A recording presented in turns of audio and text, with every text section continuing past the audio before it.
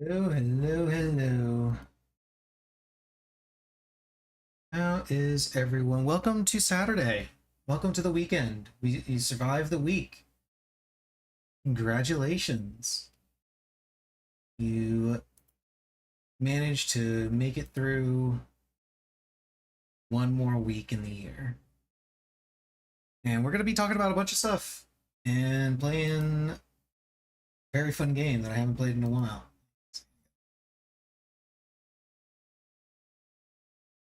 Oh, okay, there we go. That's all set up now. Okay, so a lot of stuff to talk about.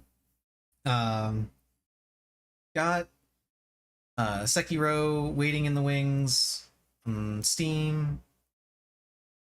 But first off, we're going to be talking about what happened on Thursday. What happened on Thursday was we had a live letter for FF14 where they had the job action trailer release. They talked about some of the changes that they were going to be making to some very core systems. Um, the benchmark update they gave us some info on. A whole bunch of stuff was released in that live letter. The job actions, of course, being the big highlight. Spoiler alert, none of the things that I hoped for were actually revealed. So that was a little disappointing for me, but this is kind of a light teaser for all of the changes. So I'm holding out hope that maybe one of those things might still be a incoming change. Don't know. We'll find out. But originally, when I was watching the live letter, I was actually going through and I was screenshotting all of the different slides that they usually put up for the pieces of information that they give out for specific things. Then, like halfway through it, I just kind of stopped and I was like, wait a minute, somebody's going to be compiling this uh, and posting it on Reddit or something. This is probably just a waste of my time. As they're probably going to put something together much better, and someone did.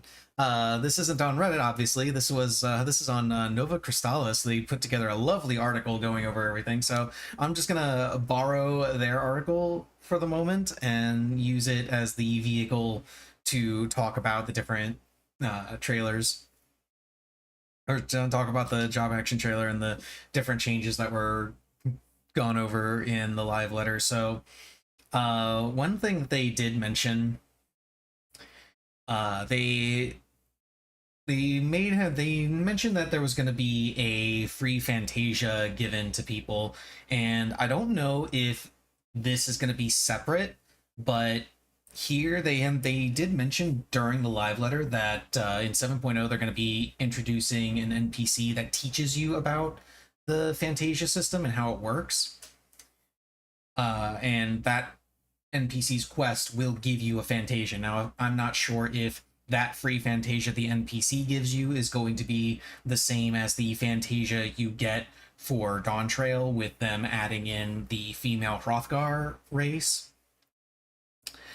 Not sure if this means we're going to be getting two Fantasias or if we're only going to be getting the one and that's where we're going to be getting it from.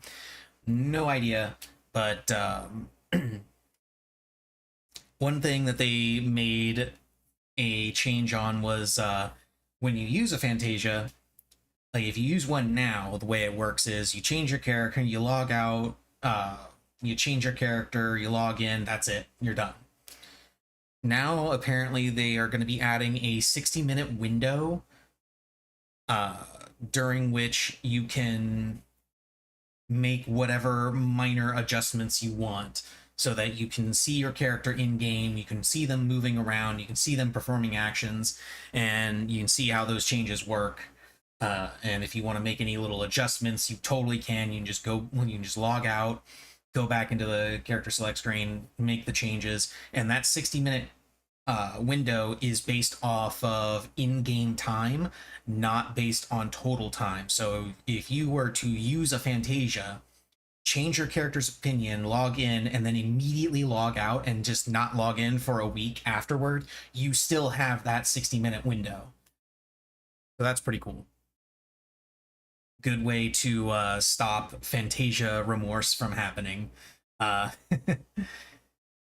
but some really cool changes we can talk about here. They showed off the what the title screen is going to look like now in Dawn Trail, which is really cool. I really like how this title screen looks.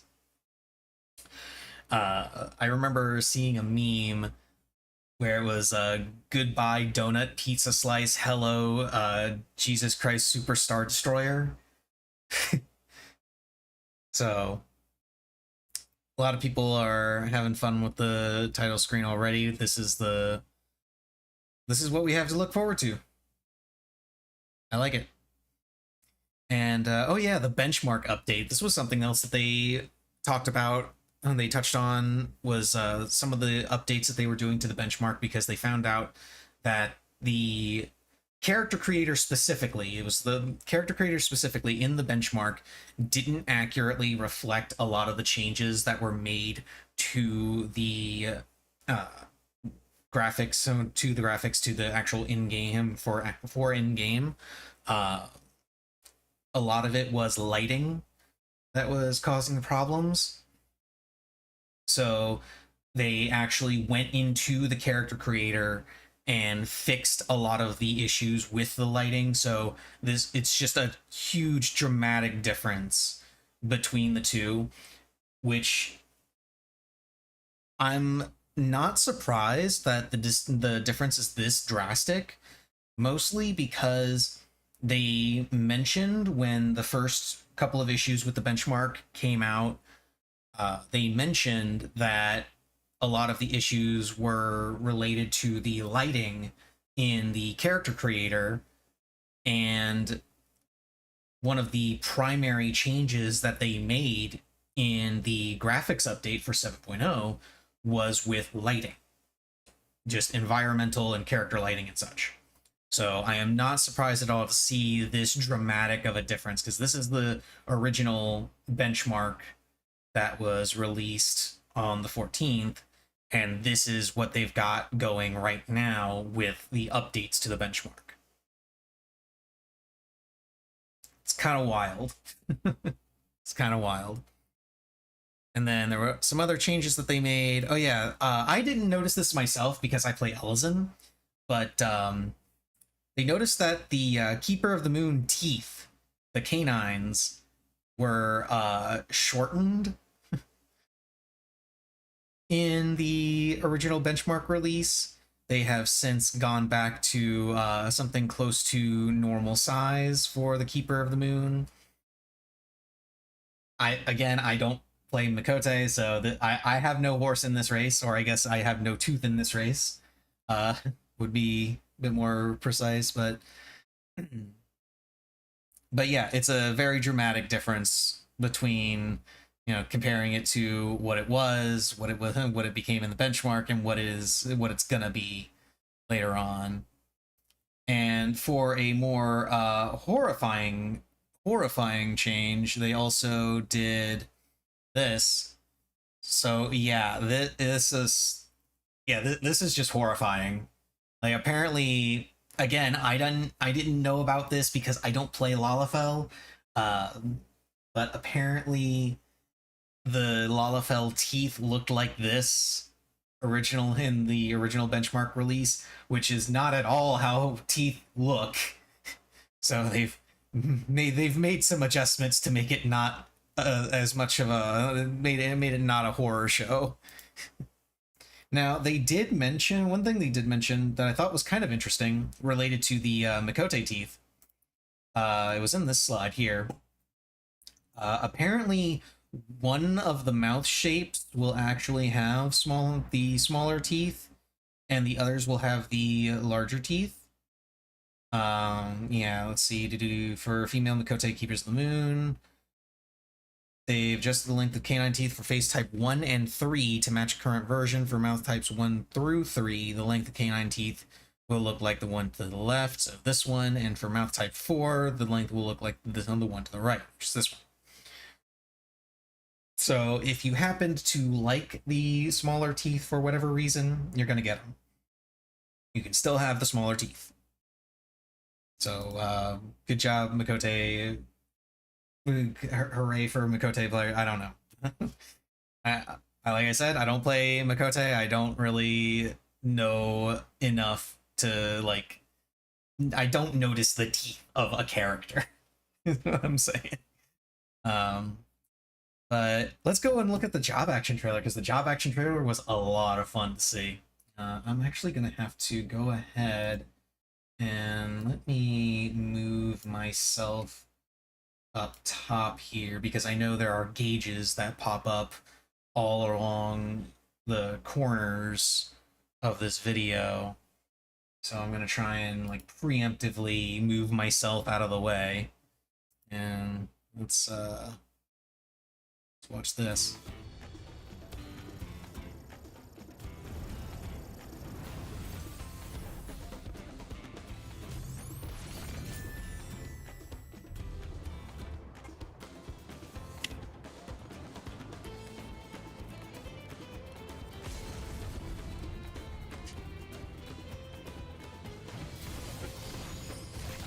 That limit break looks so cool. Also, real talk, I want a case like that with all the job stones laying in it. I want that. So this is the first time you get to see... Yeah, pay attention to that little dash forward that Dragoon just did there, because you're going to see that a lot in some of these jobs.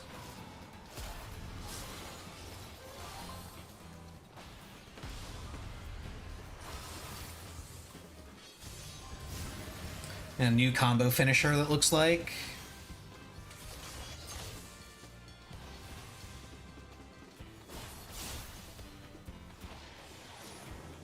Different buffs. There's your Gear Skogul, Nestrond.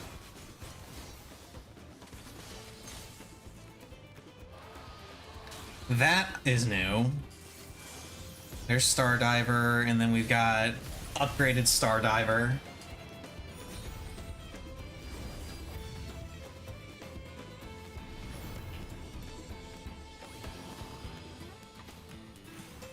Paladin, tank stands, Holy Spirit, charge. Sentinel, I assume.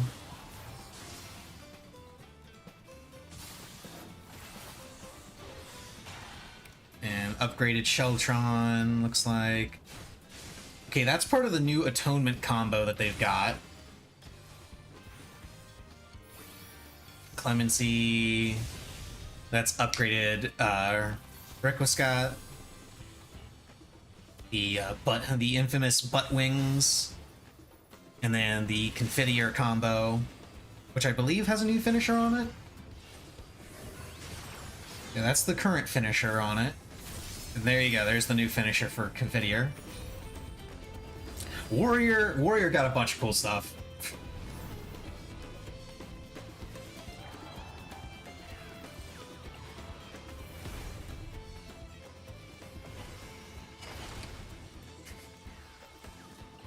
New Inner Chaos animation looks like.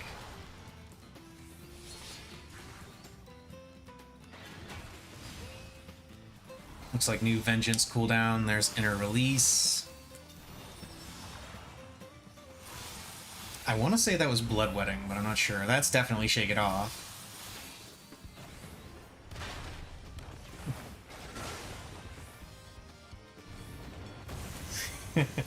I love looking at that.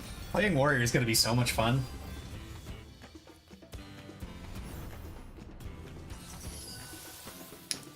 Now, the interesting changes here is mostly to do with the cards over here. Just pay attention to those.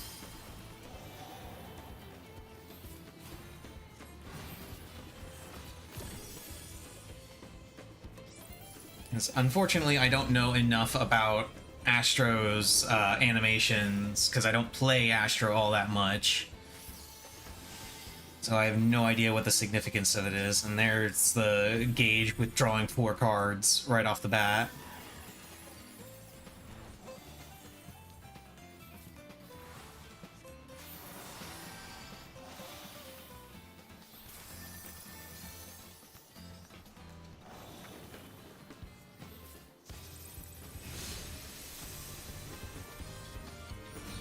Honestly not sure what to make of it. I don't really play Astro. Now this is something I do play. Here we go. We got Dancer. There's Dance Partner.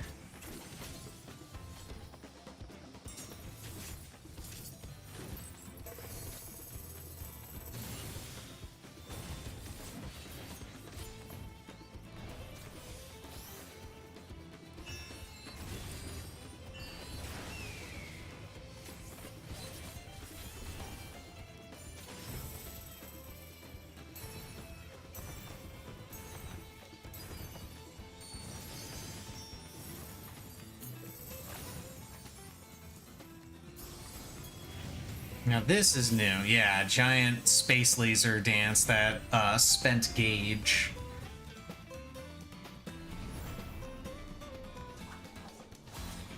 Reaper, another class that I don't really play, so I don't really know the animations all that well. We'll say that the environments in all of these look really cool.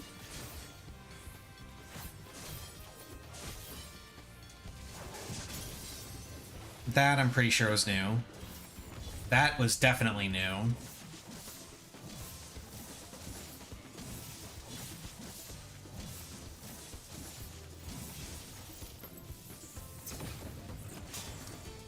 Now, I'm not 100% sure, but that looked like Communio turned into a ranged attack.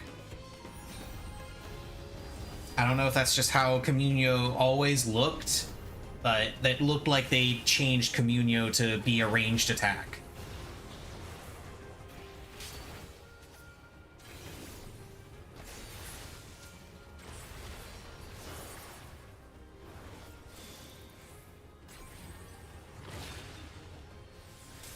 So, new finisher for Red Mage. Looks like 2 new finishers, actually, because there was that one finisher that it just did, because it consumed...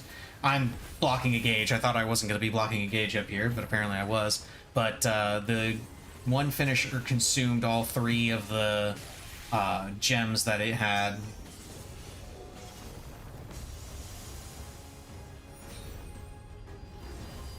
Machinist is on the line, on the level of Warrior, where they got a lot of really cool stuff added.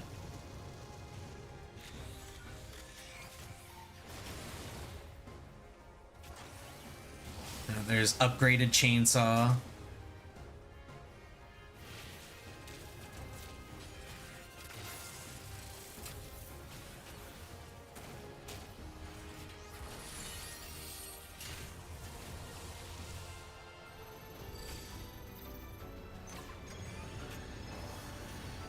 Now you notice that I used barrel stabilizer there, but didn't move the heat gauge at all.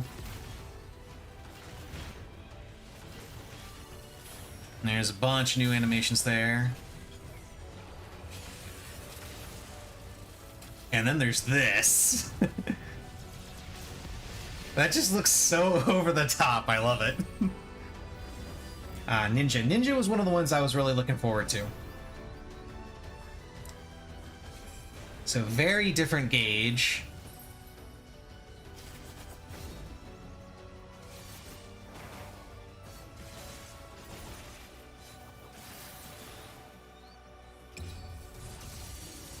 Upgraded spender for Ninki.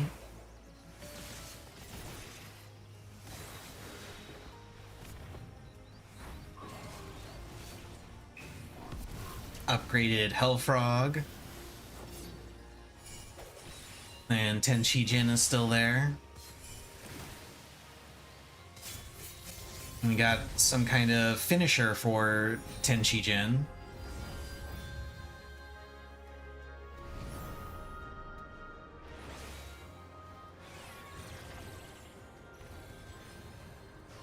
And we've got Sage doing Sage laser things.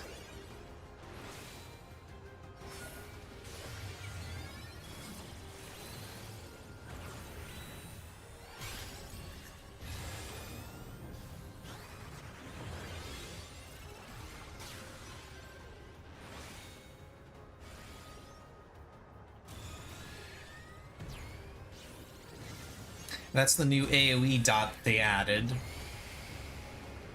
They talked about that briefly in the live letter for the Sage overview. Black mages got themselves a new gauge, but not a whole lot of people playing Black Mage paid attention to the gauge. You'll see why in a second.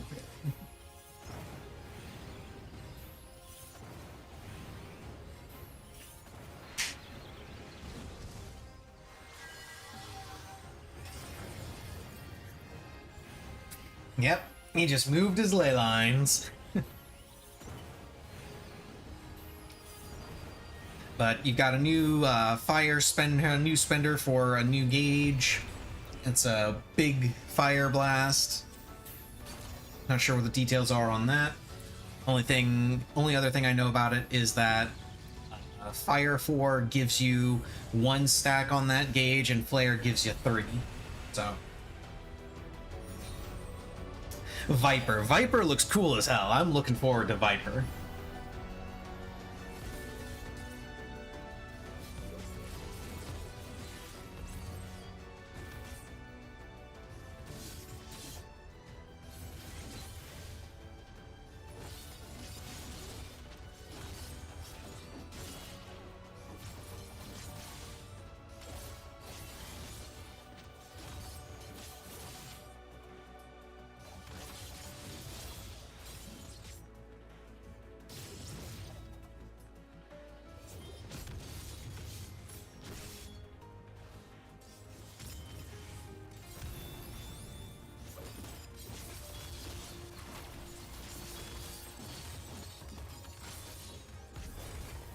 That just looks cool as hell.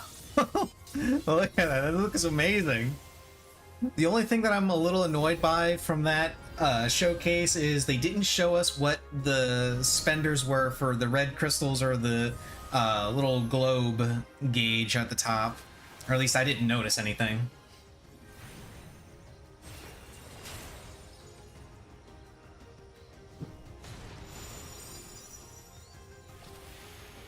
White Mage showing off all of the healing, just healing forever.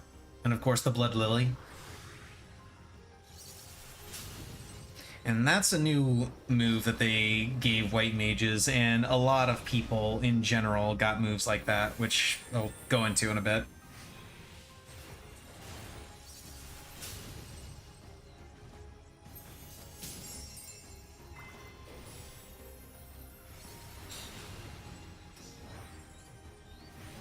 And White Mages have a gap closer now.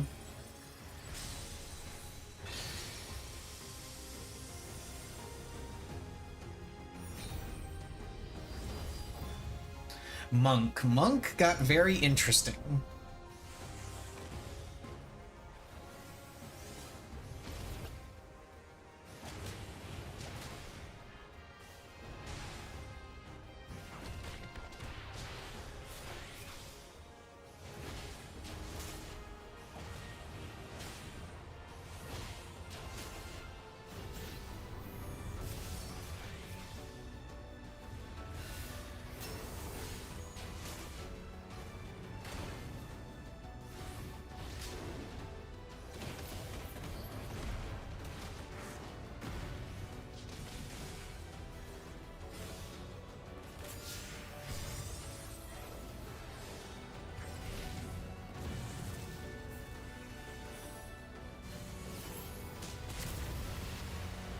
Yeah, they got a lot of fun stuff. And they changed the gauges around completely.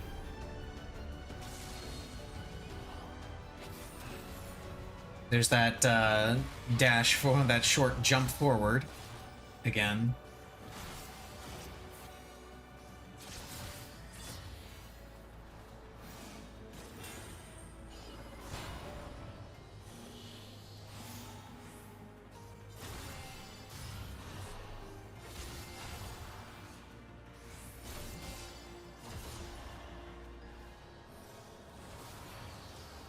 Now what's interesting here is that for whatever reason, Living Shadow did not cost gauge.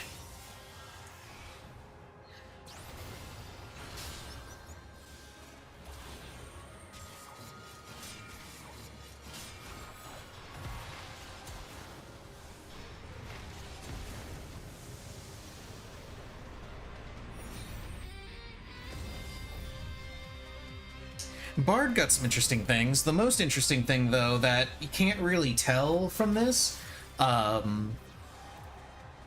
they no longer need a target for their songs. That's really cool.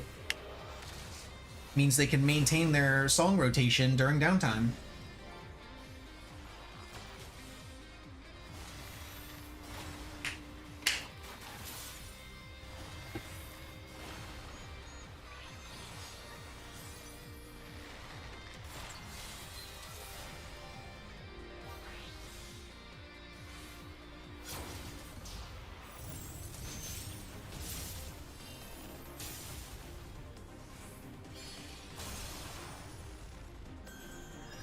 You know, they got arrow, even bigger arrow, and then space laser. Summoner, I'm not gonna lie, I was very upset with Summoner because Carbuncle is still there. I was really hoping that they would finally just get rid of Carbuncle completely. They refused to do it. They just absolutely refused to get rid of Carbuncle entirely, even though they absolutely should.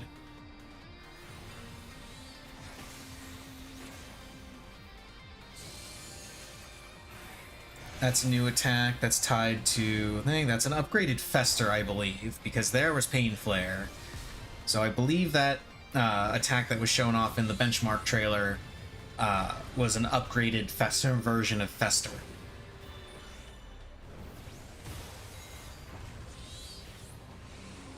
And then, of course, if you happen to look at the summon gauge, you'll notice that it looks a little bit different now.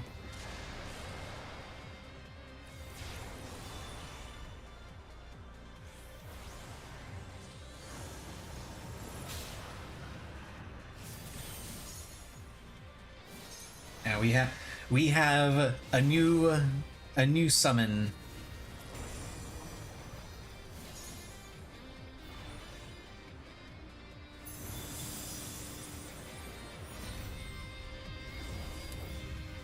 Samurai also got some flashy changes.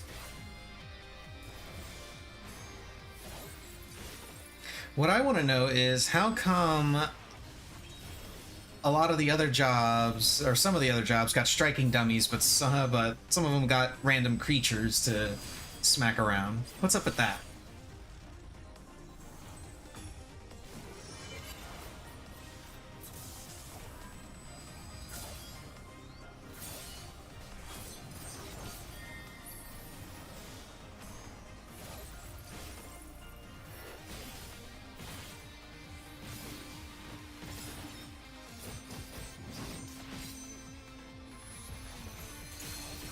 There's the upgraded Madare.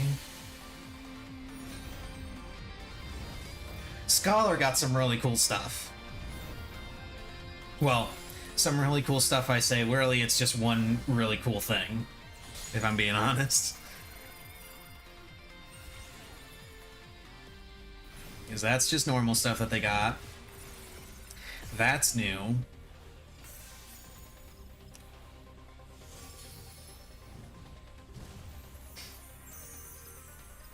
And this is new. You get to turn into an angel.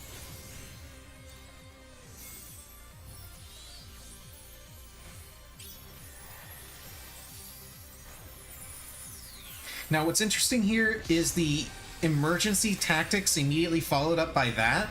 I'm wondering if that's an emergency tactics interaction with consolation.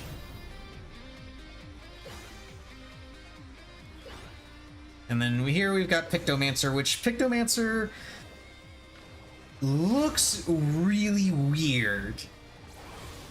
Like, I like it, it just looks a little weird. Like, the entire time during all of this, I was getting, like, major Disney vibes just looking at the animations for this.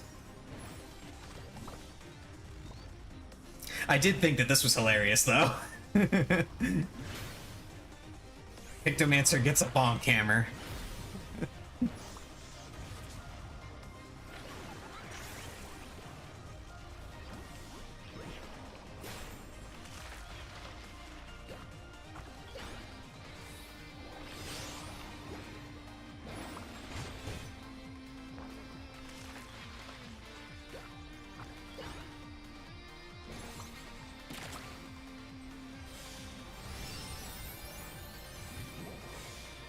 and some kind of AoE buff.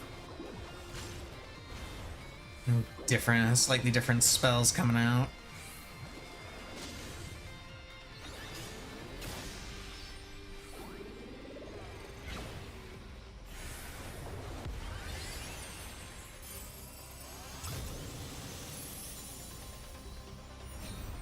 It's pretty cool. And then finally, we've got Gunbreaker.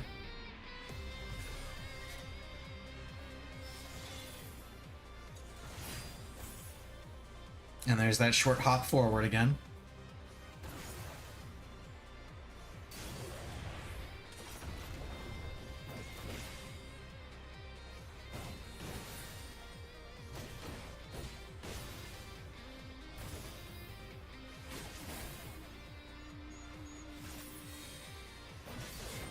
And this is a new combo that they added.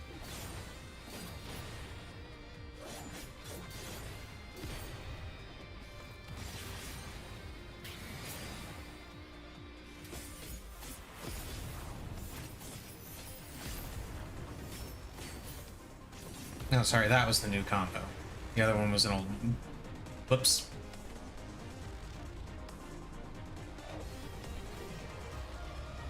And there you go. There's the job action trailer. I can put myself back down in the corner where I belong. Yep. Okay, so that was the job action trailer, and showed off a lot of really cool stuff. And one of the things that I noticed was they added some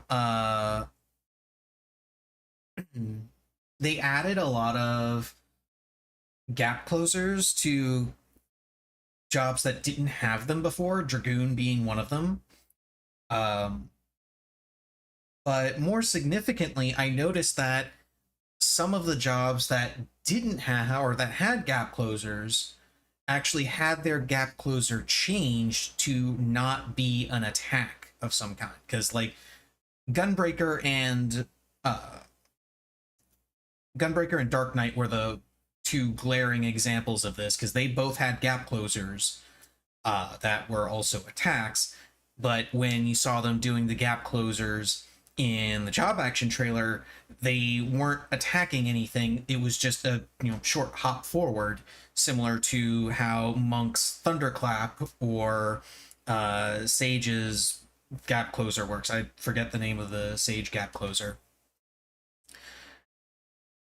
But for whatever reason, Paladin and Warrior's gap closers both still looked the same. They still looked like they were attacks. So I'm wondering if that's like a universal change that they are making, but they hadn't gotten around to finalizing the animations for Tank and Paladin yet, or if they are actually taking away the gap closer being an attack for all of them, but for whatever reason Warrior and Paladins look the same, or if it's because the other ones are getting their attacks taken away from the gap closer, but Paladin and Warriors are keeping theirs. No idea. That's going to be a question answered by the media tour and future patch notes. But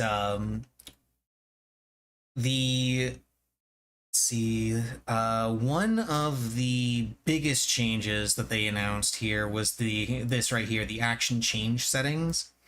Allow players to take actions that change into other actions, split them apart, and set them into individual hotbar slots on per action basis in actions and trait menus. Essentially, what this means is that if you want your basic 1-2-3 combo to work similar to how it works in PvP, where it's just a single button that you hit and you go through the steps of your combo every time you hit it, you can do that in normal content now. You can do that in the rest of the game for different combos if you happen to be playing a class that has multiple combos. That is a massive change. I absolutely love it, because button bloat is a massive issue in FF14. Absolutely huge. Like, I managed to, as somebody that plays on controller, like, I can manage to make it work somewhat on some of the more button heavy jobs, but there's a lot of stuff that I just straight up do not play, partially because there's just too many actions for me to be able to reasonably fit on my hotbar in such a way that allows me to play the job at a level that I find acceptable, uh, for one reason or another. Samurai is one of those. Dragoon is not too terrible, but does still have its problems. Um, Scholar, I have slight issues with. What else? Astro is a huge one. Astro is definitely the worst by far. Uh, Summoner is obviously not an issue. That one has fewer actions than anything else, I think. It's either that or Machinist that have the lowest number of actions, but still, it's how it is. So a lot of people have been like ranting about how this change is awful and just caters to casuals and will just kill the game for raiders. Like, honestly, those people are. I feel like those people are overreacting. I don't think it's going to kill the game for raiders, largely because it's optional. Yeah, you don't have to do it. You can set whether they will change. Like this right there, they're not forcing the change on you. It's completely optional. If you like how things are now, if you are comfortable with it, you can keep it how it is. You don't have to use this system. That is fantastic because there are some jobs where I would want to use this, and there are other jobs where I wouldn't mind having this to reduce some of the button bloat.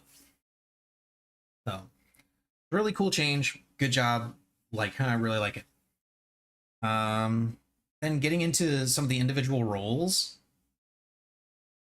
they oh yeah, this is another thing that they kind of did that you're gonna see repeated throughout the different role changes. Rampart and job exclusive damage reduction abilities will be upgraded. Reprisals duration will be increased to 15 seconds in the 90s level range for both of those. They kind of did this for a lot of the role actions in general. For the melee DPS, you can see they did it for Second Wind and Feint. For the physical range, they did it for Second Wind, and the job exclusive defensive abilities, for magical range, and for healer they did it for swift casts. For magical range they did it for Addle. So that's just a constant thing, just kind of a universal change that they were making, where your role actions are going to be upgraded, going into level 90 plus content up to level 100. Mentioned this during the job action trailer. Atonement, they actually added a combo to that, similar to how Confettier works now. Just it'll be on Atonement. And this is another change they made that is also somewhat universal. They're changing Goring Blade to require fight or flight in order to use it.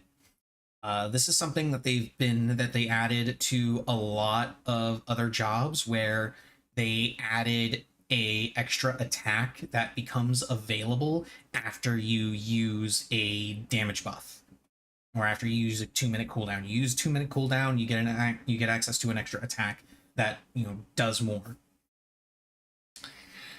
Let's see. So for Warrior, the first new animation that they showed off during the action trailer, I believe, was just Inner Chaos, because they mentioned that the effects and the animation were changed.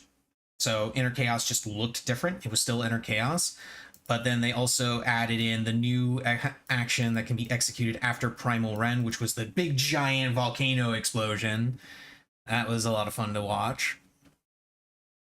Dark Knight, this is another thing that they did. Some cooldowns have been folded into each other. For Dark Knight in particular, Blood Weapon and Delirium have been uh, combined into a single cooldown. Yeah, so Dark Knights will have uh, one fewer OGCD attack to mash during their burst combo, and then they added in an extra action that can be executed after Living Shadow. Same with what similar vein to what they did with Goring Blade can be executed after Fight or Flight. Gunbreaker got a continuation ability added to Fated Circle, so all of the different Gunbreaker combos have some kind of continuation effect or some use for continuation. Not sure how I feel about it, honestly. It kind of seems a little, not really lame, but just kind of meh that their solution for adding things to Gunbreaker is just make you use add continuation to it. Uh, a new 3-step combo that can be executed after Bloodfest will be added. No cartridge cost. That was the thing that they added at the end of the and they had at the very end of the Gunbreaker segment. And then, in similar vein to the Fight or Flight thing and the Living Shadow thing, in order to use Sonic Break, you need to use No Mercy. For melee DPS, okay, so Monk got the biggest changes that were like clearly visible.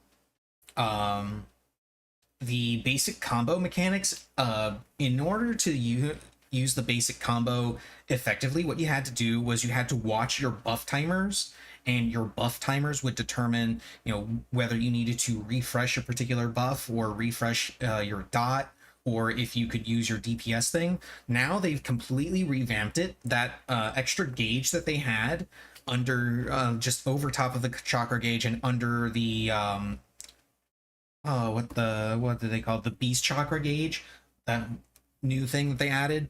Basically, every time you use things that would give you a timer, you fill one of those circles on that new gauge, and every time you use your pure damage versions, you spend one of those. It's essentially how it works. So, like, Dragon Kick gives you the buff that increases the damage on Boot Shine. Well, now you will, instead of having a buff with a little timer showing the Boot Shine buff, it'll just fill that little circle for the first attack in the first chain in the combo. And when you use Dragon Kick, it'll fill it. When you use Boot Shine, it'll spend it. And Twin Snakes will fill the 2 circles on the second step. Whenever you use Twin Snakes, it'll fill those circles. Whenever you use, I want to say it's True Strike, I want to say is what it was called, True Strike. Whenever you use True Strike, it'll spend one of those. Demolish will fill all 3 of the last ones. Snap Punch will spend one of them.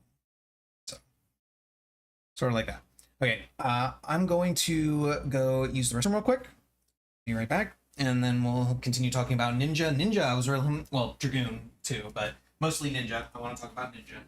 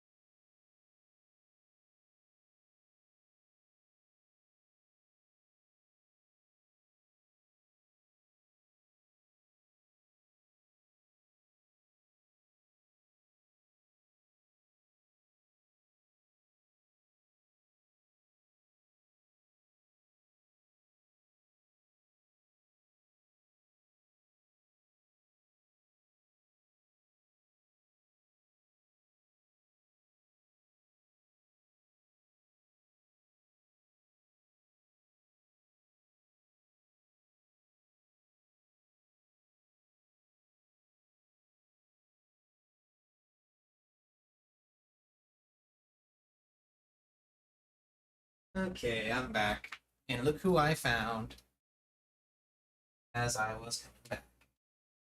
I found a Missy, who definitely does not want to be in my lap right now. You want to at least stick around and say hi? You want to say hi to the stream, Missy? No? No, you just want to, you just gonna wander off? Okay, fine. I tried. I tried. I tried. Okay, so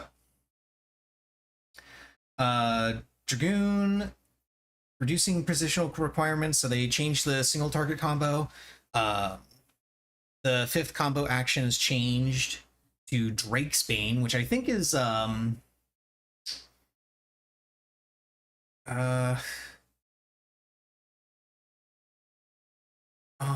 what the hell? It was the first thing that we saw where it had the dragon popping up from the ground. I think that's what it was. I think that was Drake's Bane. And apparently the input execution will still remain the same because the button input will just change to that. So it's non-directional. This kind of says to me that they are keeping positionals in. I was kind of hoping that they would remove those. I'm still kind of hoping that they'll remove them before the actual launch when they get some feedback from the people invited to the media tour. But that's likely just kind of cope at this point. Not gonna lie.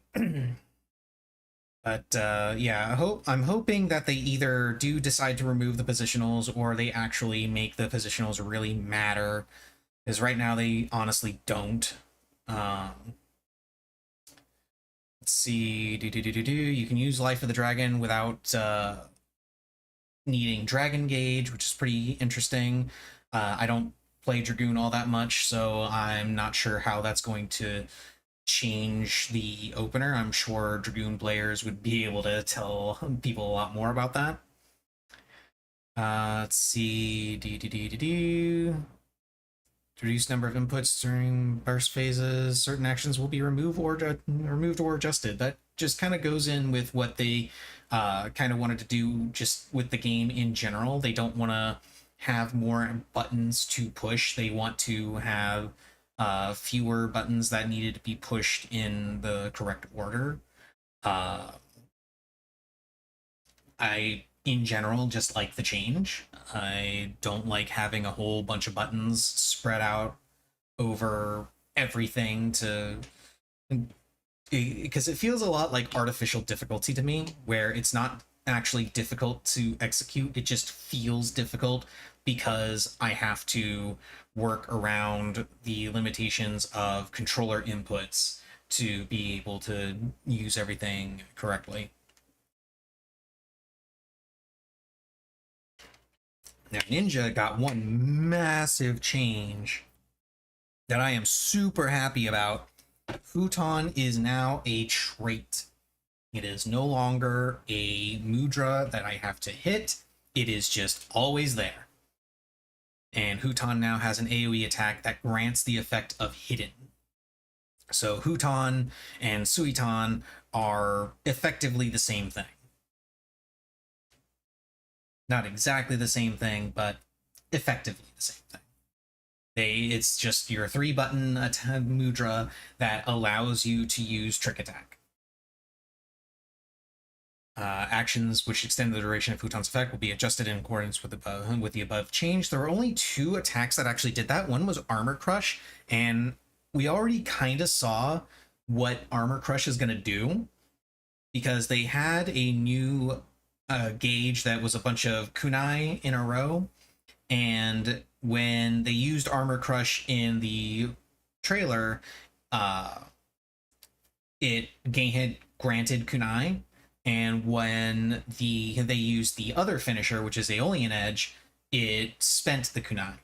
So I'm thinking that Armor Crush is just going to be the way it's going to work is you use Armor Crush to build up as many kunai as you can, and then during your big burst phase, you switch from using Armor Crush to using Aeolian Edge so that you can spend all the kunai and have a massive damage buff on your big finisher.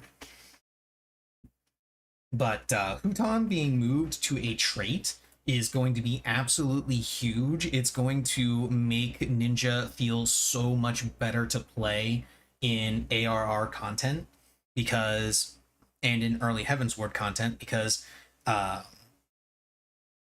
prior to getting Armor Crush, the only way to extend your Huton was to either use your AoE attack, because I think you got your AoE combo before getting Armor Crush. I'd have to double check.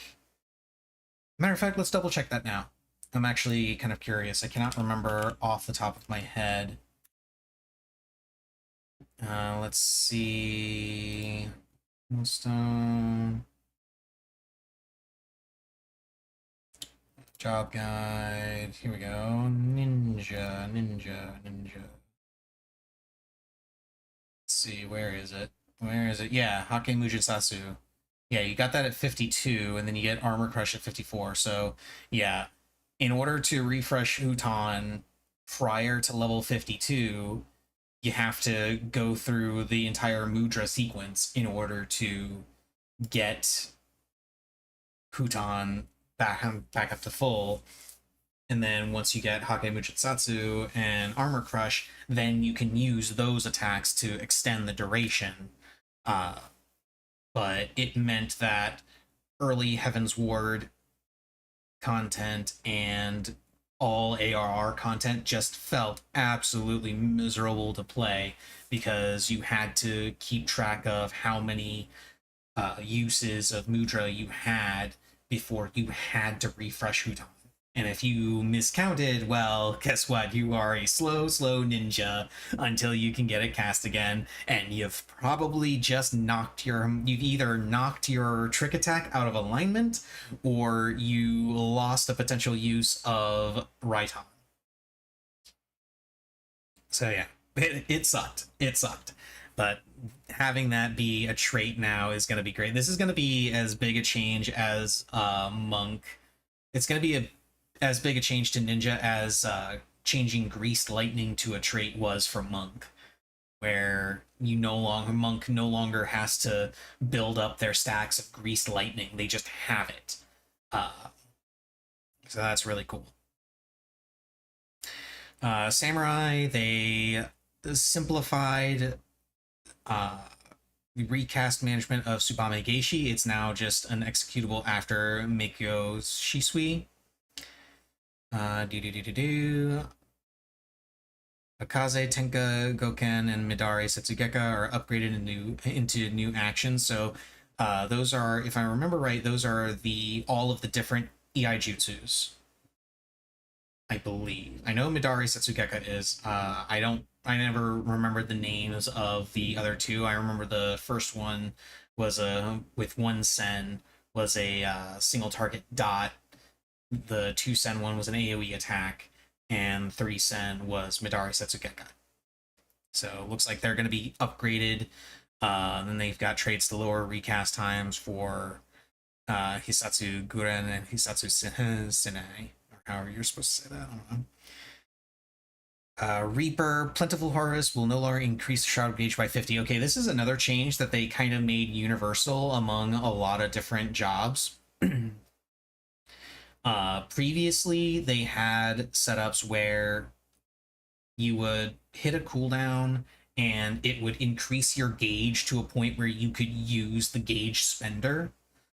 And it led to a lot of people overcapping on their gauge in certain scenarios. They've pretty much changed all of those so that they don't actually require gauge anymore.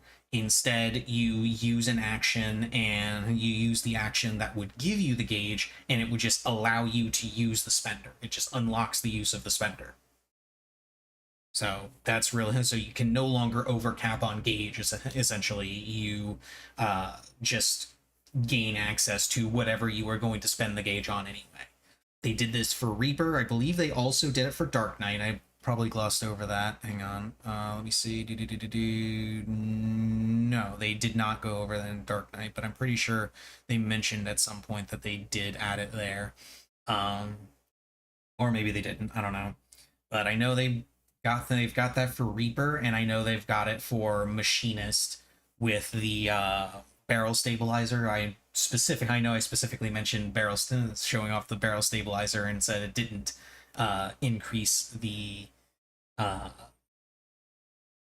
gauge at all. Let's see, they've got a new action that can be executed while enshrouded. Not sure what it's going to be, but I'm assuming that it's a change that's just in line with the other changes they've made, where you push your DPS steroid and your DPS steroid and or party buff, and you get access to a new action. Yeah, they also have enhanced harp. They're changing the Reaper gap closer.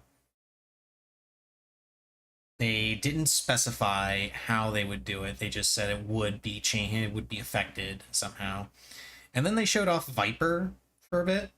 Viper, I am really looking forward to. I was on the fence about Viper because it would take them, because like it's going to use scouting gear, and I play ninja, so I was probably going to be using Viper, but I wasn't sure if it was going to be something that I actually wanted to play, or if it was something that I was going to have gear for just by virtue of gearing my ninja. But watching it played on, or showcased on the live letter, like, it's really fast paced. It's a lot of fun to play. And hang on, am I not allowed to, hang on, how do I do this? Is that gonna, no, it doesn't enlarge it. Yeah. Oh well. Like, this was the hotbars that they had. These were the hotbars they had.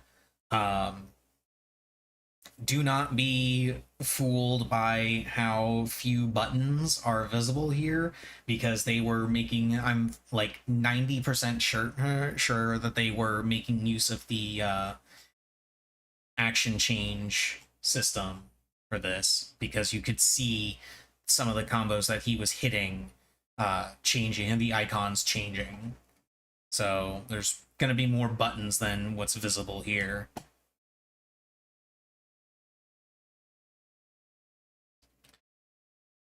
Yeah, it says right here, it has similar number of actions as other jobs, but designed so that fewer actions need to be set on the hotbar. Pretty sure they just have Viper as the poster child for their their action change system. Which, hey, I'm all for it for obvious reasons, and the job just looked really cool in general. Let's see.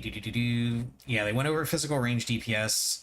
As I mentioned, they are upgrading the role actions, and for Bard songs do not need to attack enemies. So that's fantastic for Bard players, because they no longer lose their song rotation during downtime. That was a big issue for Bard. Pitch Perfect, they are changing to be an AoE, and Straight Shot and Shadow Bite are going to be merged. Yeah, Straight Shot Ready and Shadow Bite Ready will be merged, but you'll still be able to choose whether to proceed with a single target or AoE attack. That is kind of a it's a more nuanced change, but it's really good, because it means that if you get either, like, the normally, when you, in order to get Shadow Bite Ready, if I remember right, you have to use Quick Knock, the AoE cone attack, and if you want to get Straight Shot Ready, you need to use your Heavy Shot, or whatever Heavy Shot turns into later on. I think it gets upgraded later, but I'm not sure what it is, because I don't really play Bard. But now they're just going to be this, it's going to be the same buff, and you'll be able to switch between the AoE attack or the single target attack, depending on what you need. So if you happen to be using Quick Knock, and like two enemies die, say, and let's say two enemies die and there's only two left, and so AoE isn't as DPS efficient anymore. You can just switch to using your Refulgent Arrow instead of using Shadow Bite or whatever the hell it's called. I assume it is Shadow Bite. Yeah, Barrow Stabilizer, like I said, doesn't increase the heat gauge, just allows execution of Hypercharge. So you don't waste gauge. Drill will get charges added to it. And let's see. Yeah, you get upgrades for Heat Blast, Gauss Round, and Ricochet as you level. Let's see, Dancer, new action that can be executed after Flourish will be added. New action which consumes a spree can be executed after Technical Finish will be added. New action will allow the effect of Standard Step without having to go through the actions. That is really useful for a lot of reasons. Just instant cast Standard Step. And then, like I mentioned, role actions being upgraded. Solar Bahamut. Oh, Black. I forgot about this change about Black Mage. Yeah, I was gonna skip over it, but yeah, they've changed how Umbral Ice works now. In order to regain mana during Umbral Ice phase, you have to actually hit enemies with spells, and that's what will trigger the mana regeneration. You no longer just generate mana over time. So that's interesting. It means that you don't get screwed over by server ticks, but it also means that during downtime you won't be able to just switch over to Umbral Ice through transpose and regain all of your mana during downtime. So good with bad. And then of course you can move ley lines now. I remember seeing a couple of Reddit threads about that and talking about that, saying, oh my god, we're free from rescue PvP. They can't rescue us out of our ley lines anymore. We can just go back to them. Like, no, you are never free from rescue PvP. They will, trust me, healers, if they are determined to mess with your ley lines, they will find a way. Life finds a way. Let's see, Summoner. The new summon is Solar Bahamut. Personally, a friend of mine and I like the far more appropriate title of Mecha God Dragon Bahamut. I'm really hoping that this isn't a trend where they don't want to add just new summons altogether. They just keep changing Bahamut and Phoenix. Like, that's because that's not fun to me. That's just not fun to me. Like, honestly, what I was kind of hoping for with Summoner, number one, I was hoping that they would just finally take Carbuncle away. Just, take him out, take Carbuncle out back and shoot him. But nope, Carbuncle is still here. He is apparently here to stay. I was hoping to see that. I was hoping to see something more along the lines of more trances instead of just, oh, now you get to summon another Bahamut. I don't know. Summoner is still going to be fun. I'm still going to play it. It's more than likely still going to be what I take into raid, because I can almost guarantee I'm not switching over to Pictomancer. Unless Pictomancer really impresses me, I'm not taking it because it doesn't have a res, and if it's not good on DPS, like, it needs to have Black Mage levels of DPS if it's going to be taken into raid.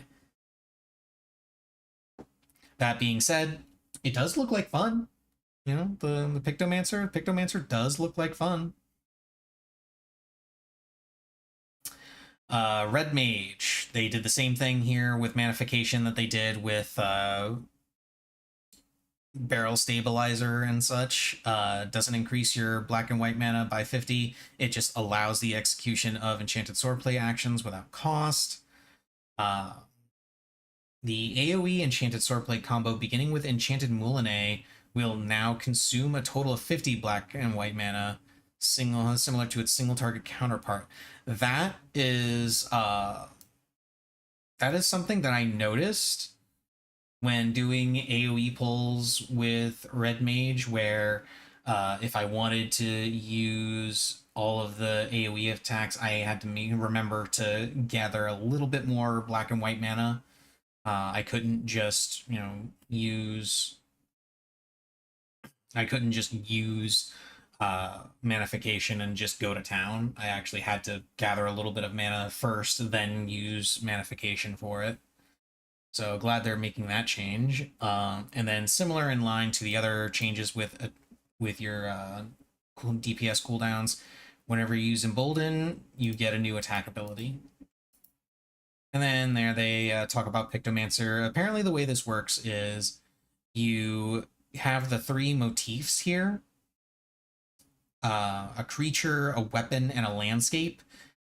Creature is your basic attack stuff. Your weapon is more of a burst, and landscape is apparently a party buff. What was interesting to me is that the motifs are instant cast outside of combat, and inside of combat they have a cast time. It's very interesting. So any groups that have Pictomancers in them, you're gonna be waiting for Pictomancer to set up their motifs before the pull. Let's see, down to healers, swift cast reduced to 40 seconds. It's an okay change. I'm kind of indifferent to that one. I don't usually use swift cast all that much outside of rezzing, but with that in mind, it does add a little bit of extra safety for groups because it lets them, have swift cast just be available more often in case they need to res a lot.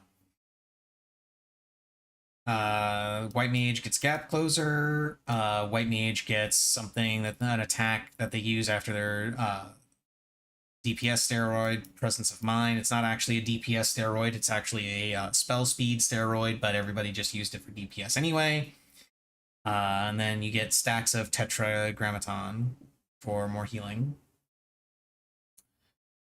Scholar gets Seraphism, which is where they get to change into the angel.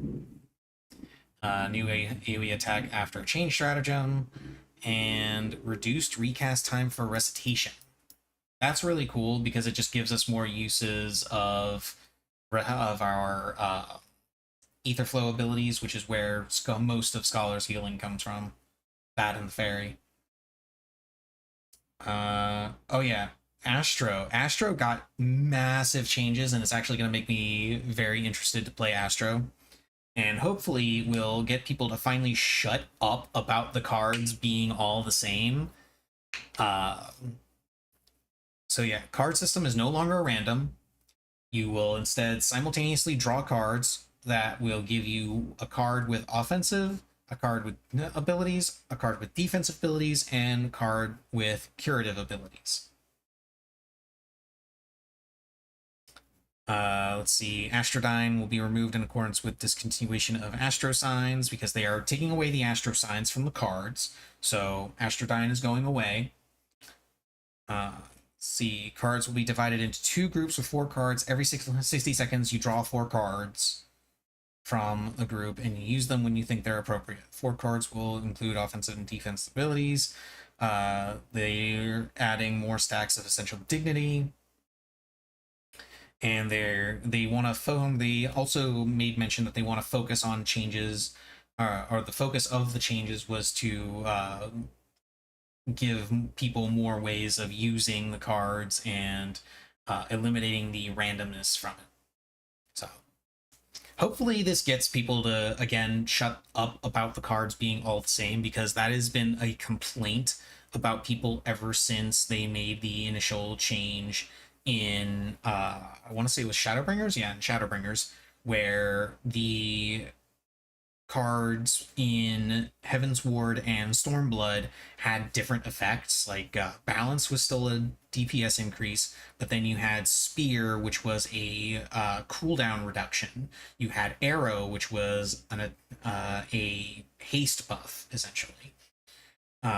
Ewer was I believe it originally started as a mana cost reduction. They changed it later to a mana regen buff.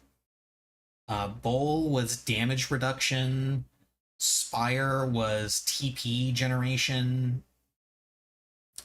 And I think that's all of them. Yeah, I think that was all of them. And that's what the cards originally did. Uh, and most people really hated the RNG aspect of it because most people, when they were drawing cards, the only card they wanted to draw was balance because they wanted the damage. That was the most impactful card. That was the only one people cared about. More specifically, they wanted to get the buffs from the other cards because you could also sacrifice cards to get different buffs that would affect the next card that you actually used. So for instance, you could, double the effectiveness of a particular card. You could make that card an AoE effect. You could extend the duration of the card. It was all kinds of really cool stuff. And when they changed it, when they noticed that people were just going for balance and just and complaining about how they needed balance to they wanted balance to come up more often, they were just fishing for balance, and they hated that playstyle because they were just fishing for balance. They finally, Square Enix made the change to have balance just be have all of the cards be the damage buff. So it removed the RNG of what card effect you were going to get. You just got all damage buff.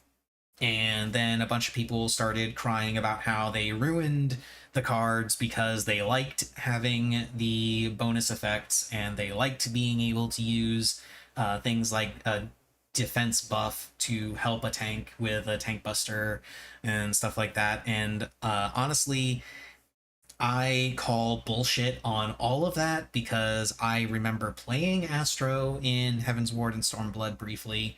I remember playing with Astro players uh, constantly, and I can tell you from personal experience that not a single fucking one of them cared about any of those card effects except for balance. That was the only one they cared about. It was the only one I cared about. It's the only one I wanted to use. So yeah, anybody that was complaining about the cards, uh, the extra card effects being removed, yeah, I'm calling bullshit. But now they're making it so that now you just get 4 cards, and each of those cards will have a offense, defense, and curative effect. So I like it overall. Hopefully, it stops people from complaining. As I say that, I know it's not going to stop. Somebody's going to complain about something. And then finally, Sage got the AoE dot, like I mentioned. Eucrasia now enhances your AoE attack into Eucrasian Dyscrasia, which is essentially the same as the differences between Dosis, I think it is, and Eucrasian Dosis, where Dosis gives you your single target attack and Eucrasian Dosis is your dot. Well, now Dyscrasia is your AoE attack, and Eucrasian Dyscrasia is AoE dot. Okay. New party buff, AoE Cardia is what this is. It's a new party buff which heals nearby party members whenever the caster casts a spell. So AoE Cardia. I don't know if that's going to be a cooldown or just just something that the Sage always has active, like Cardia, like they turn it on at the start and it's just always going. I would assume that it is just a temporary cooldown.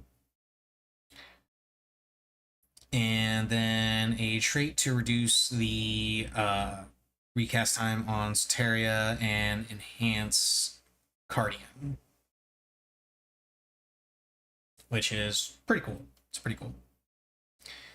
Yeah, and then they talked about the different some of the people that we'll be meeting in Tural. This guy apparently is in there. These guys are. This guy's the. Yeah, I think both of these are. Let's see. Yeah, I believe both of these characters are contenders for the throne in Tural. And so we're probably going to run into them a bunch. They mentioned that the Fall Guys event is going to be coming back. They mentioned a new collab between FF14 and Mountain Dew, where you can get the Mountain Zoo mount. So that was pretty funny. A lot of people started talking about people are going to give themselves diabetes to get the mount and all the other goodies. And to that, I just say you're not going to get diabetes from drinking Mountain Dew. It's not going to happen. It's not how diabetes works. If you were drinking enough Mountain Dew to give yourself diabetes, I would say your primary concern would probably be kidney trouble before it would be diabetes, personally. Not a doctor, but I lived with my grandmother for a long time, who was a diabetic and also a nurse. So yeah, I got the lectures on diabetes quite a bit. So yeah, there's your recap for what happened on the live letter. Next live letter is going to be when the media tour ends, which is next month, and will be, I think, 2 weeks prior. Hang on, do they have the? They don't have the changed. Yeah, they don't have the updated timeline here, but oh well, doesn't matter. Doesn't matter. Can't remember when it's going to be, but there's going to be another live letter, and then they'll be apparently reading some patch notes during that. So, looking forward to that. But enough of talking about that. Finally done talking about that. Hang on a second. Let me make sure this is. And then we'll go ahead and get rid of my desktop because I'm sure you don't want to see that. There we go. And now we're just going to play Sekiro. I was going to play Ghost of Tsushima. I wanted to play Ghost of Tsushima. I was really looking forward to playing Ghost of Tsushima, and then Sony kind of ruined it. Yeah. Now, granted, I know you don't actually need to make a PSN account in order to play the single player. You can skip the PSN account requirement. However, I still have a problem with buying it and with Sony's decision, because similar to what they did with Helldivers 2, they have banned the say, well, not really banned, that's not the right word. They do not allow people in countries that do not support PSN. So any country where you can't have a PSN account, basically, they can't buy the game. It doesn't show up in Steam for them. The only way they could buy it is if they were to like VPN, do a VPN. So that decision makes me think that Sony is just biding their time, and they're going to eventually make it so that you will need the PSN account in order to play the single player of Ghost of Tsushima. And I am going to believe that they will eventually make it a requirement until they decide to lift that restriction and sell it everywhere and not restrict it to only countries that allow PSN. So, with that being said, I figured I could instead boot up a game that I haven't played in quite a while. One of my favorite games, and something that I'm sure will be kicking my ass all day. We are going to play some Sekiro. It's gonna be fun. Okay, here we go. No, Missy, it's not time yet. Stop meowing. Okay, I went ahead and I went ahead and deleted the save file that I had on here because I wasn't sure where I was at, and I figured it'd just be easier to start a new one. So let's play some Sekiro. It's been such a long time since I played this game, I've mostly forgotten everything about it, I'm sure.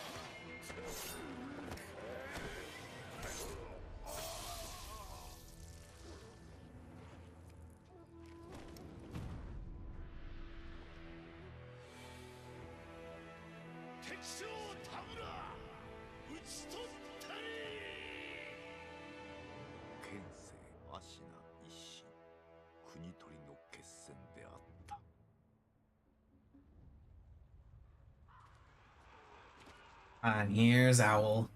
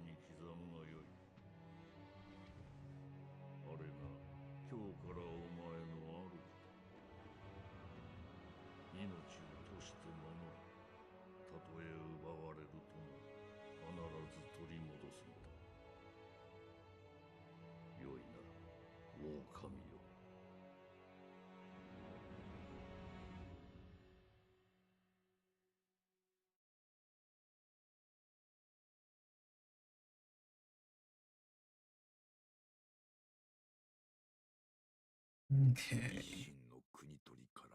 Oh, right, we still have this part.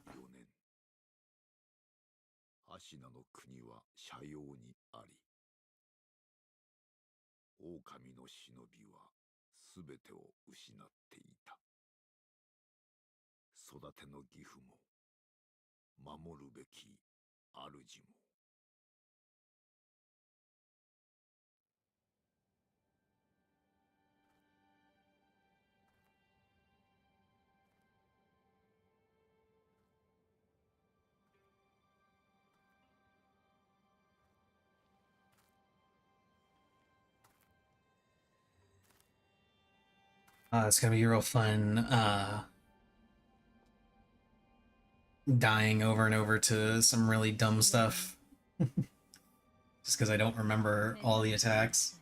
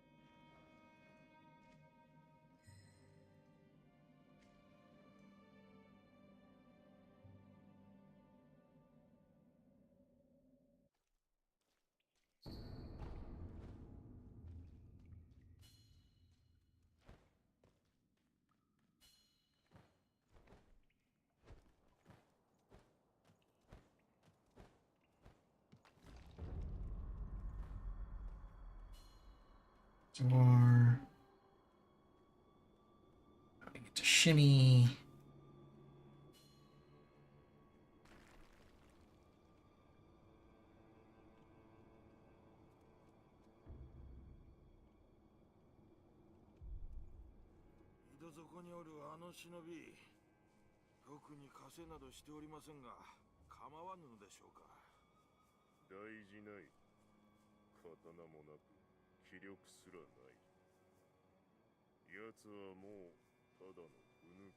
Yeah, definitely unworthy.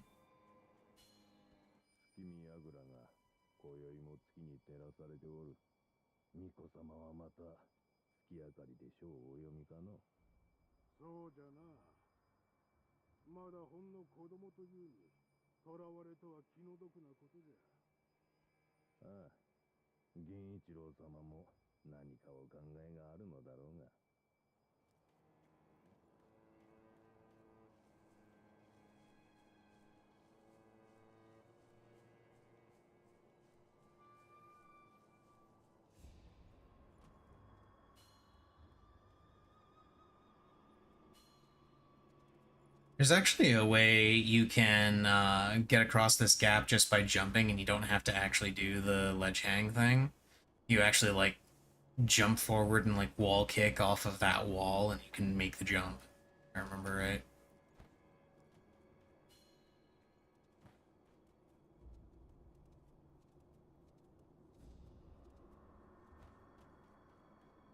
A lot of screen tearing for some reason.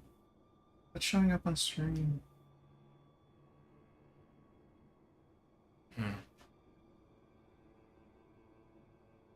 It's weird. Shouldn't be getting that. Yeah, I'm getting a lot of it. I'll have to look into that later. And now we get to see Kuro!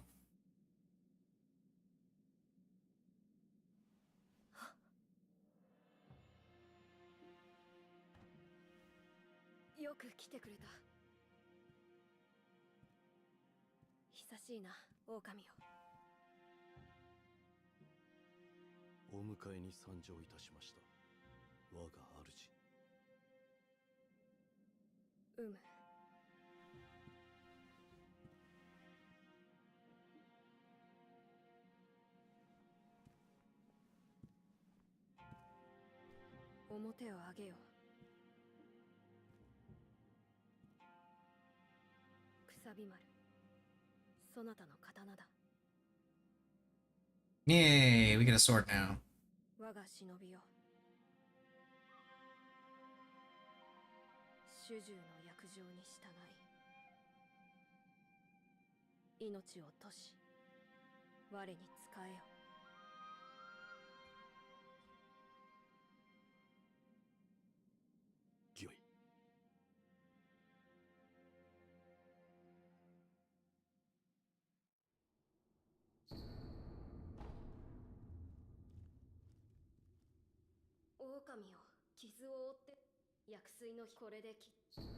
Yay, healing gourd.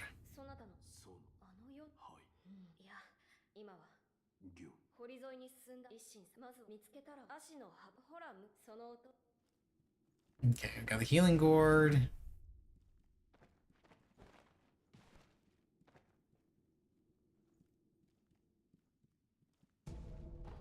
Some pellets.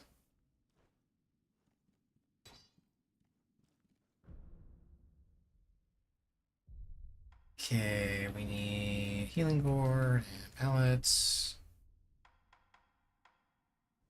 This one, yes.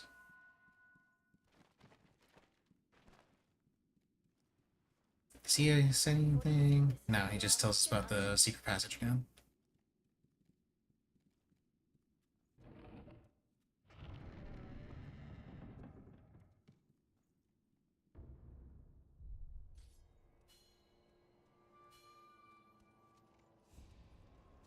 Hello there.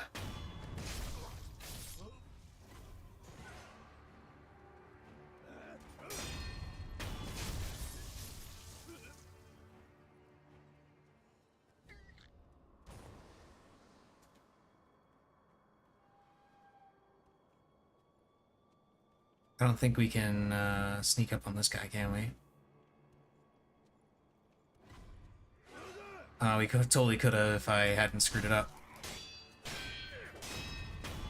There we go. Got him.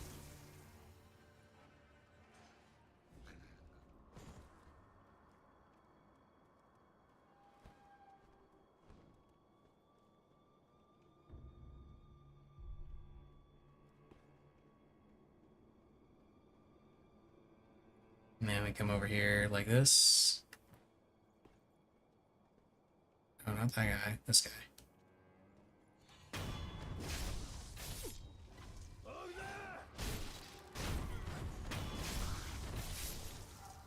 Heh. Oh, crap, they saw me. Doesn't matter.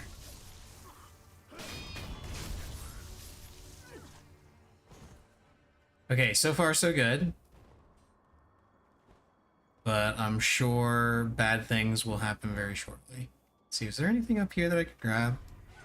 No, but there's another guy that I can kill.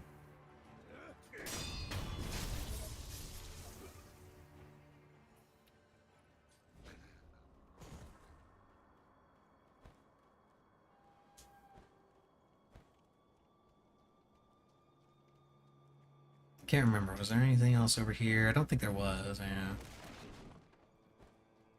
Mostly not much of anything here. Just a bunch of random enemies, and then this guy.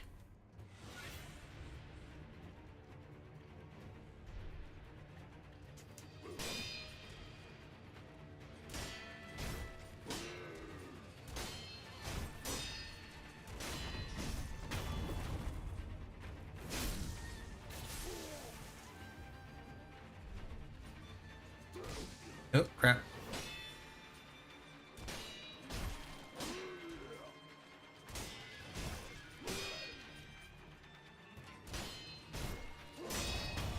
There we go.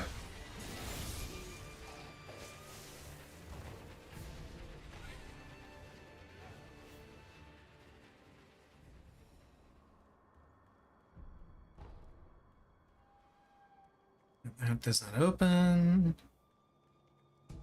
Here we get a fistful of ash.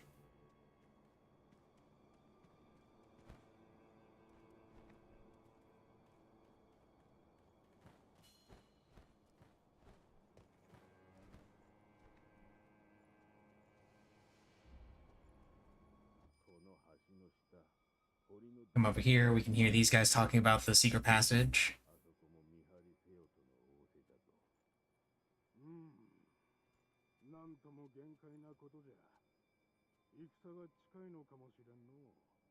Yeah, war were declared.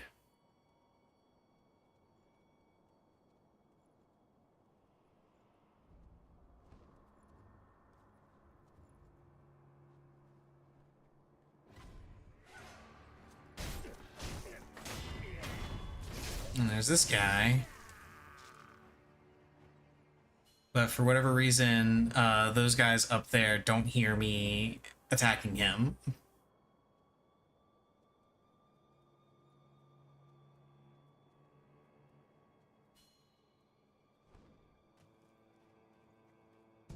Here we get an extra pellet.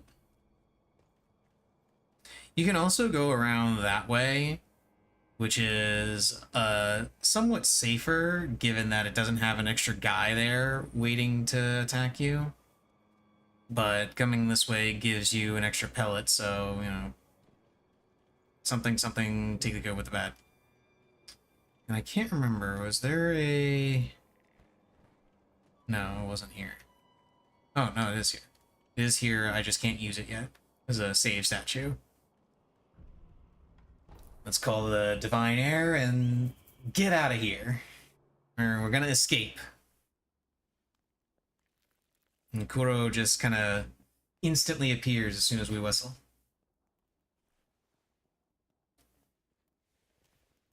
The advantage of not having anybody in his path.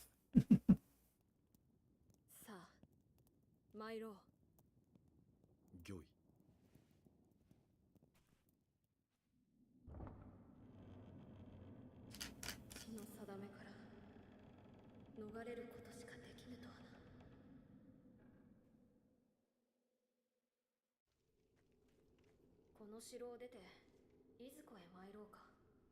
まずはアシナの国を離れるか、あるいはどこかに身を隠すか。そなたはどう思う？御意のままに。御意か。そなたは変わらぬな。は。いや、懐かしいと思うてな。さあ参ろう。行こう。ここを抜ける。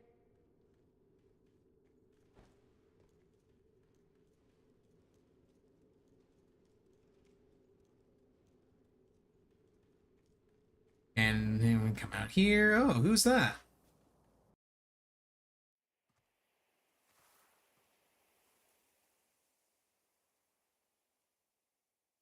久しいな、巫女よ。叔父上の墓前以来か。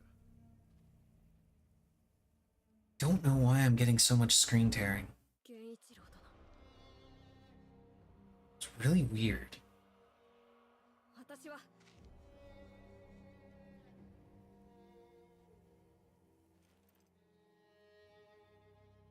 I'll have to have that fixed before for our next stream.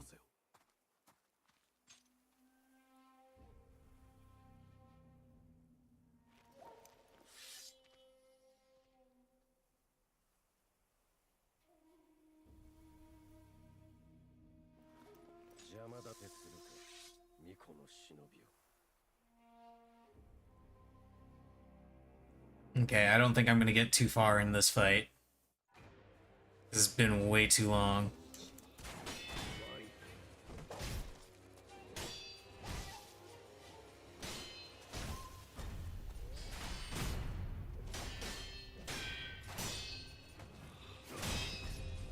Damn it.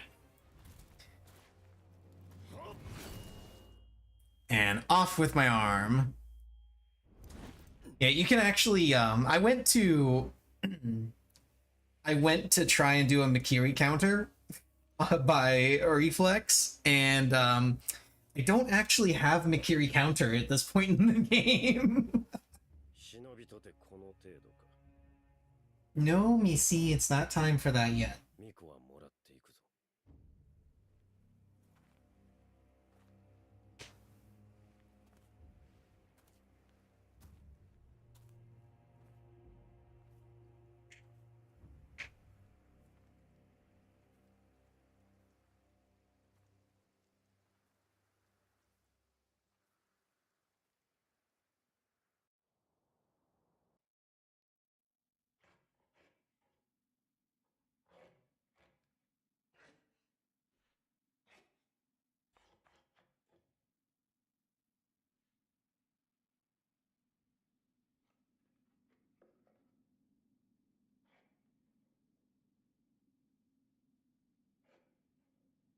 And somehow we ended up here.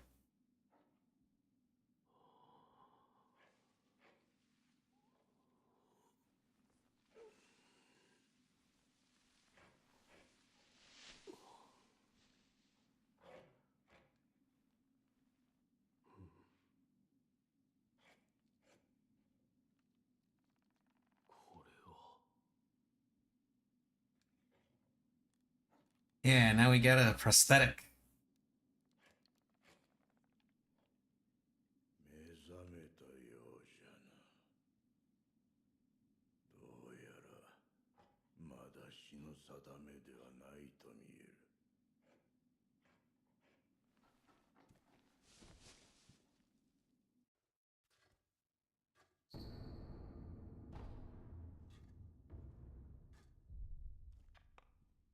お前さん、なお、その指図め、任に敗れた王か。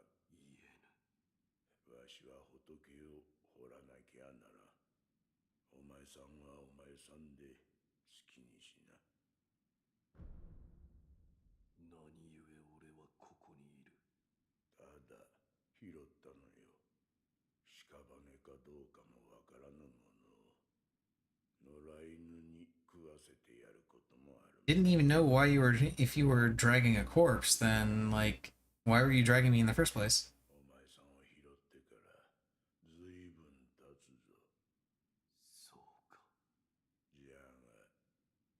主の主はまだ生きておるぞ。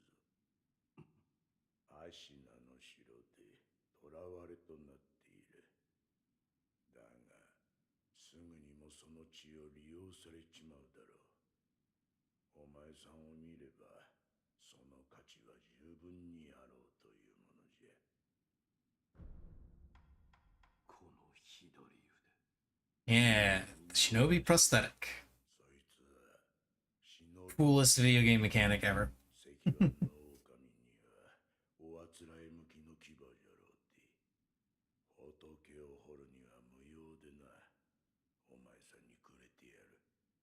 忍び騎手。そいつはただ失った腕を補うもんじゃない。任務を見つけたらわしのところに持ってくるがいい。任具だと。そうか。このからくり。察しがいいな。任務を持ってきたら忍び義手に仕込んでやる。そうすりゃその義手のありがたみがわかるじゃろうさ。いいきな。 And then Divine Air's blood, talking about how it resurrects you when you die. わしも詳しいことなど知らん。ただ流院、そう呼ばれる特別な血があるという。主の主はそれを持っておる。それゆえ巫女様は付け狙われる。お前さんの体が妙なことになっておるのもそのせいかもしれぬな。お前さんこの荒れ寺には寺を出て右手妙気が。 And then he's talking about the training dude. This guy who wants us to kill. Okay, I gotta figure out what's going on with the screen tearing. Let's see here.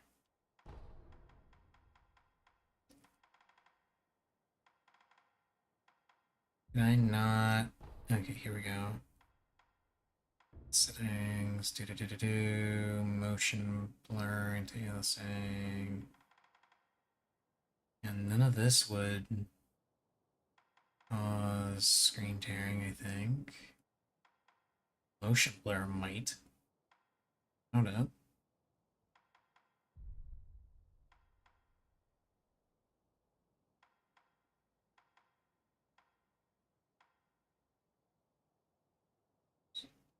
Hmm.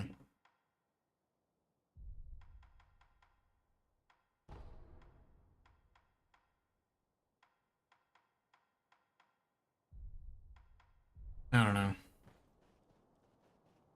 Yeah, there's this guy. 見ぬ顔だな。そこもと名は。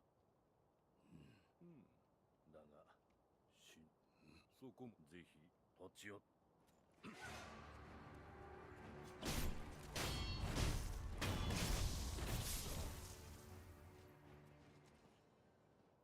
And then he comes back to life. やはり Damn, still alive.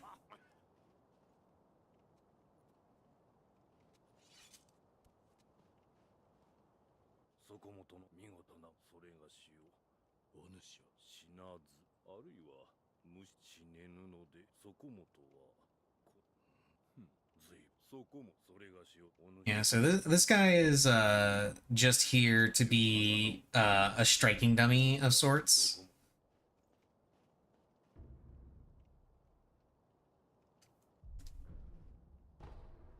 So if you ever want to practice doing the deflections or anything like that, or using a particular weapon, you can talk to him and he will allow you to just beat the crap out of him.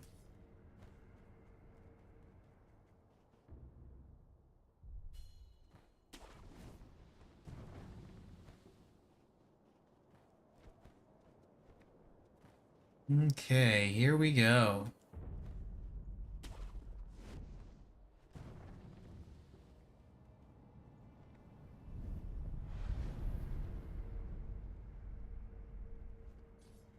let's start things off.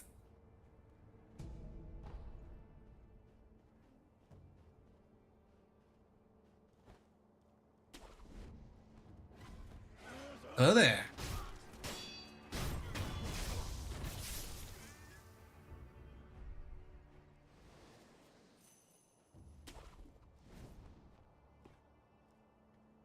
Let's see, what have we got? Hello there.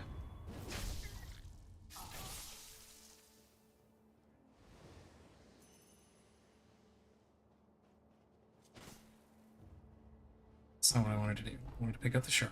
There we go.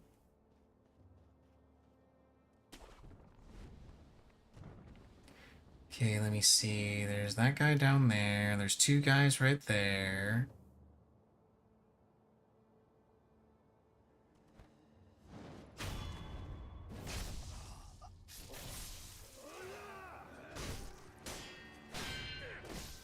Okay, I thought I blocked that, but whatever.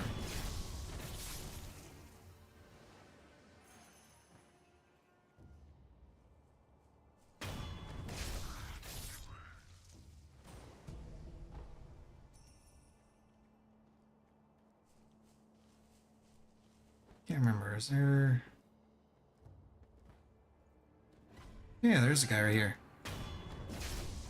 And a guy right there, too. So, fun fact, if you just mash attack against most enemies, you'll notice that the sound from them deflecting your strikes actually changes. And when you know when that happens, that's when they're about to attack you. So it's a very easy way to determine when you need to start blocking. And then this is just the other side of the bridge that we just kind of jumped over. So now we can go back up this way.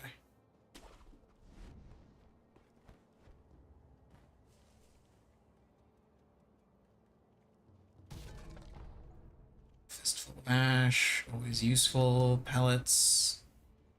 Then we have doggos.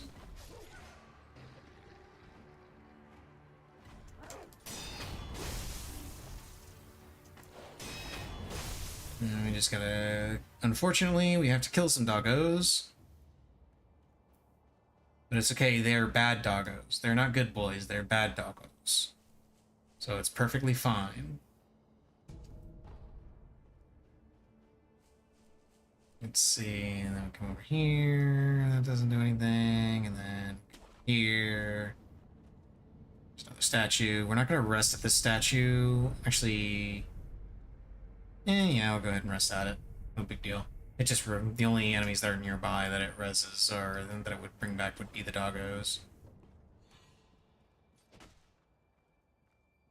Pick up the item. Yeah, shuriken wheel. Oh yeah. Shuriken. First prosthetic tool and probably one of the most useful. And come over here. And we kill a rooster. Just a big rooster.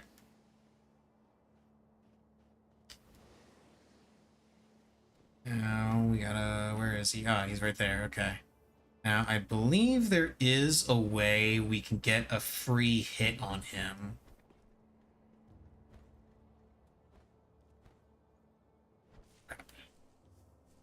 What if I do that?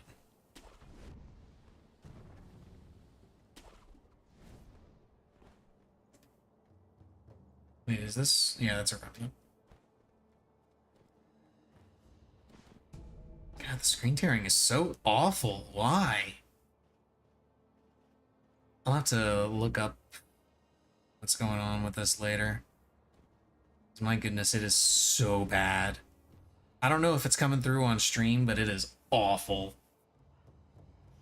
Okay, so yeah, we can come over here and do this and get a free life bar off this guy.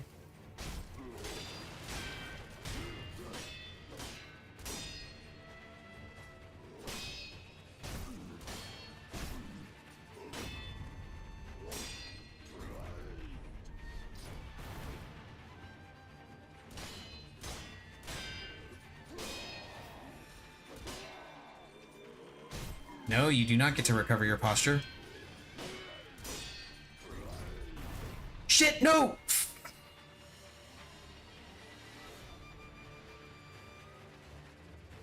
So that was annoying. And now he's gotta get a bunch of free posture.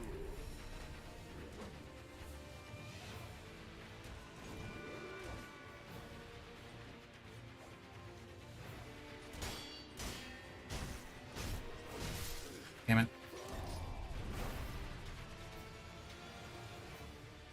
No, you don't.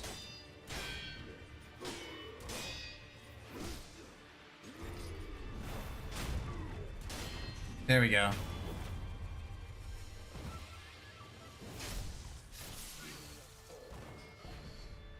Yeah, prayer bead and a gourd seed. Nice. First try. I actually thought I was dead there. Because I fell off the cliff, I jumped off the cliff. But then I forgot in this game, when you fall off cliffs into bottomless chasms, you don't actually die, it just takes off a chunk of your health. Okay, now that I've done that, I'm gonna go ahead and feed Missy. She is, impatiently waiting. Yes, Missy, I'm getting you your food. Be right back. Yes, yes, yes, you're getting your food, you're getting your food.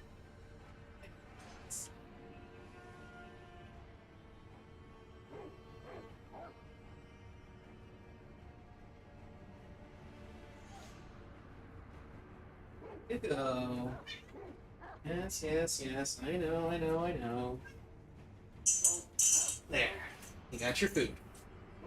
While I'm up, I'm also gonna use the restroom. Be right back.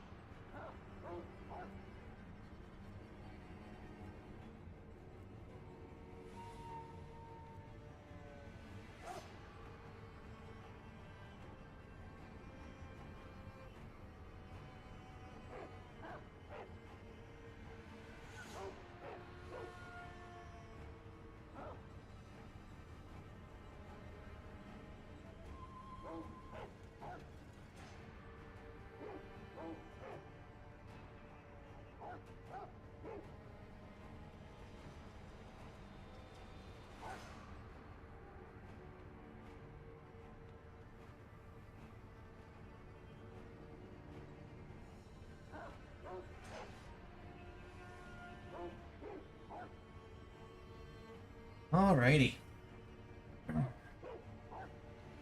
Let's get back into it.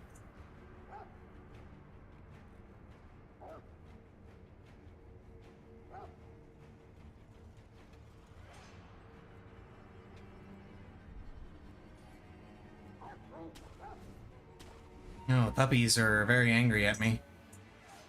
Probably because I killed them earlier.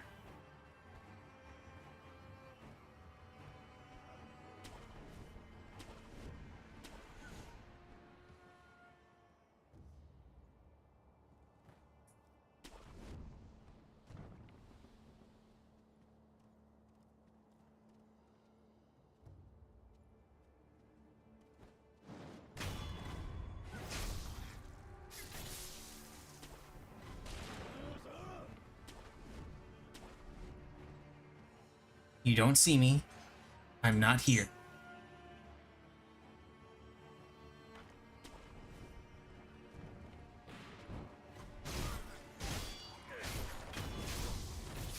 Okay, maybe you do see me and maybe I am here.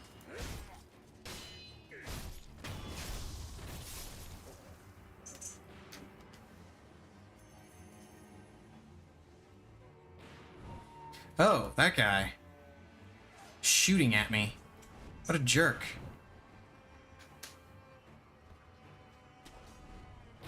Sniper, no sniping.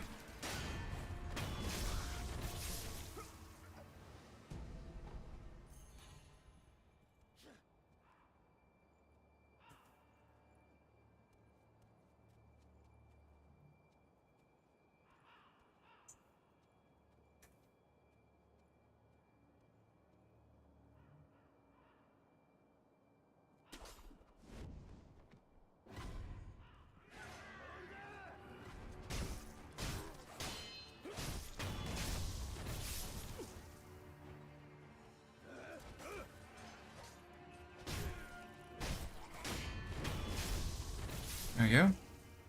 Easy.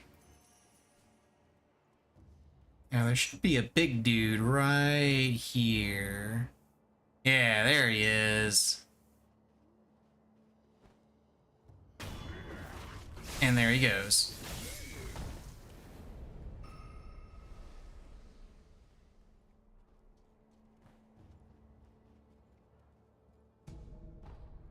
Balloon of Wealth. That will be somewhat useful later when I'm trying to grind things out. Where's the guy that was seeing me over here? Oh, hello.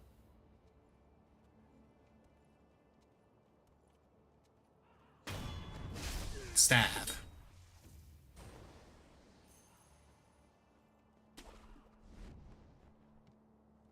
Okay, yeah, that's where this area is. I don't think there's anything over here. Any items hidden in the tall grass?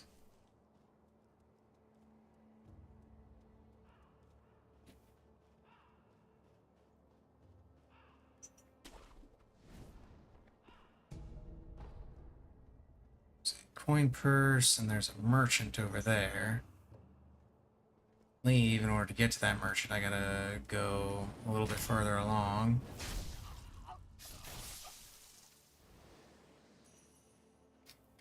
Not gonna lie, I completely missed this particular merchant the first time I played through this game.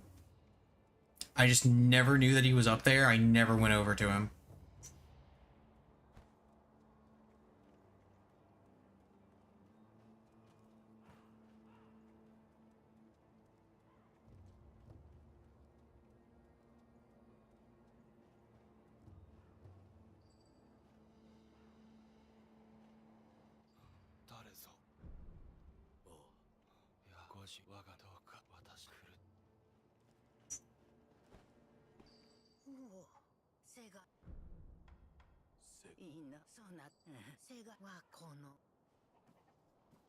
Yeah, she gives you a bell to offer to Buddha.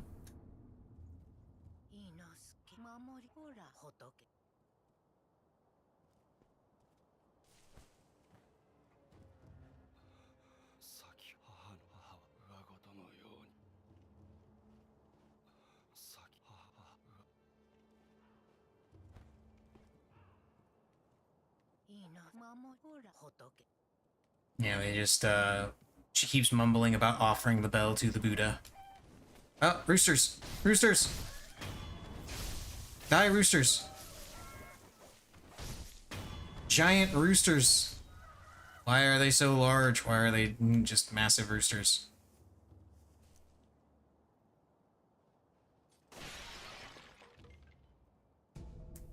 Here, I get some coin purses. Nice bit of treasure.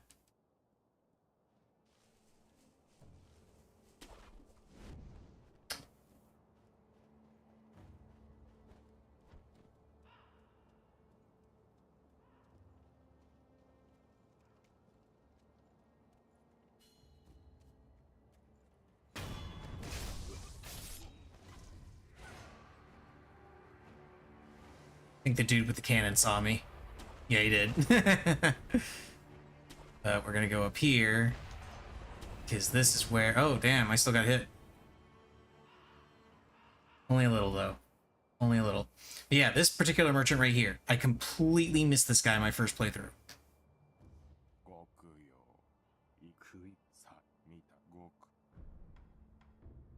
Which sucks, because he sells Robert's firecrackers, which is one of the best shinobi tools in the game. I gotta sell some stuff. Let's sell the coin purses that I've got. And that's just enough for me to get the firecrackers.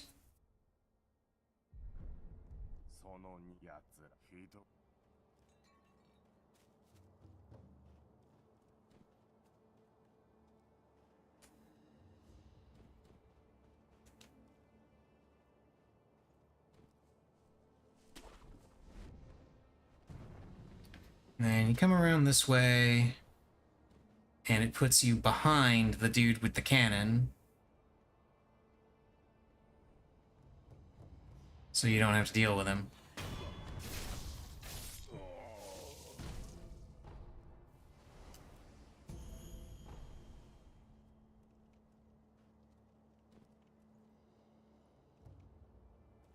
Alright, I forgot about that guy.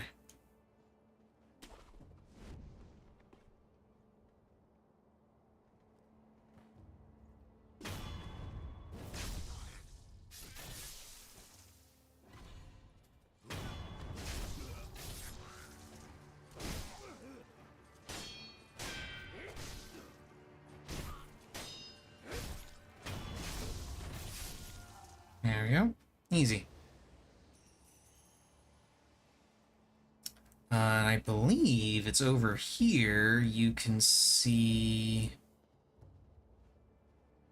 now you gotta go a little bit farther. Come on, make it. Yes! Got a bit of a leap of faith jump there. Come down here. You can grab this stuff. And you can see a very large snakeskin. I wonder what that's about.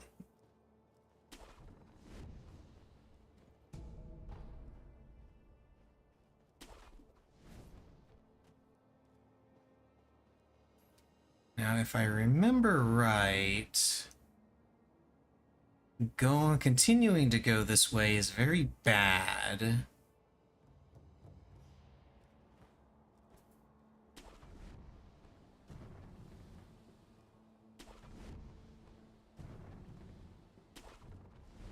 Or I think it's a different spot, maybe? I don't know. Maybe it's not very bad.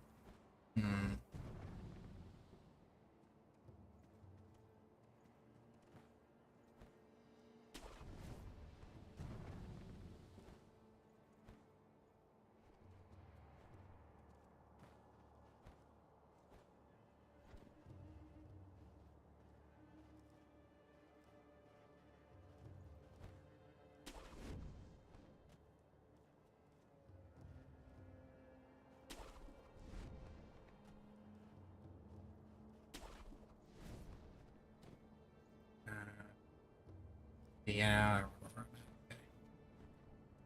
Yeah, this is a good spot to be.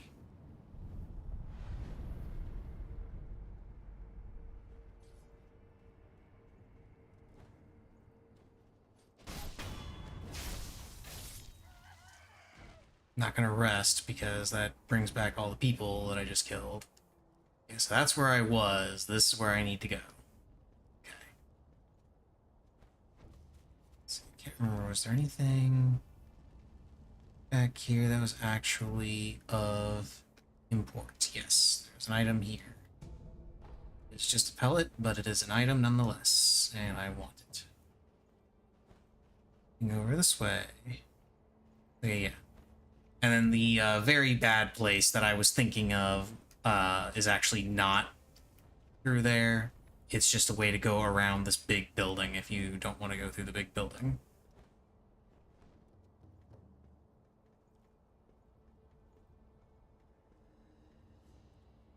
And you come here and you can talk to this guy. Oh shit, that's not what I wanted to do. Sorry. おんやああ忍びいやあのあへなしそのそれがぜそこそれをそれから Yeah, this guy mentions ぜはあのあしら平田けそのさ yeah, he mentions あの having met Wolf before 顔して今も breaking into the Hirata estate. ぜジョーおかいやあ忍びあし平田屋敷の押し入りボーてなちょ And he tells you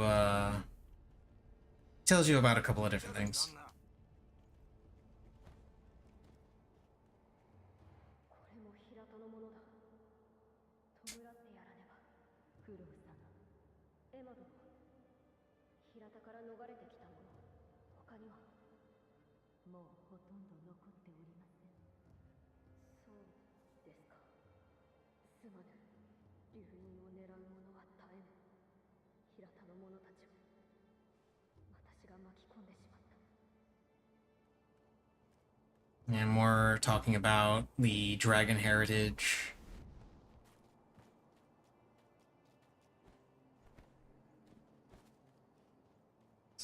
I forget, was there anything over here? I always feel the need to explore every nook and cranny possible, even though I know I don't need to.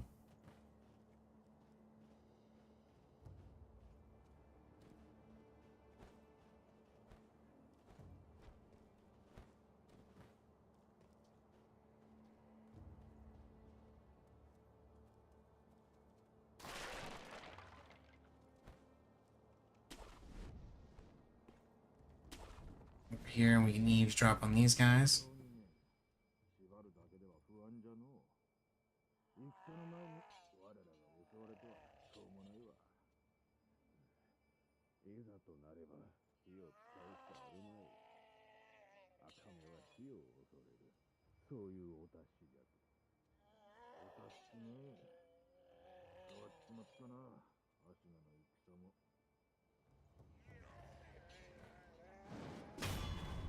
Hello there.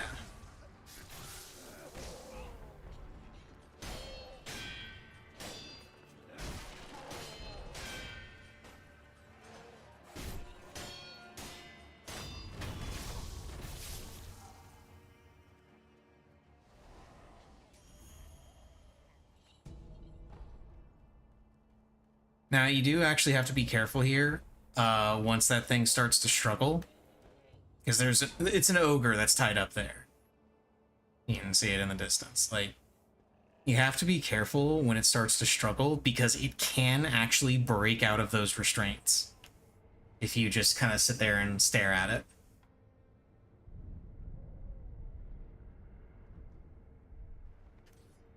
But we're not going to fight against the ogre yet. We're going to go back to the dilapidated temple, and we're going to offer the bell to the Buddha.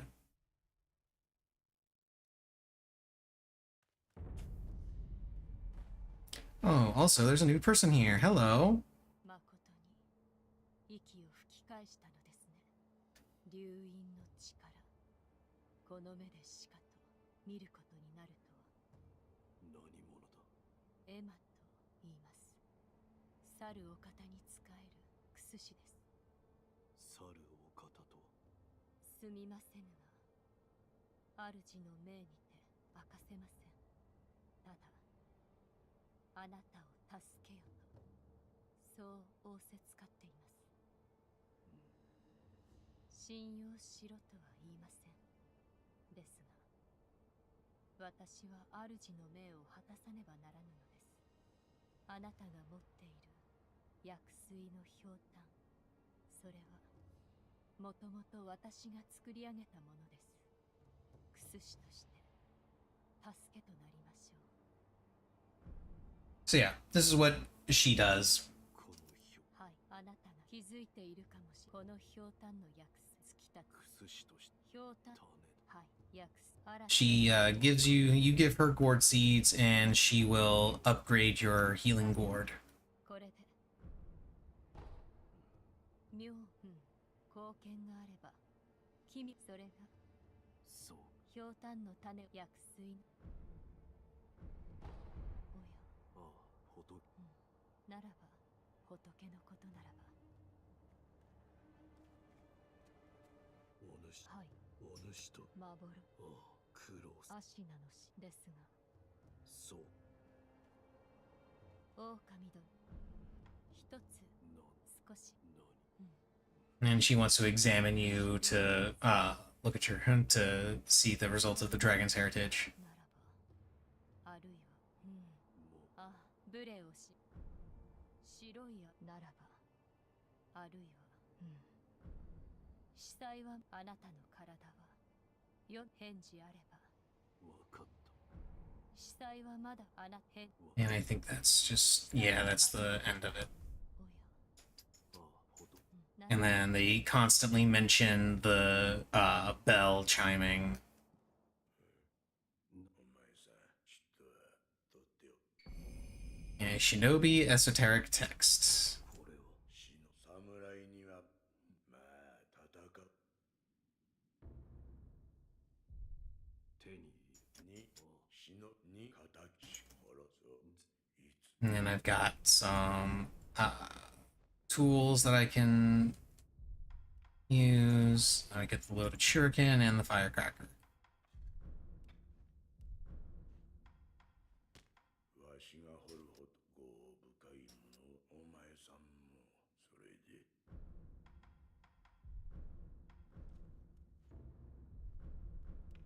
ああそいつに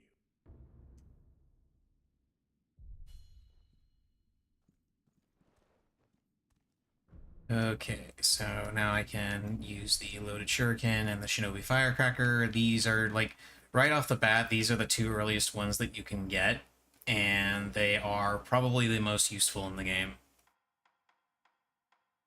They are really strong.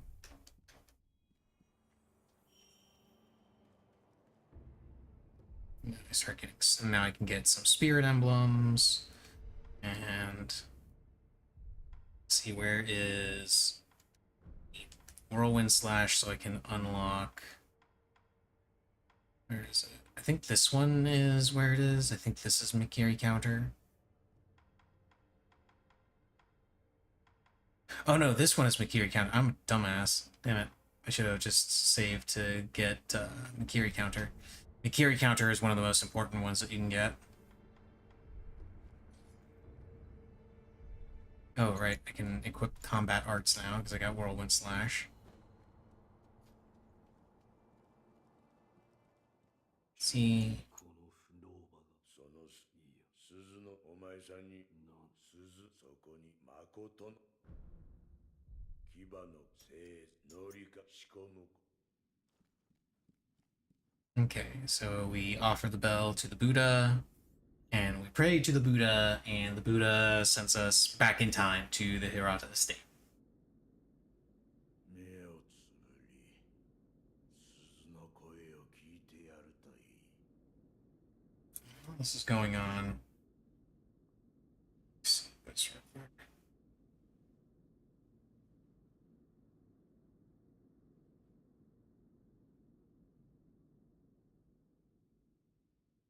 その鈴の音が呼び覚ますじゃろう眠っちまってるお前さんの古い記憶を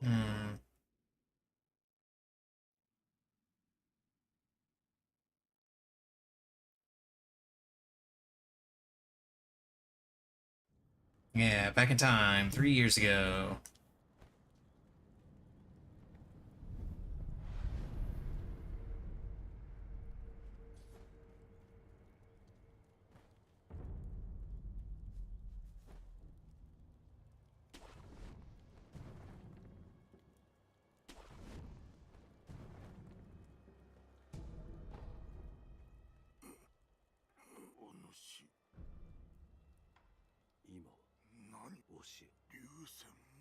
流産どういう物資殿何これは何族巫女様 Yeah, thieves at the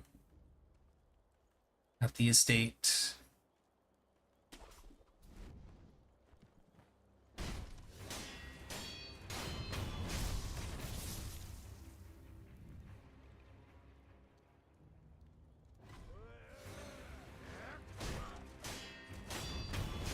Goodbye.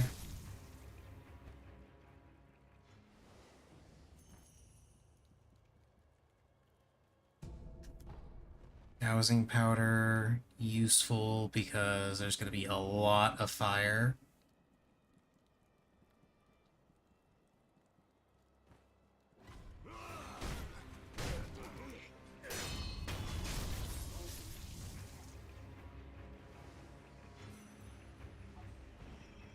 Oh, one of the doggos noticed me. Only one of them, though. Come on, doggos.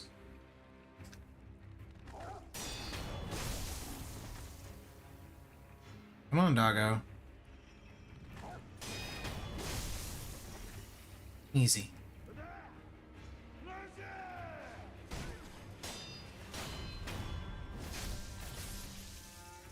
Now remember, this is a stealth mission.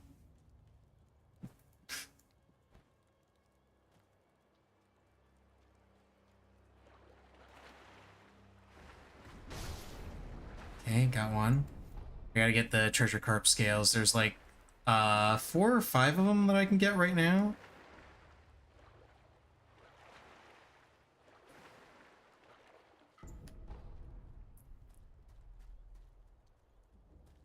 I can't remember exactly how many I need, but I know there's a whole bunch of them I can get right now.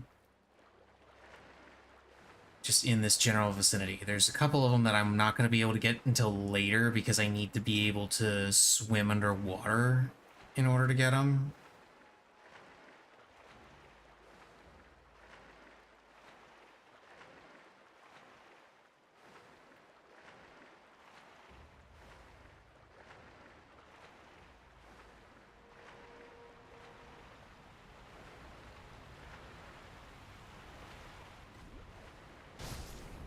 Okay, there we go. That one.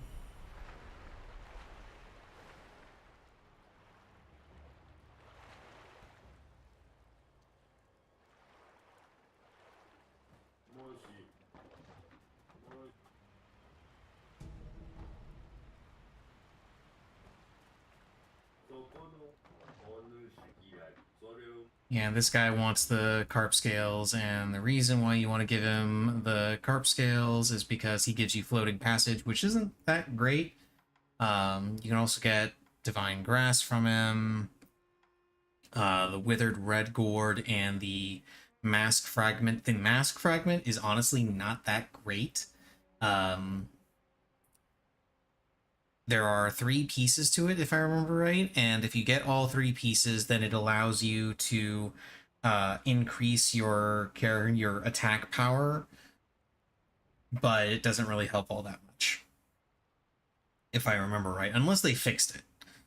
They may have fixed it, I don't know.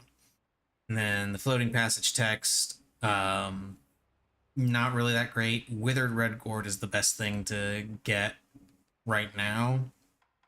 Floating passage, it's an okay skill as I recall, but it's mostly just outclassed by a bunch of other stuff that you get. Now, I'm not buying anything right now because I don't really need any of it,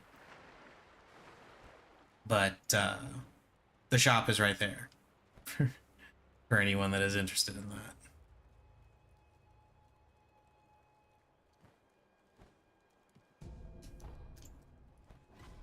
Come on, doggos.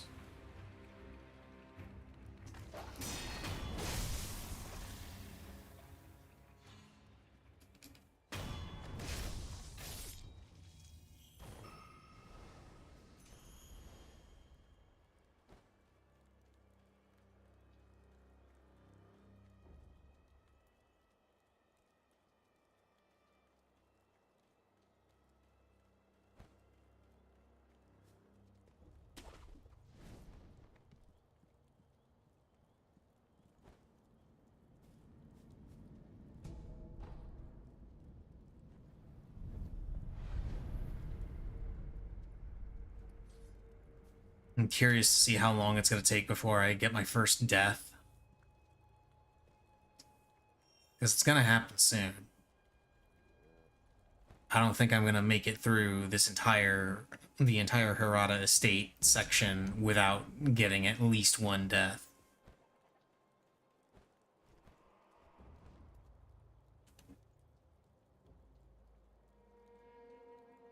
I am doing significantly better than I thought I would.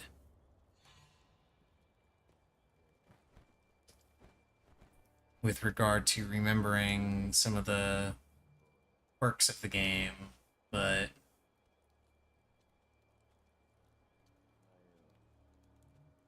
there are a lot of parts of it I just do not remember.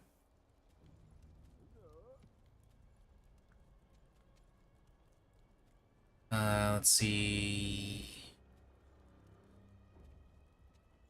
I kind of want to go after this guy because he's got the torch. That's not how I wanted to do this.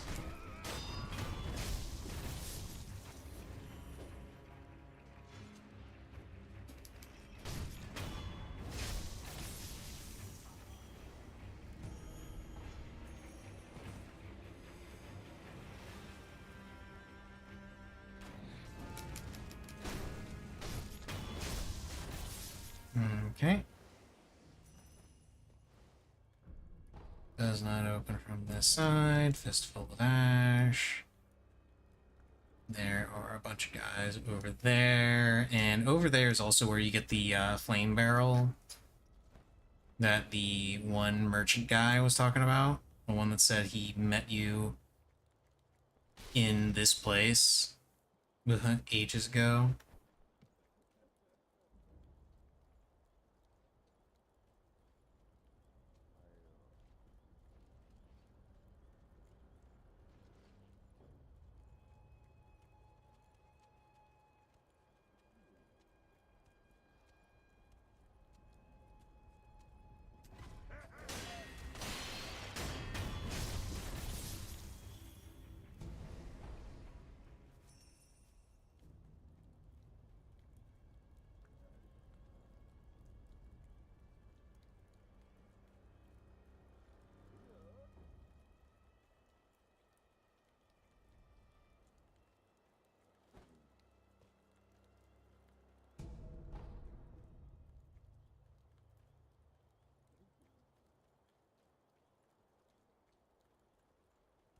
Okay, so there's that dude that's got the axe.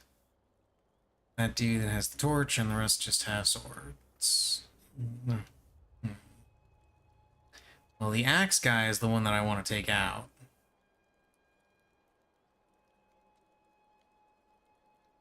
I don't know if I'm going to be able to.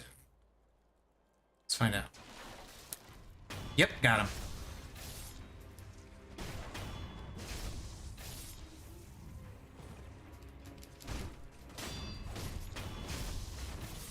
There we go. Easy.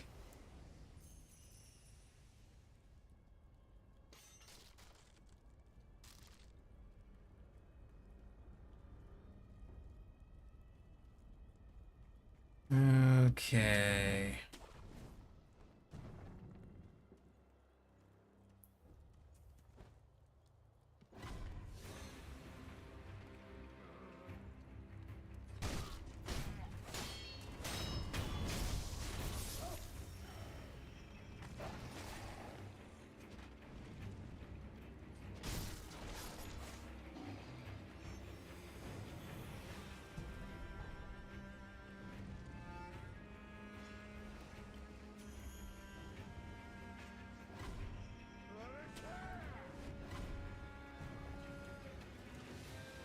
They still know I'm here, yep. That's unfortunate.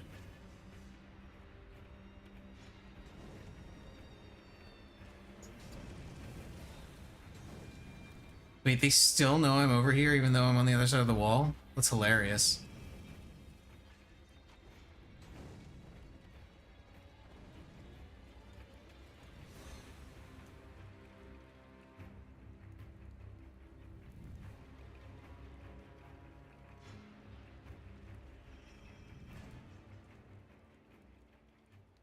Okay, I think that's it.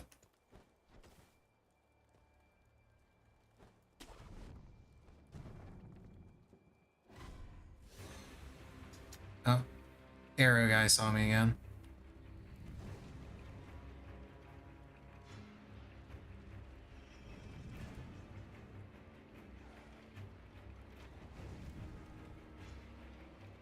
Why am I hearing another dog? I thought there was only one dog in this area. Okay, well, Archer guy doesn't hear me, doesn't see me anymore, so... For now, at least.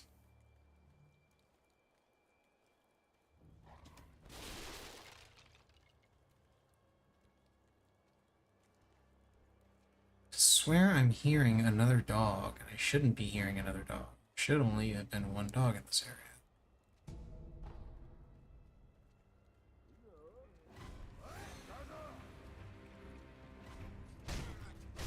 No arrows for you.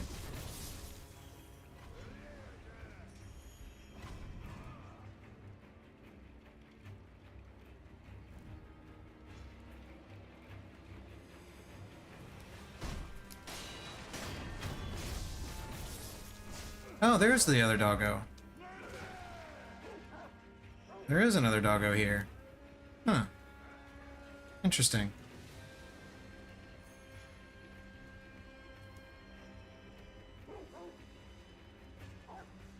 I could have sworn there was only one doggo in that area, not two. Okay, well, we're gonna hide and reset.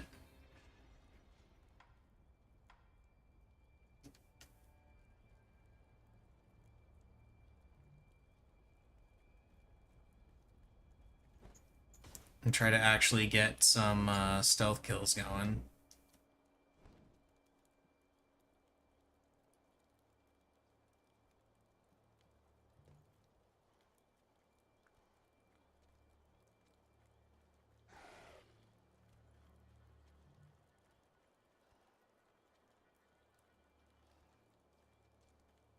Doggo. Doggo. Hey. Oh, right, I forgot that kills them.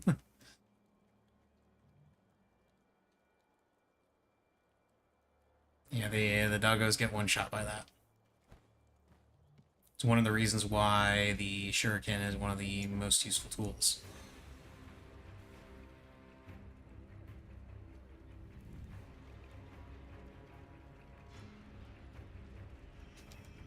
I just want to take this guy out because this guy has the axe. Axe guys are way harder to deal with.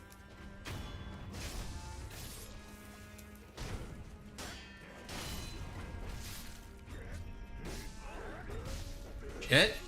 Damn it. Well, there's the first death.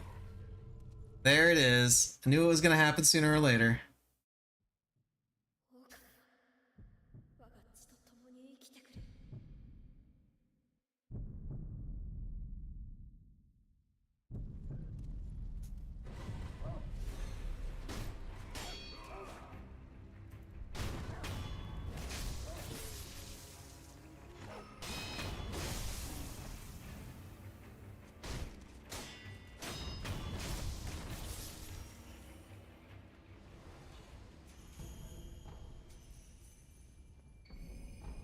There's the flame barrel. And that's generally how the progression for this early part of the game is supposed to go. You're supposed to go up to the guys with the ogre, listen to them talk about the ogre being weak against fire. Then you go to the merchant guy, learn about how there was an item that exploded with fire in the Hirata estate, and find the bell to offer to the Buddha, and then go back to the dilapidated temple, come here, get the flame barrel, and then go up against the ogre with the flame barrel. Usually I just come here and complete the Hirata estate section, and then go back and deal with the ogre.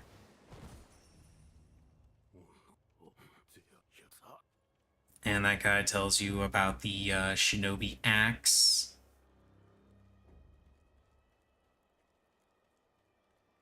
But before we pick that up, we're gonna come here. And we're going to open up the door. Open up the shortcut.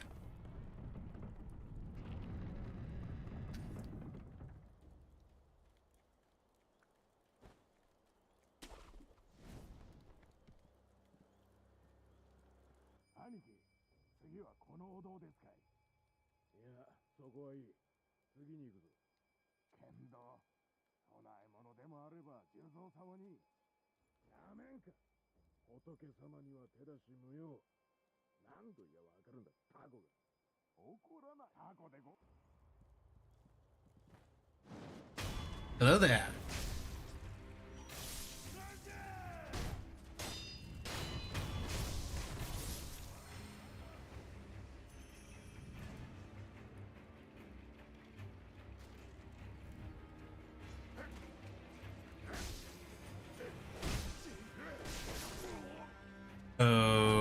Okay, I thought I was guarding there at the end, but apparently not.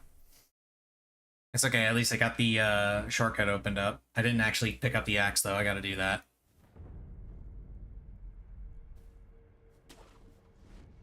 Oh, wait, before I continue. Acquire skills. Kiri counter. Yeah. And I can get suppressed presence. Suppressed presence is really good.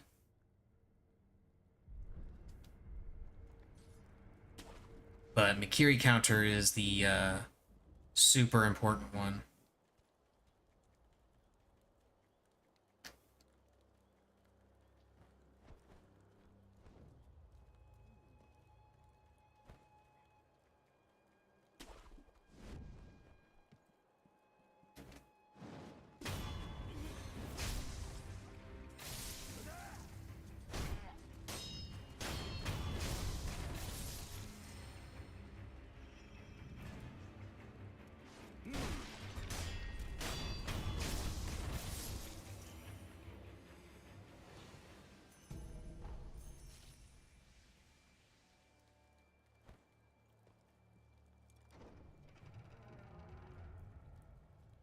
And then there's the Shinobi Axe of the Monkey.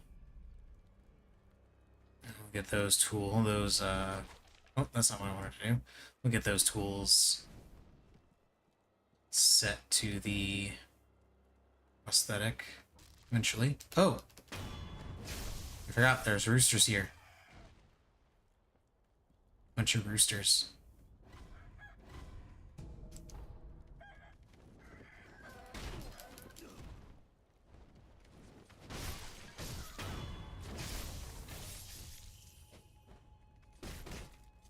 Like me just passing through rooster, and I took that personally.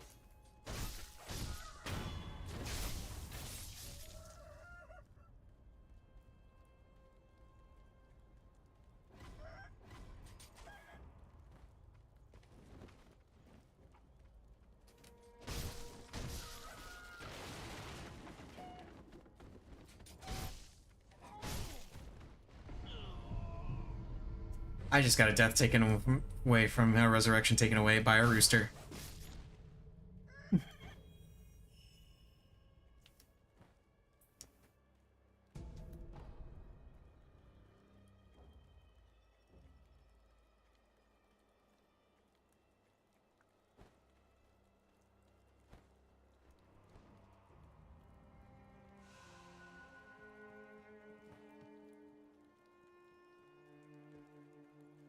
Oh yeah, remember the guy that said we met?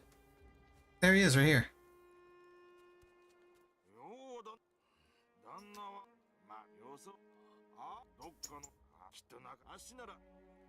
Yeah, the three-story pagoda that he refers to is further up the way. And I need to go this way so that I can come up here and get a Jesus statue. Yeah, bundled Jesus statue restores one of my uses of Dragon Resurrection. And the 3-story pagoda that he's talking about is... Oh, can I not see it from here? It's not. It should be, like, off in that general direction there. But looks like I can't see it from here. That guy has the axe, so he's the one I want to take out.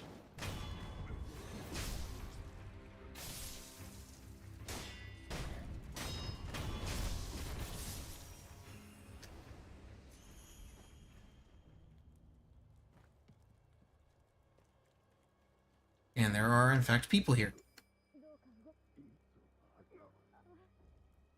And that guy tells you about the Shinobi Hunter, and the Shinobi Hunter is the reason why you want Mikiri counter. This guy thinks you're a traitor for not being here when they attacked. And I think this guy gives you some pellets. Oh, antidote powder. Which is useful because one of the bosses in this area poisons you.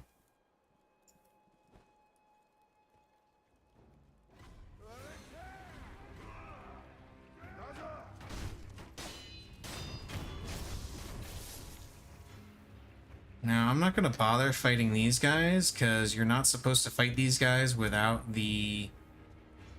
Oh, I thought there was another... Damn, okay. We're going to go back to the Buddha statue back here. I thought there was a another Buddha statue closer. There isn't.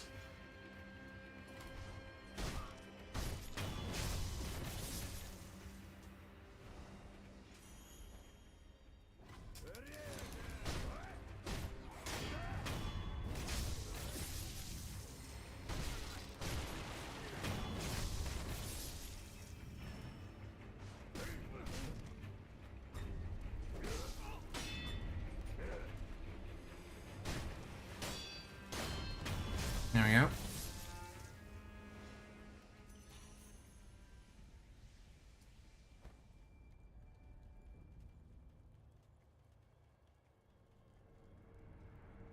Actually gonna use this to go back to the dilapidated temple, and we're gonna get a short conversation about how, oh, the bell took me back 3 years in the past.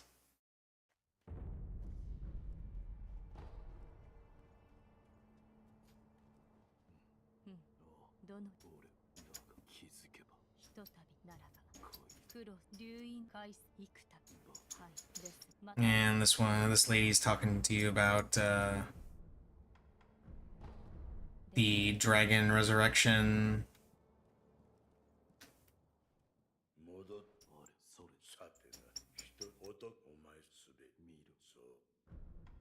Okay, let's get some prosthetic tools. Get the loaded axe and the flame vent. And then I get the prosthetic esoteric text.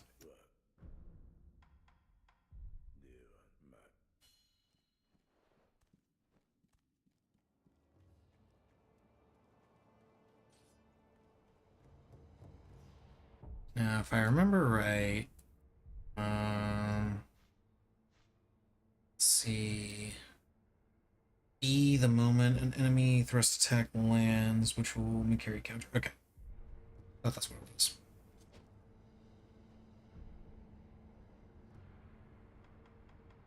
Okay, let's travel back to the estate path. And then I gotta equip the axe, so I can use the axe against the guys with shields.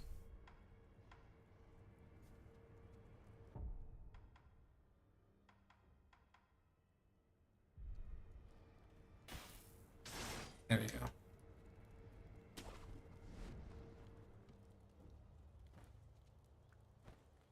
I guess you're supposed to use the axe to split the shields apart from the shield enemies.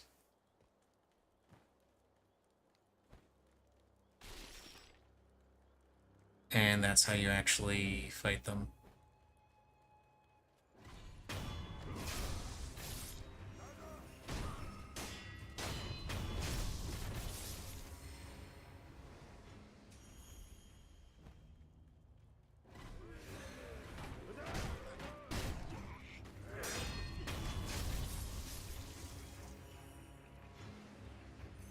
Okay, you want to be first? Here we go. There we go. Easy. And they hold up the shields constantly, so you can basically just get free kills on them all day. Okay, now I need to figure out a plan of attack to deal with all of these guys. Particularly that dude with the spear. He's the shinobi hunter. He's the one that I got the Makiri counter for.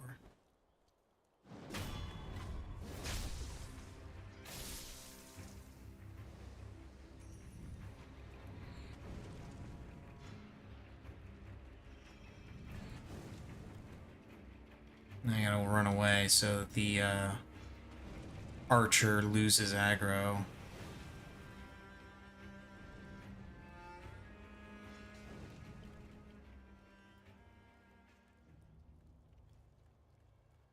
And I gotta take him out next. Is he still shooting at random stuff? That's funny. But there are a couple of archers in the area that I gotta take out. There's also an axe guy up there. But once I take out the 3 guys in the general area, then I can take out the, or at least attempt to take out the shinobi hunter.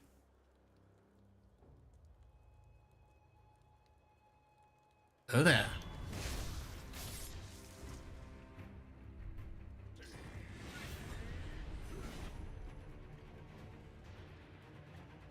And I run away.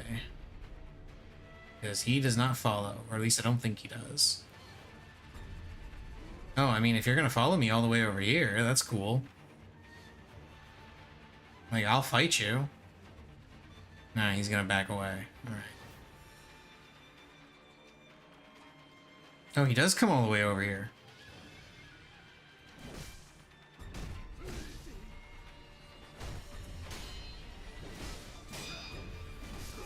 I mistimed that. It's okay, let's let him walk away a little bit.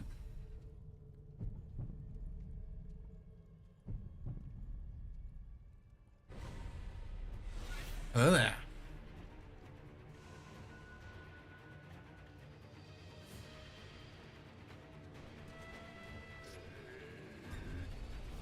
Oh, that has much larger reach than I thought it did.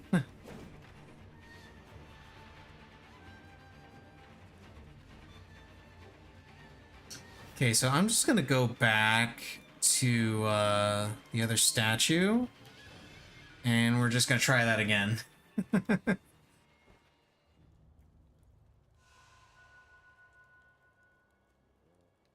in the meantime, just freely farm these guys, because why not?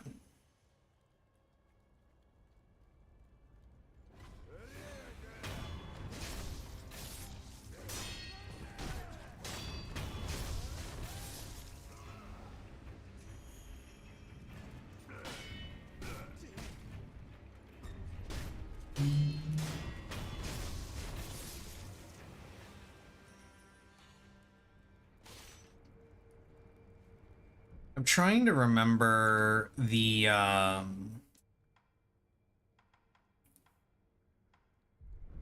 actual path that I usually took when dealing with those guys. Oh, no, I didn't actually rest. Hang on.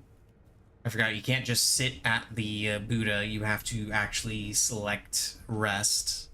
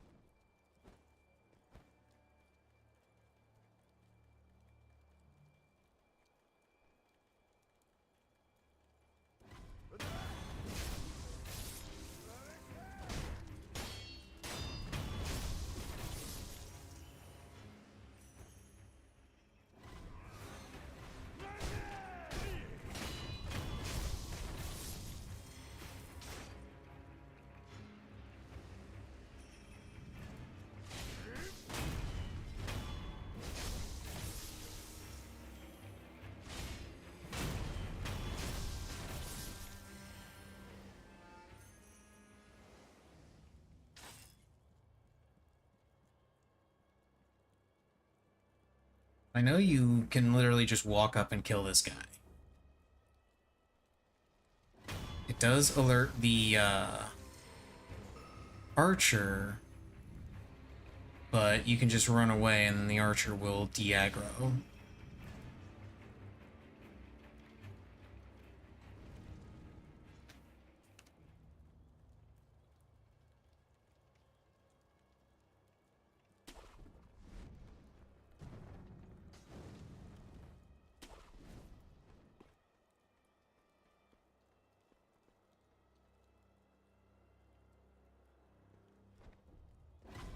Oh, damn it.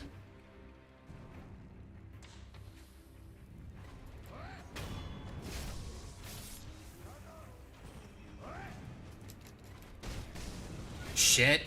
Not good, not good, not good. Will you stop with that? My goodness.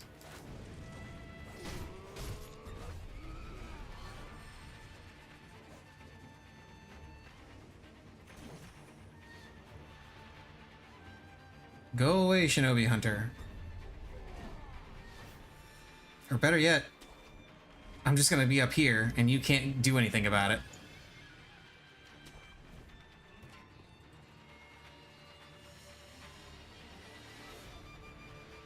Okay, let me munch on a pellet.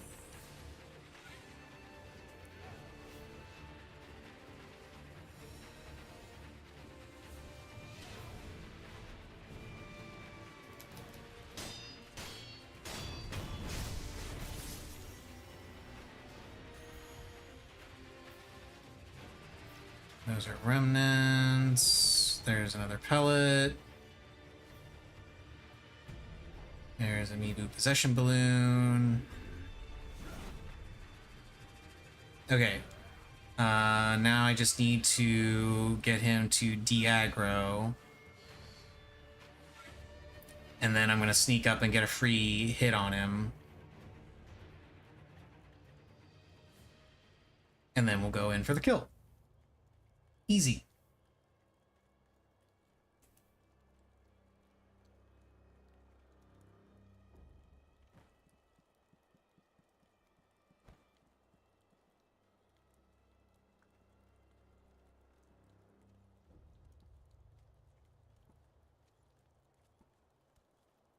Hello there.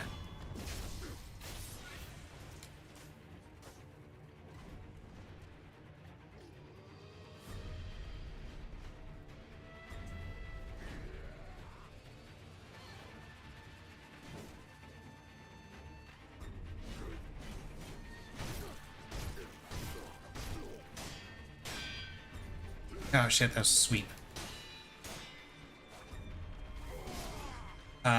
Okay, I definitely... Weird.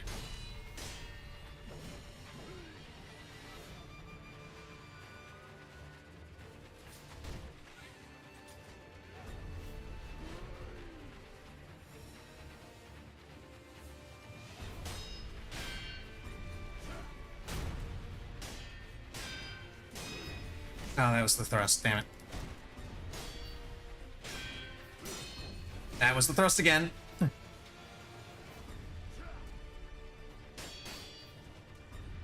Shit. That was a festival of errors. Comedy of errors.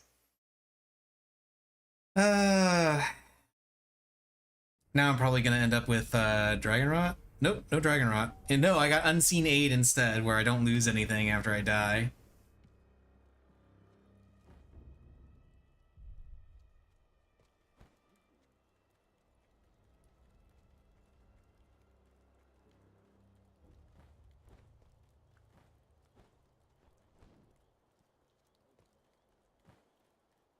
Okay, let's do all that again. Hopefully faster this time.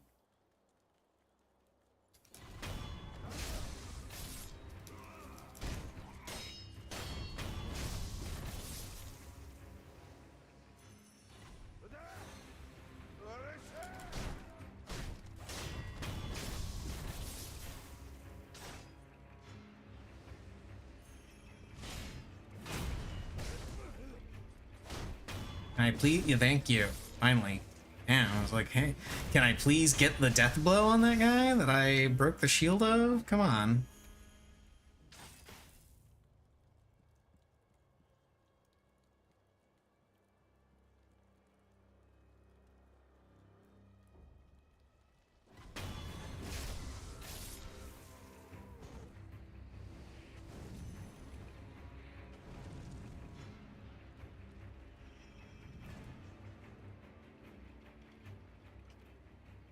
Now we wait a little bit.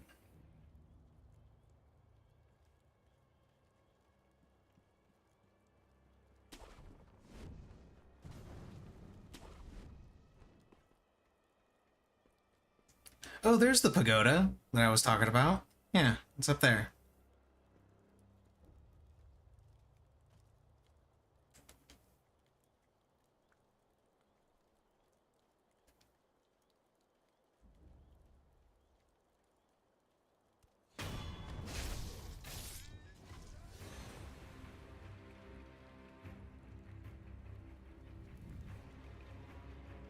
I am shocked that he didn't see me there.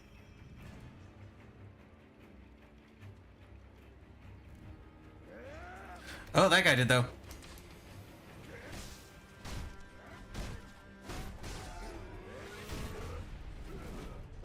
Okay, time to run.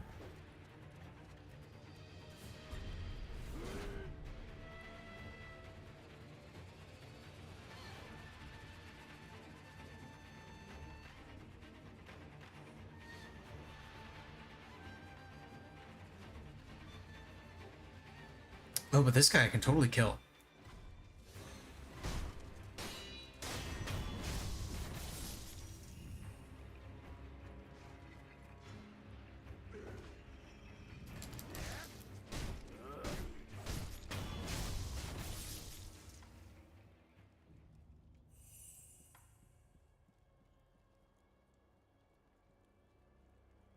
Okay. Let's try this again. Hopefully with less death.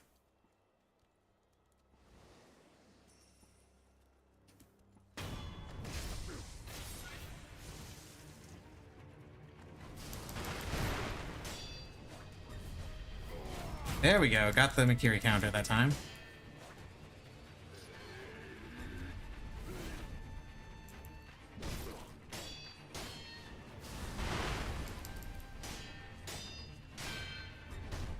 Oh, that was sweet. Whoops. It's okay, I got him.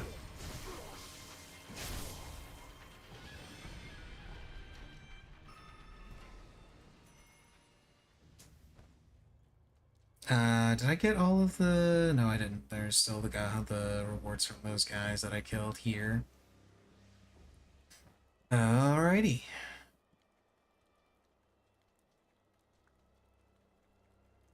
That was significantly,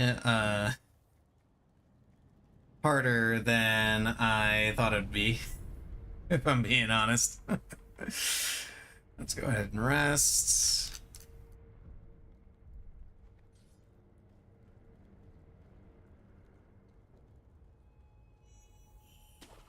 There's a couple of different paths we can take here.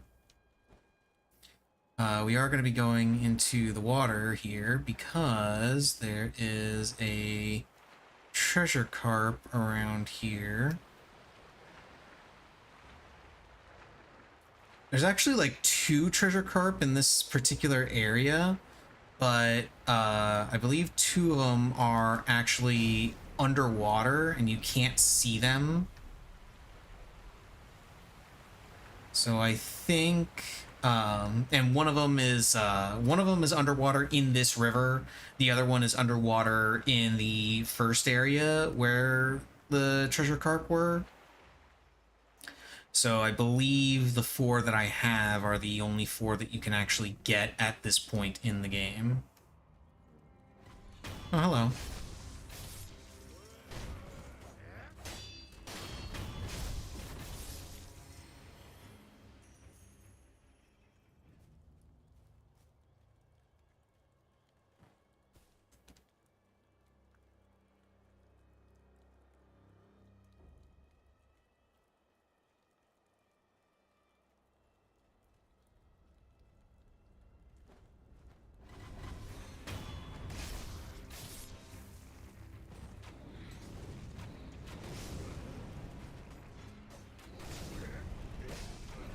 Oh crap.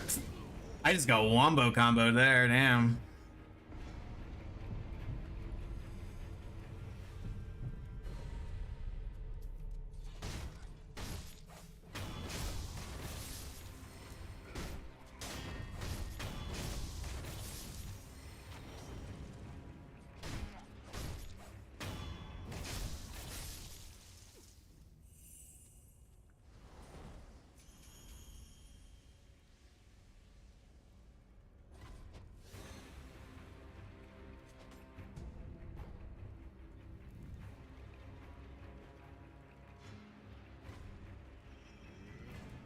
There's a big dude there.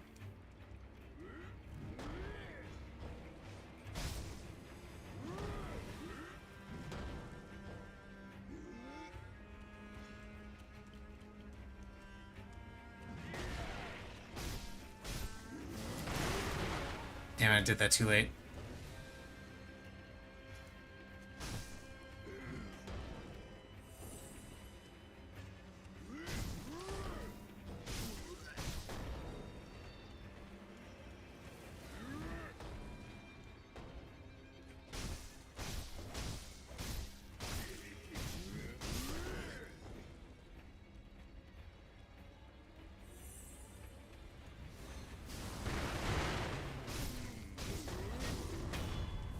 There we go.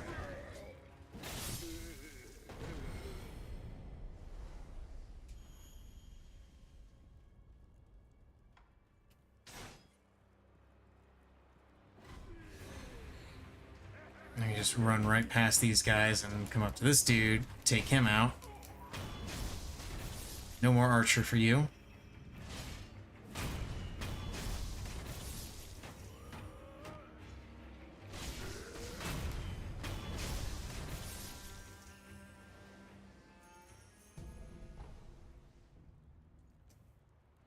Now the way up to the pagoda is over there, where you see that little item right over my head, glowing in the distance. And you can get another shinobi prosthetic going there, but I don't like using that particular shinobi prosthetic, so I usually don't bother. Oh no, it's Owl! 父上不覚を取ったこのわしも置いたものだ手当ては良いこの傷では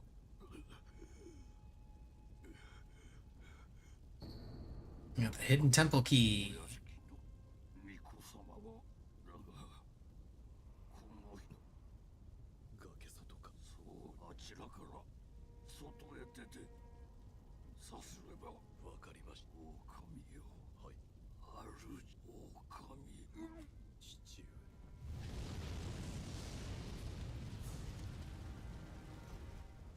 左手霊へお任せ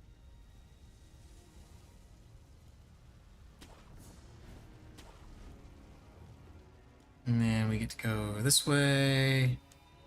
And leap of faith. Whee! Oh, I fucked up.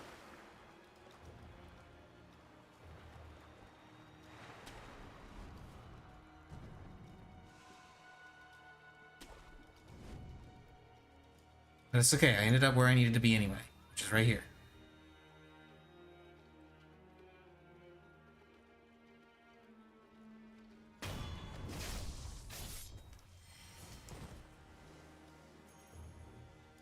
Okay, now the path you're supposed to take is there, but you can go down this other path. There's another path you can go down, but I'm not going to take it because it leads to 2 of those shinobi hunter enemies.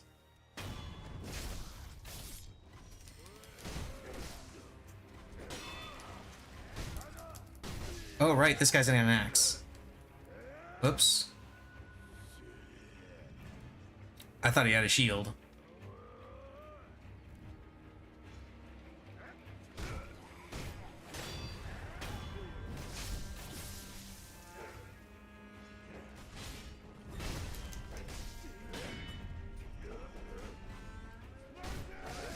Shit.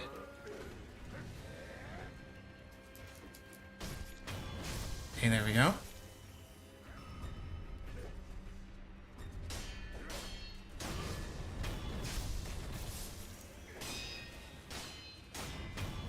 Okay, there we go.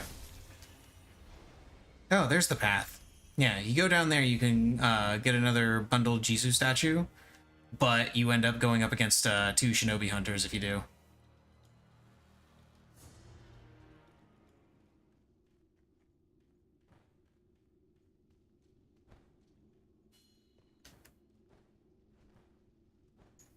And we're gonna wall climb.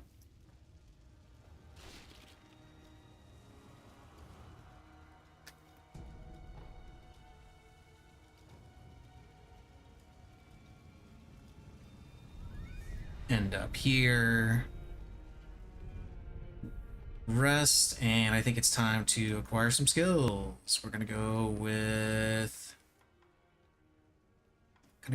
press presence, and I think one of these... Nope. It's this one. Yep, that's what I was looking for. Breath of Life Light. This one gives you a little bit of health back every time you land a death blow.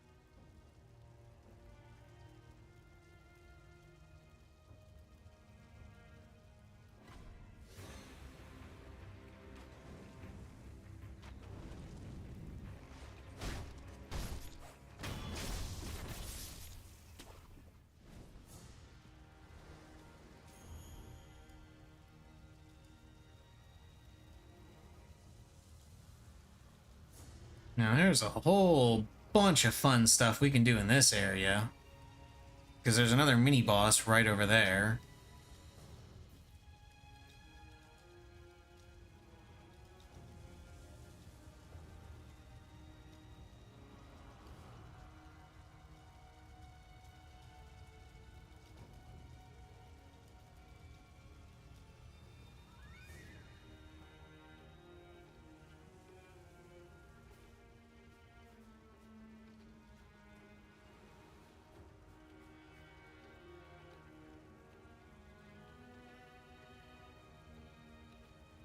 There's also a dude right around here, I think. Yeah, that guy right there who can help you with the mini-boss. But he dies really easily because he just kind of runs in and YOLOs.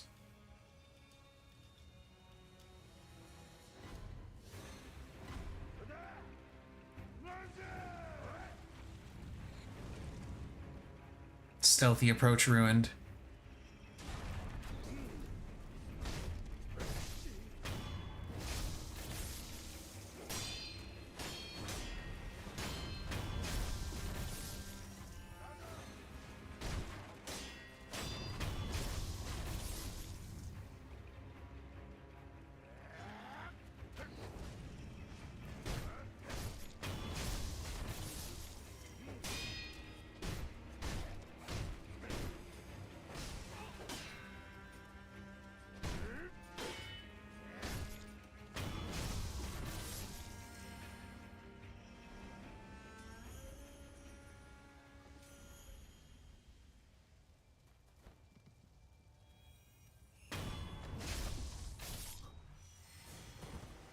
Okay, and oh, I can't remember, is there? Yeah, there's some items in here.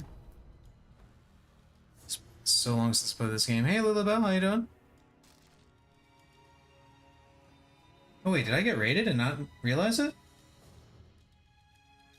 I got raid notification from chat, but not from activity feed. What the hell? OBS, what are you doing? Oh, there's another guy.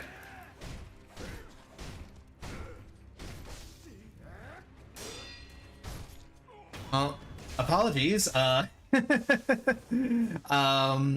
Yeah, for whatever reason, my activity feed decided to not tell me that I got raided. I don't know if it's just severely delayed or whatever, but thank you for the raid and welcome raiders. Uh, playing through Sekiro for the first time in forever, enjoying the myriad of silly mistakes I keep making because of how long it's been.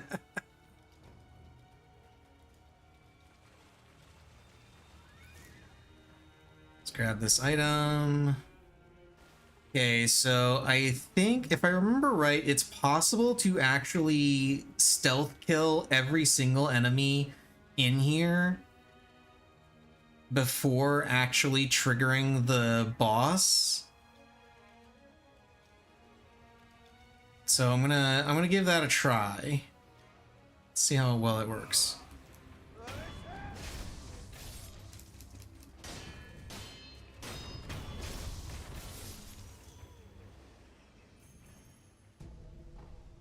Or at least stealth kill most of them, because there's the mini boss right there. The mini boss himself is not that difficult. I'm probably going to die to him a bunch anyway because of how long it's been. But you can get this guy over here to help you out with the fight. But it's better to try and take out as many of the guys as possible before talking to him, because the moment you talk to him, he just runs in.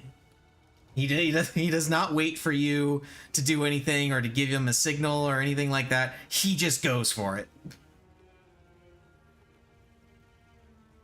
So I'm gonna walk over here, take out this guy. I think this is gonna trigger the mini boss, unfortunately. Yeah, it did. Yeah, there's the mini boss, Juzo the Drunkard. Oh, let's not walk into the fire.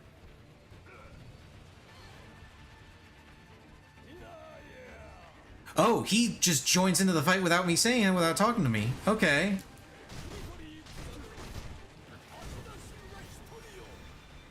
Well, I guess we're doing it this way.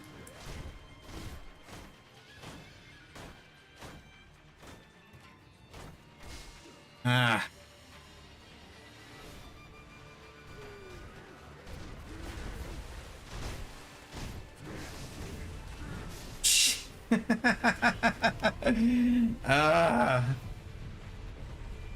My plan's ruined. No, do not palm thrust at me. Oh, what the hell? Game just lagged there for a second. Hey, buddy, have some fireworks.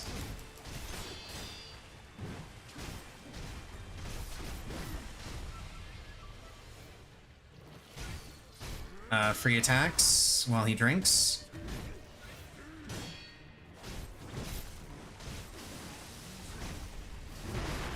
Ow.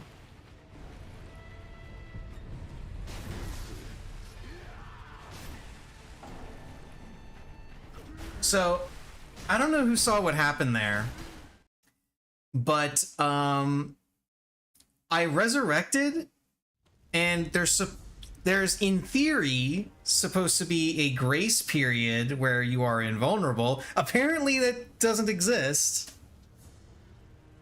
And I just died immediately. I just got destroyed.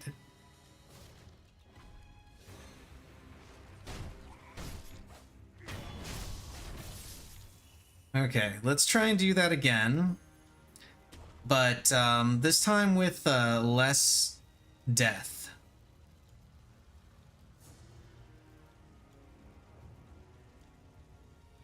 Don't mind me. I'm just a random shinobi that's just kind of going for a stroll on the rooftops. Nothing to see here. Just out for a casual midnight stroll, admiring the firelight.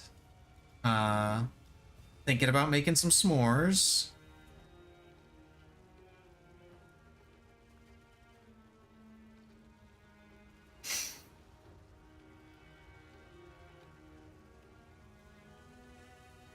Okay, now I gotta come over this way.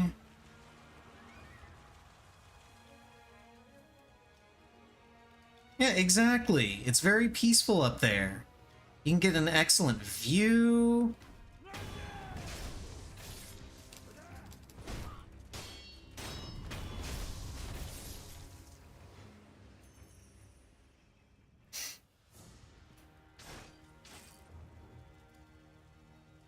I wonder if I can pull one of them away with a shuriken and not trigger the boss. Let's find out.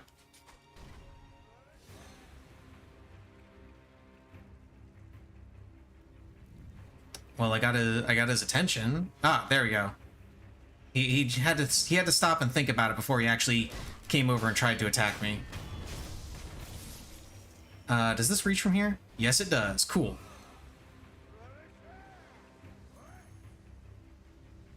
I like how he's like waving around his torch and shouting, and like that's supposed to attract the attention of everyone else. Nobody else in the group even batted an eye at that. Okay, last one is this. Oh. That got the... Oh, he has a bow.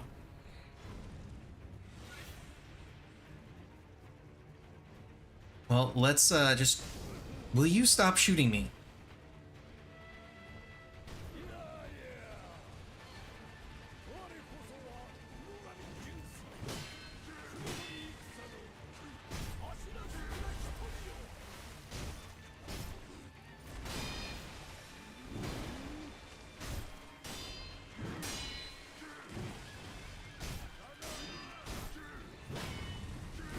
Oh, I did not pay attention to my posture. And wait, where's the guy that's supposed to be helping me? What, did he go over to fight those guys? He did go over to fight these guys.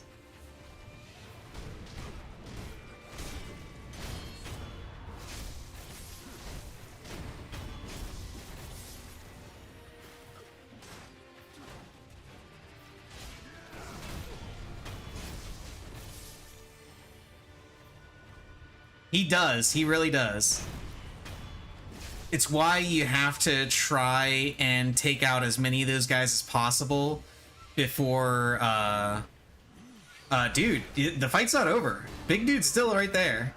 Come on. Oh, damn it. I thought I managed to get out of that. Oh, yeah, that's death. He just stomped on me. Now, see, this is what I expected to have happen right about at this point.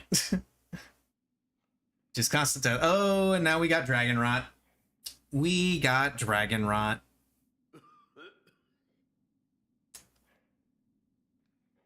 And by we, I mean the sculptor. Because the sculptor is always the first person to get Dragon Rot.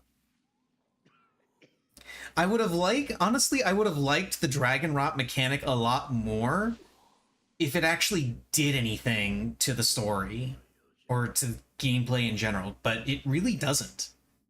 Like, it reduces, if I remember right, it reduces the percentage chance of getting unseen aid, but with how unseen aid works, it's not really a detriment to have that chance reduced. The Timid Maid also has Dragon Rot. Yeah, Dragon Rot, Stagnation, yada yada. Basically, the short version is the more I resurrect, the more I drain the life of everything and everyone and everything around me. So yeah, that's what's causing Dragon Rot.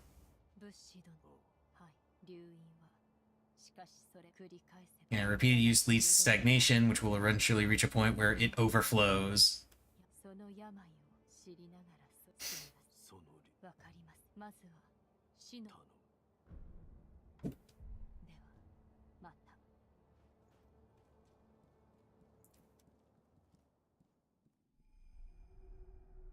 Wait, why did I pray at this statue? I can't teleport to the spot I need to go to.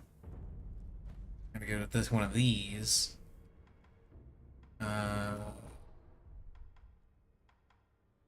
Oh wait, I think I do need to actually teleport back to the temple so that she can tell me, hey, I figured out a cure for dragon rot. You need to get this item.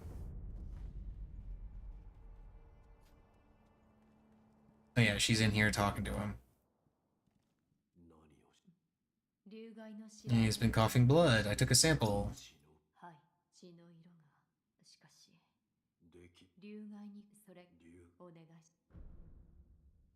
Okay, yeah, she asks you to bring sample because it'll always be the sculptor and one other person that has dragon rot. And I believe it was the timid maid that had it. So I need to go here. The timid maid is the lady that gave me the bell that lets me go back in time. So I need to go this way, kill the big rooster.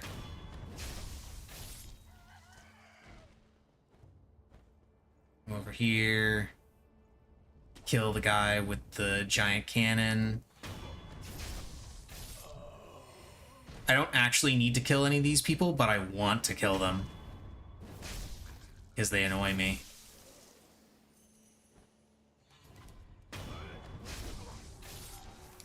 And besides, I lost a lot of money just now, so I gotta recoup my expenses, so to speak.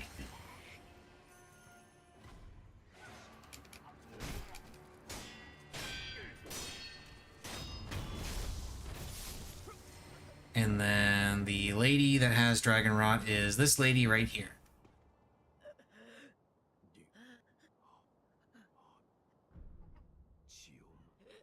Let's take the blood sample. And now I need to go back to the thing. It really kind of, like, I know I already talked about this, but it really kind of bothers me that OBS did not tell me I was rated. And what's more, I'm getting the message, like, usually when I get a message from a raider and it shows up in OBS, it'll have the highlight saying that it was a raider, but it only shows that for the first message they send, but it's around every single message you've been sending in chat.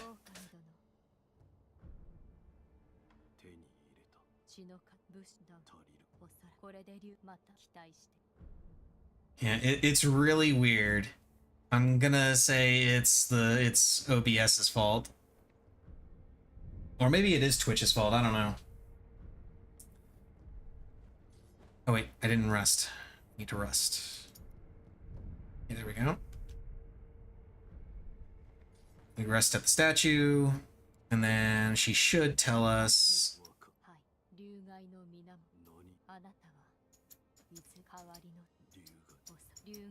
Yada yada yada, blah blah blah. Dragon's blood droplet.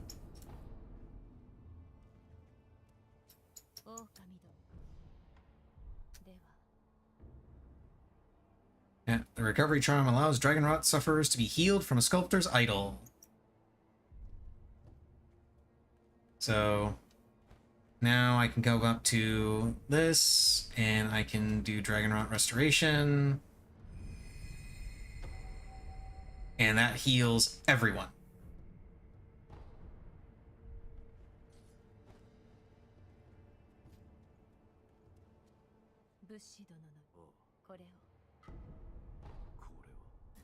Yeah, sake.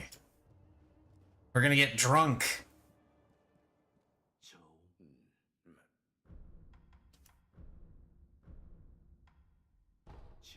I brought some tea. Yeah, it's tea, all right. Tea. し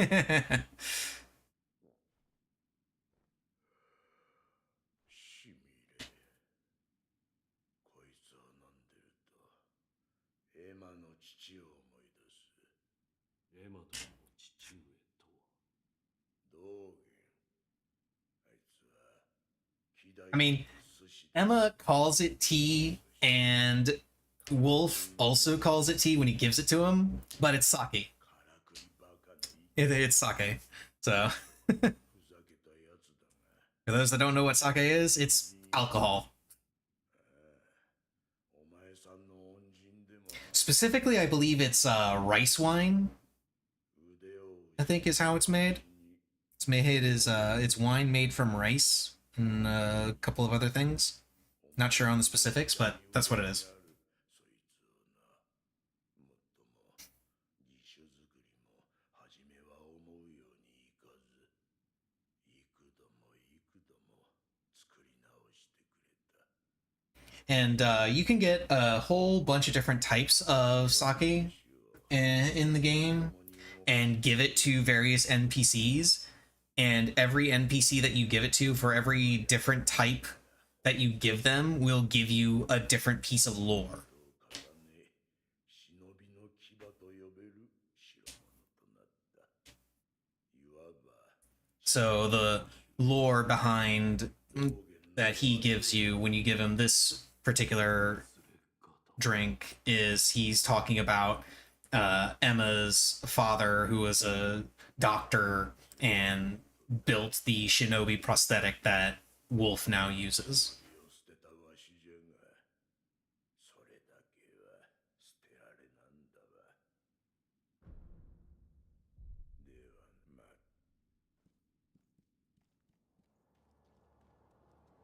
Oh wait, does she say anything?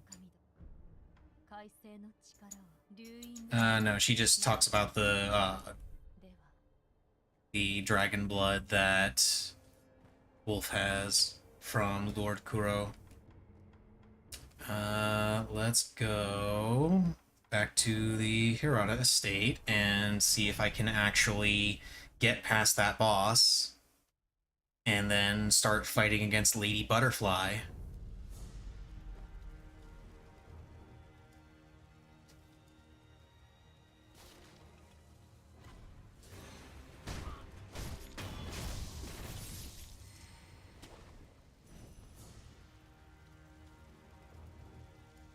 Actually, I think I could sprint across. And oh no, they do see me if I sprint across. Shows what I know. Shows what I remember about this game.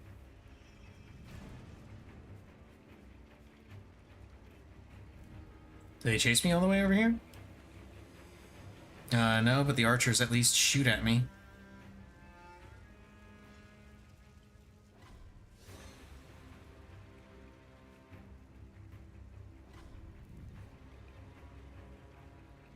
Yeah, come on. Will you stop waving your torch around and actually come over here and attack me?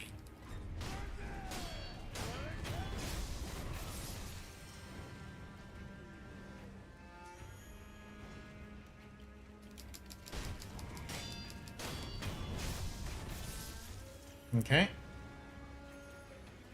We got the absolute defense of the rock. That's right. Dwayne Johnson's got my back.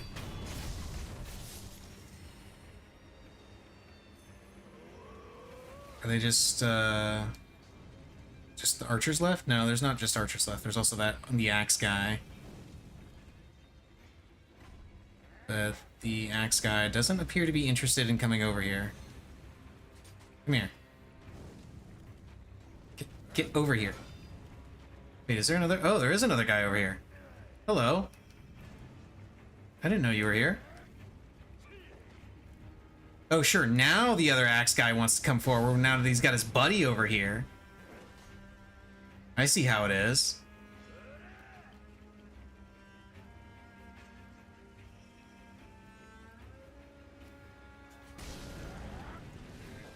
Okay, I feel like that particular arrow just kind of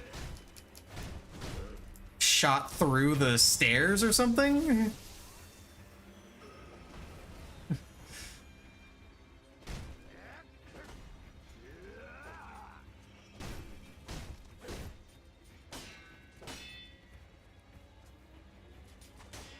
Come on. Come back over here.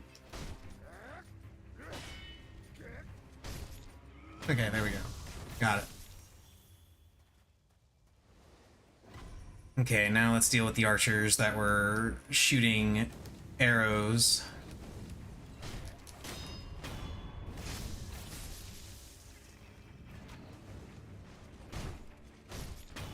There we go. OBS finally decided to stop highlighting messages saying it's that you're a raider, but it still hasn't told me that I got raided.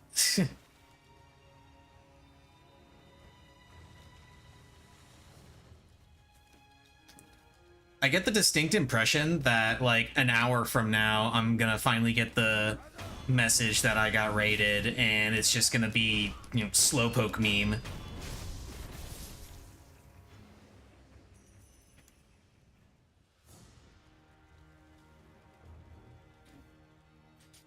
Come here, you. Oh, oh. Big boss dude is walking out. Oh, big boss dude, I now have his attention, apparently. I do not want your attention. Not right now, at least. Maybe later.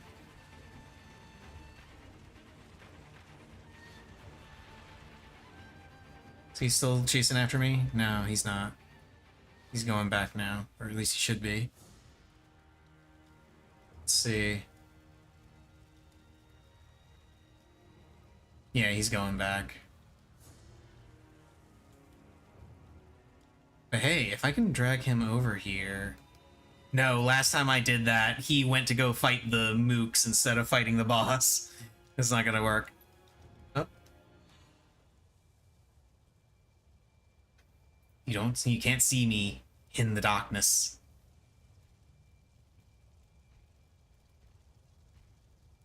If I can lure him over here, then I might be able to get a free health bar off of him, which would be hilarious.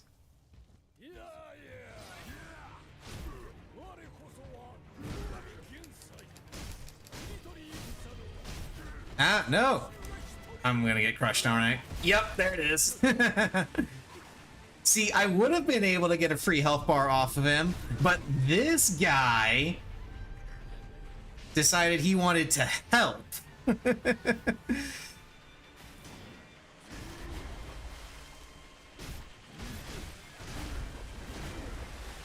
I was behind him. How did he hit me?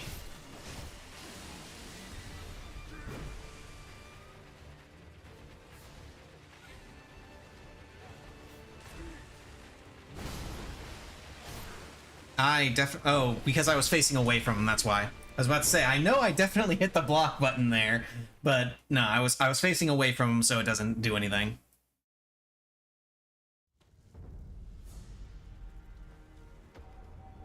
Unseen aid! Woo!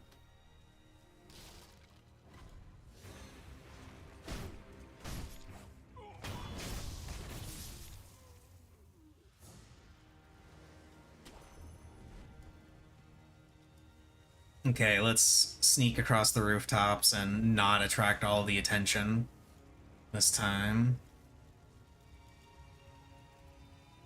You can also actually go... You can actually stay on the ground if you want. Because if I remember right, there's a pathway underneath the porches.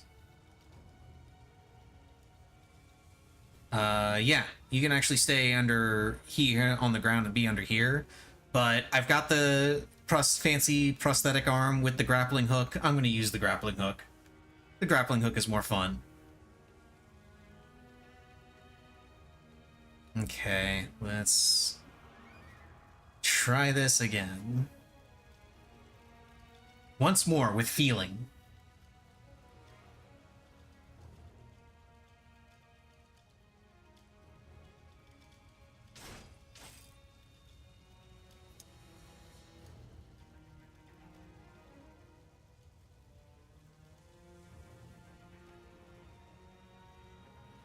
Yeah, I remember the first time I played this game, this particular boss giving me a lot of trouble, And it's not because of the boss himself. The boss himself is not that difficult. It's dealing with all of his...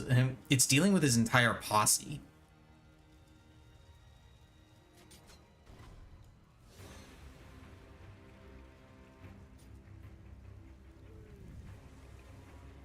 Come on. Get over here.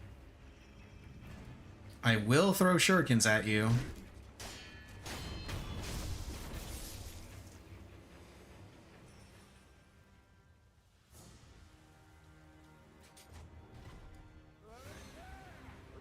Yeah, once again, he's waving his torch around saying, hey, there's a guy here. Hey, come get this guy. Nobody cares. Come on. Get over here.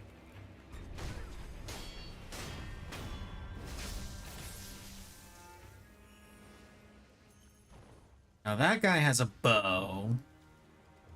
So him I can't do that with. But I think I can come over around this way and shuriken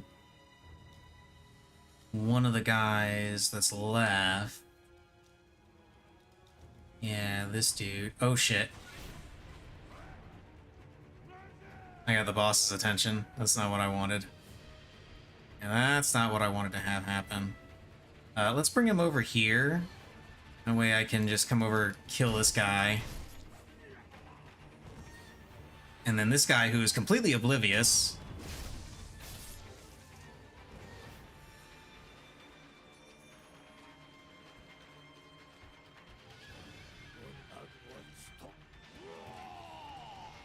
Okay, you deal with him while I take care of these guys.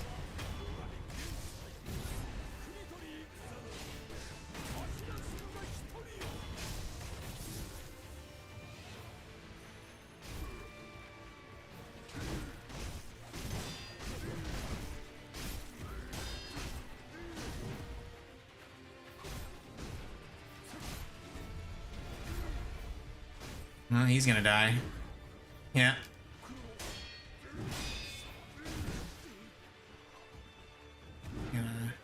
Let's eat a pellet.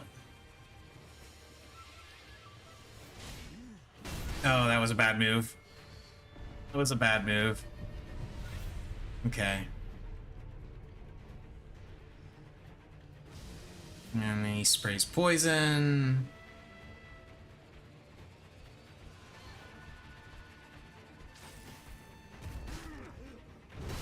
Ah, damn it. I keep forgetting. One of the things I keep forgetting about this game that makes it different from all the other From Software games, technically speaking, you can dodge, but you need perfect timing because the actual... Wow, unseen 8 twice in a row. Nice. Because the actual window of invulnerability from a dodge is minuscule compared to what you would see in Dark Souls and Bloodborne. Because you're not intended to dodge at all. You're intended to block and parry.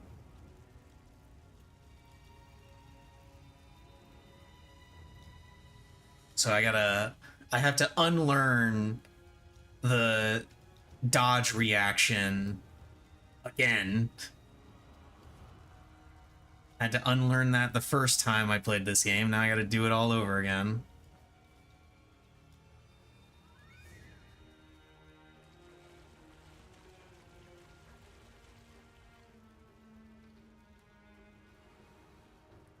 How many times have I played this? A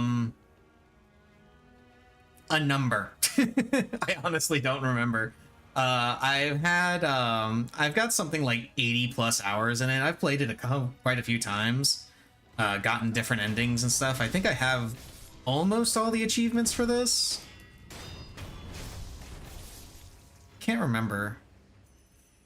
I think there's like 5 or so achievements that I'm actually missing from a couple of endings that I didn't get, and I also don't have the achievement for getting all of the skills maxed out.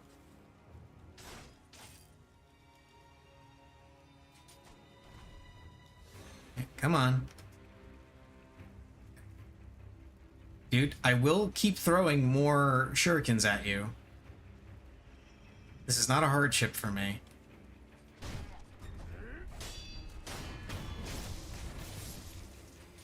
Your turn. Nope. Stop doing that. Stop waving your stupid torch around. And come over here and let me murder you.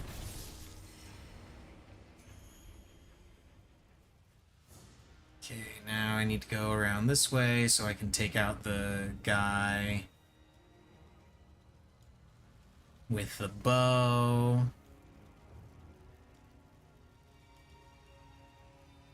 Actually, from here...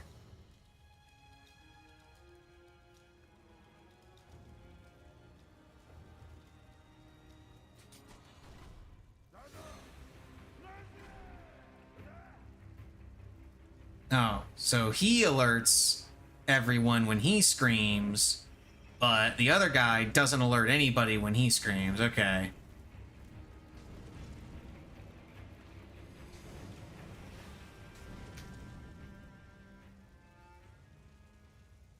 Hmm.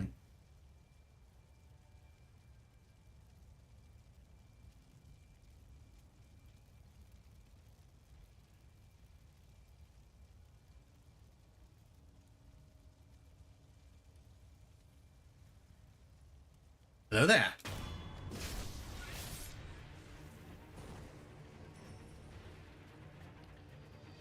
Okay, I guess we'll do this.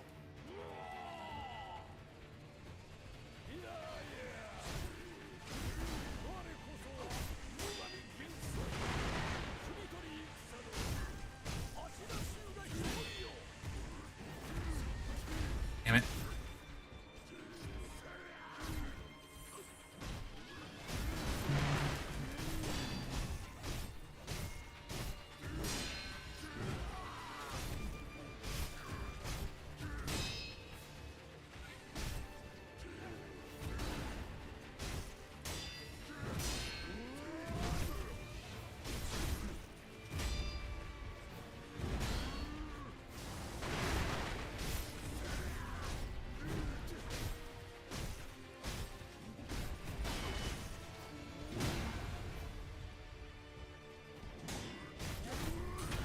Okay, 1 health bar down.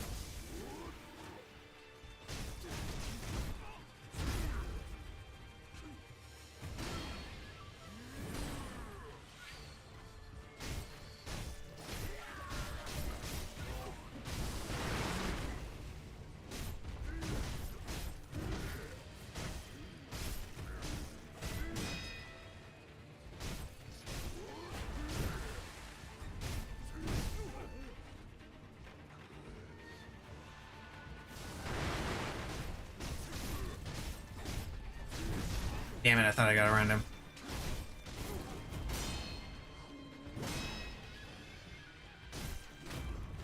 Oh no, but that's okay. I've got a resurrection. I'm good. Yes, got him.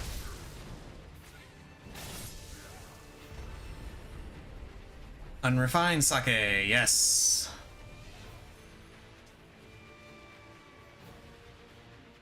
And now I just gotta handle these guys. Which is very easy to do. Oh.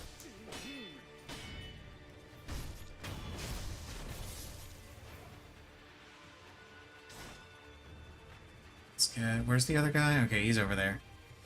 And let's break your shield, kill you, break your shield, kill you. And I'm pretty sure our bro is dead. Oh, he's not dead. He's actually still going.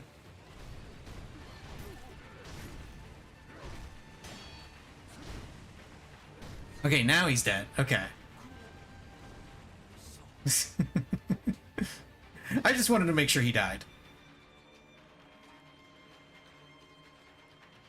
Are they going to be chasing me over here? No, it doesn't look like it. Okay. Now, there are enemies in here, if I remember right.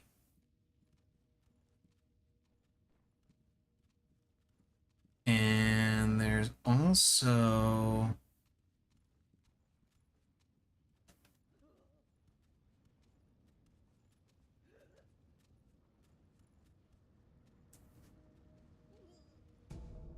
Need a balloon of soul.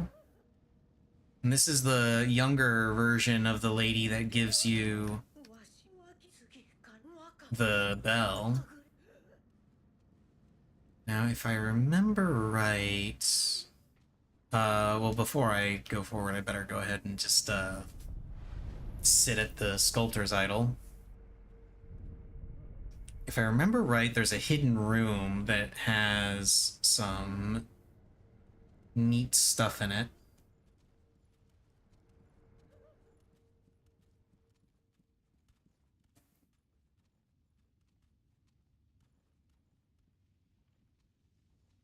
Okay, yeah, there's the enemies that I was expecting to see.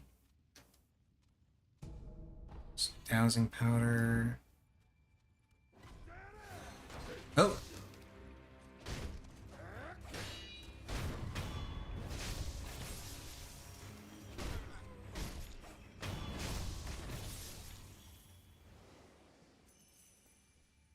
Okay, and let's see. Stop hugging the wall. I don't want to hug the wall. I want to get the item. Damn it. Oh.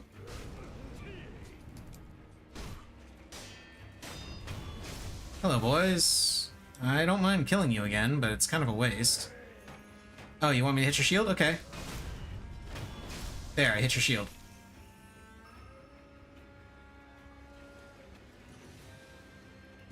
Okay, there we go. We got that. And then if I come around this way, hug this wall. Aha!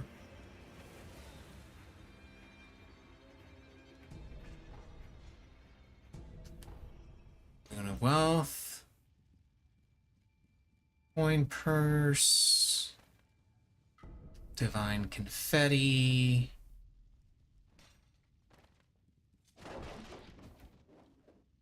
And open chest. I think this gives me prayer beads.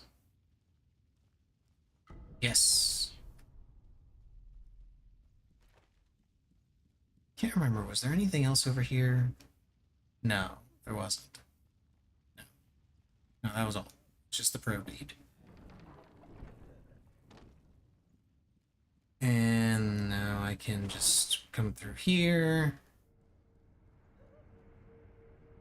Now I can give myself some more health. Here we go. Yay! Increase maximum vitality and posture.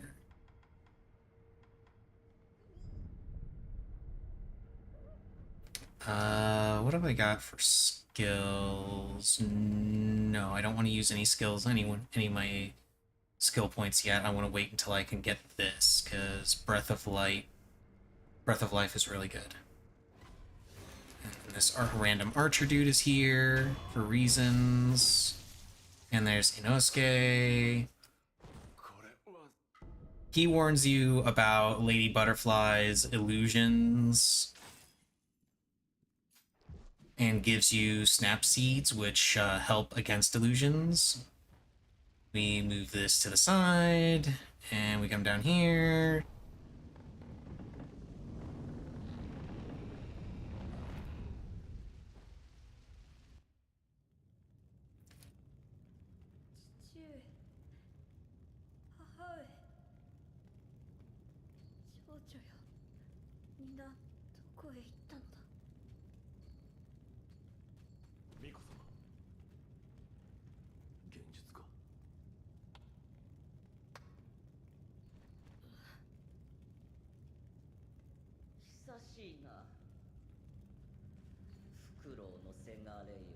Oh, that's fine. Have a good lurk. Lady Butterfly, aka the latest enemy that is going to kill me multiple times.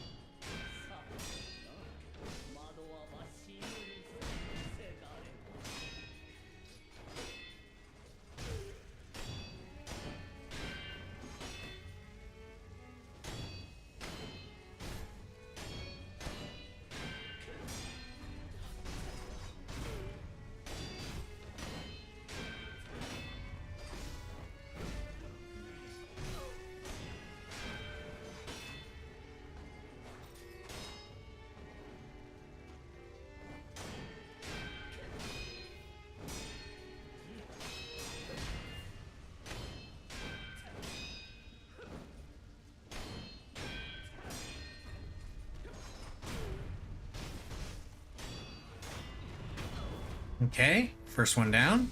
And I'm actually surprised I got that first try.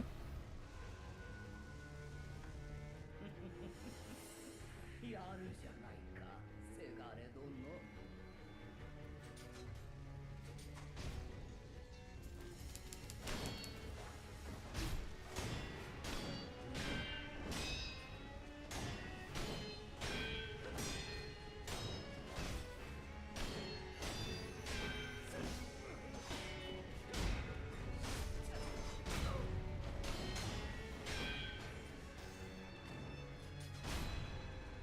ならば、我が幻にまで。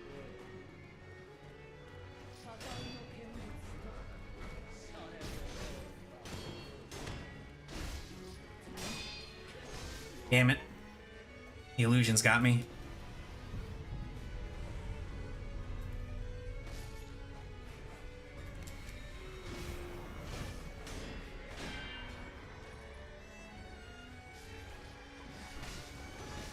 Damn it. I forgot about that. I thought I stopped her from doing it, but まだ子犬よ。 nope. Didn't stop her from doing it. I'm actually surprised I managed to get that first health bar off her, though, the first try. Unseen aid again? Wow. Game is just taking it easy on me, I guess.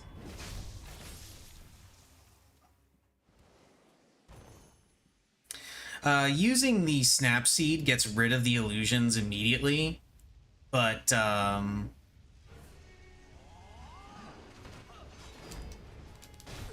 I just don't like using them. Oh shit, she's right above me. Okay, there she is.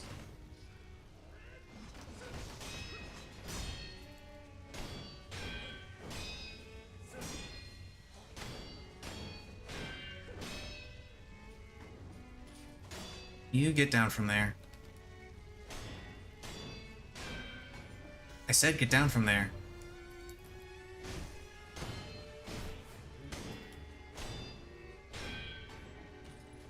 Will you stop that?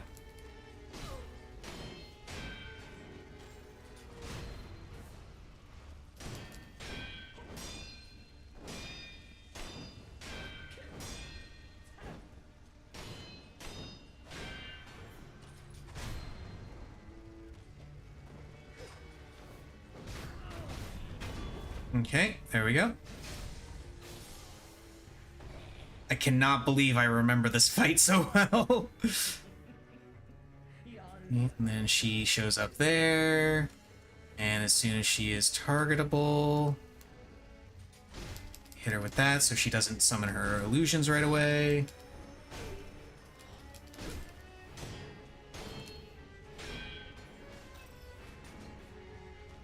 Shit, where'd she go? Damn it.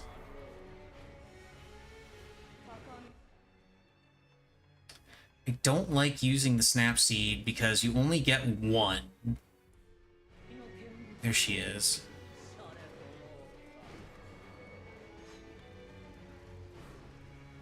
Essentially, the only way to deal with this is to use a snap seed, which again, you only get one, or you just kind of run around until she dismisses the illusions herself. And I should be able to dodge. Yes, there we go. And then you wait for her to do that.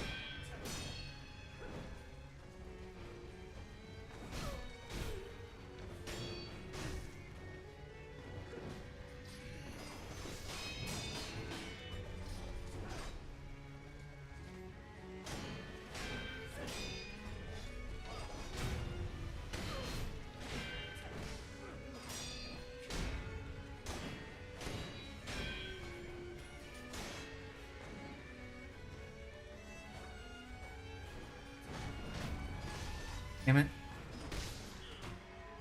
Oh, okay. I didn't realize I was in danger there, but guess I was.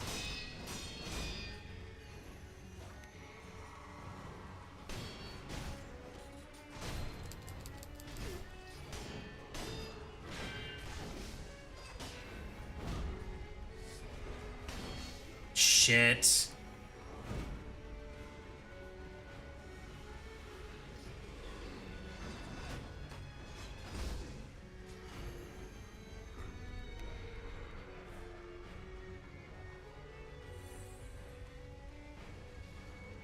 I gotta run from the butterflies. There we go.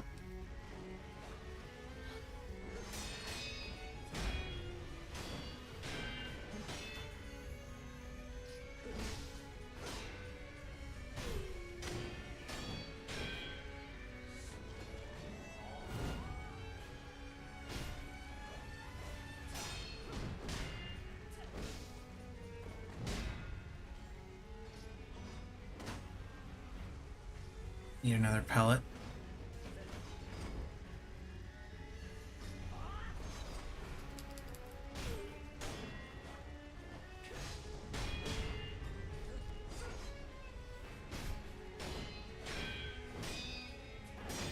There we go.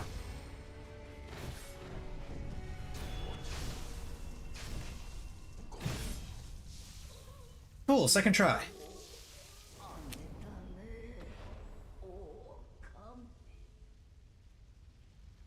Honestly, thought that was going to take me more attempts.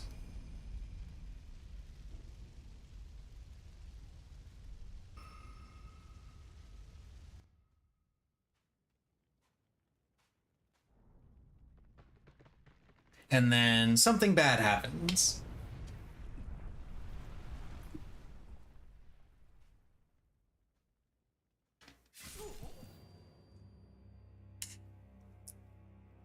Don't worry, I got better.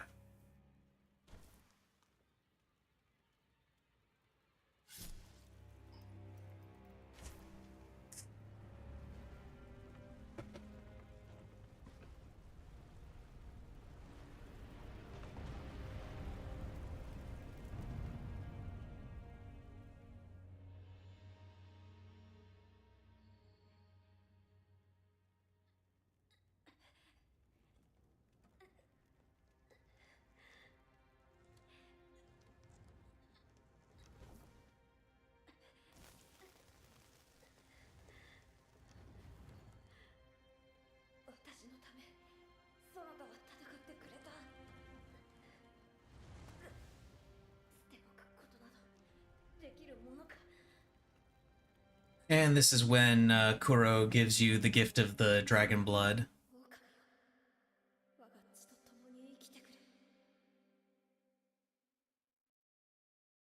And that's why we're able to resurrect the way we are. お前さ、どうやら司祭は聞か見えた。武士そこお前どう本一それかな。No, we'll hang on to the unrefined sake for later. 狼殿、かつてアシナその時はなおそう我が師道元の悔いでは Okay, so that's the... Oh, now we can do...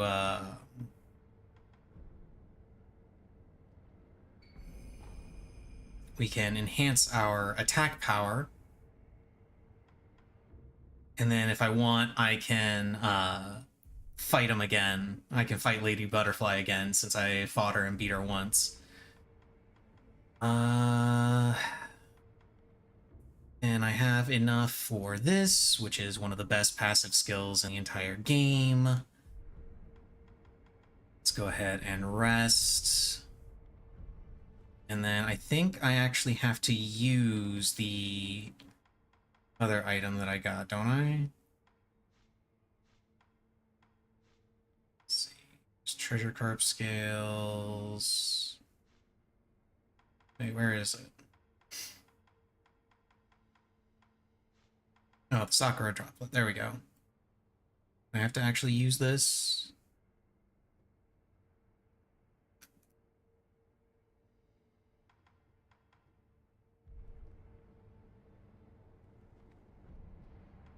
I mean, I already rested. Okay, whatever. Let's go to...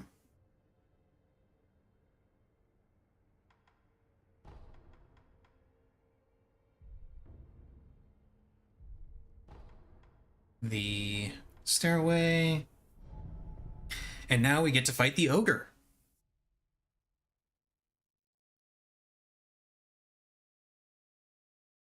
And then after we fight the ogre, we get to fight the coolest boss in the entire game.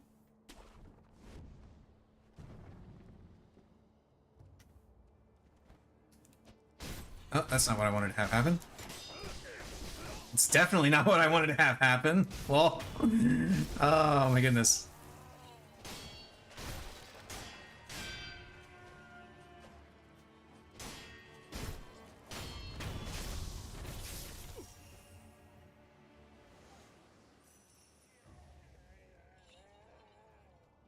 Okay, now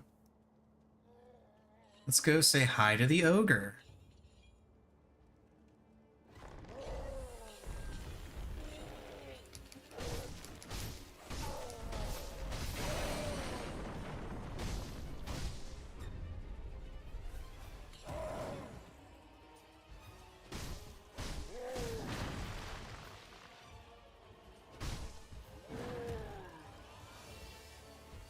Is he gonna do the...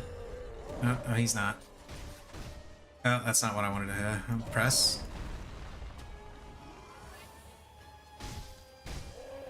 Ah, shit. That's not what I wanted to do.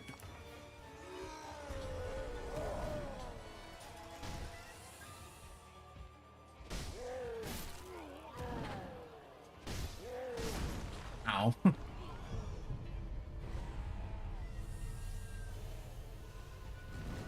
Oh, he just tried to drop kick me.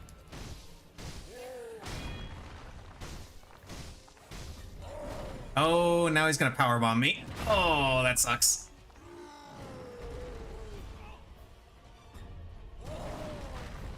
Okay, I'm just gonna leave. Not worry about this right this second. Let's go ahead and try that again. Without the silly screw-ups that started the whole mess. We take this guy out. And we take this guy out.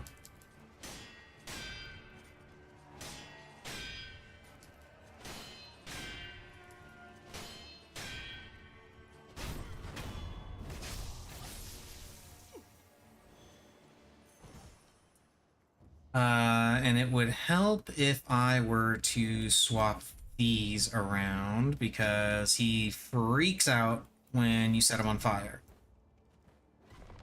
Not that I really blame him. I mean, if someone were to set me on fire, I'd freak out too.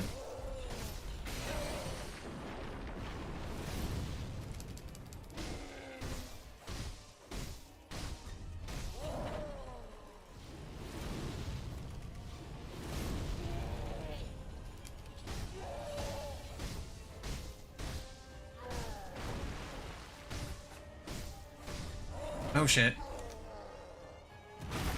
Ow.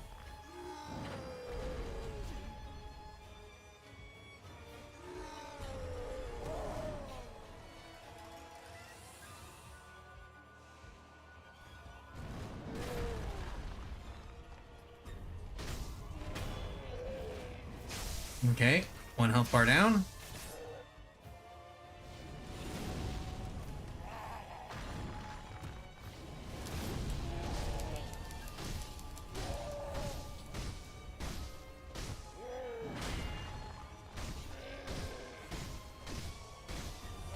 Oh crap.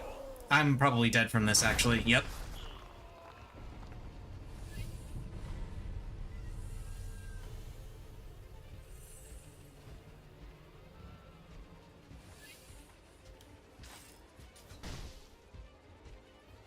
You gonna do an attack? Okay, yeah. Ah, damn it! Why did I? Stupid.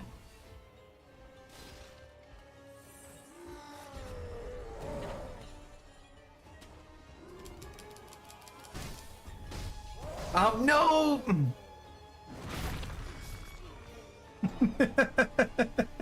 I knew I needed to play it safe. Because his grabs will just murder you. And I still got greedy. uh, Still with the unseen aid.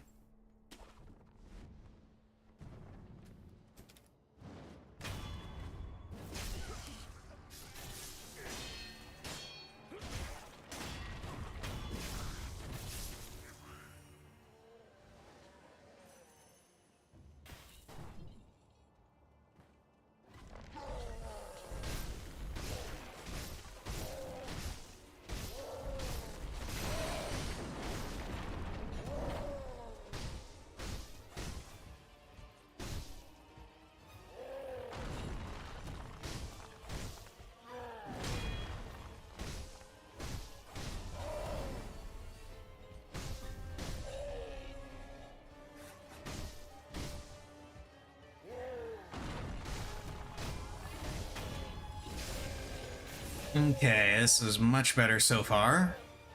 Can't wait to see how I screw it up.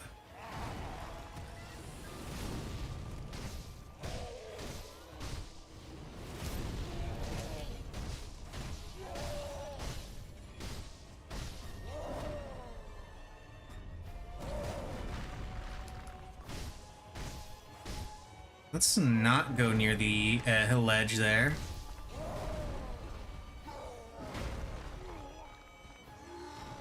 Because of that. Oh, no!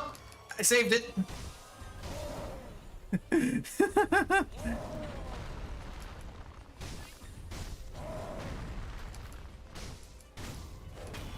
Okay. Whew.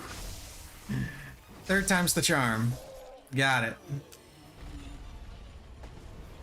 I get a prayer bead, and I get Shinobi Medicine, rank 1, which improves the strength of my healing gourd. Oh, hello. Goodbye.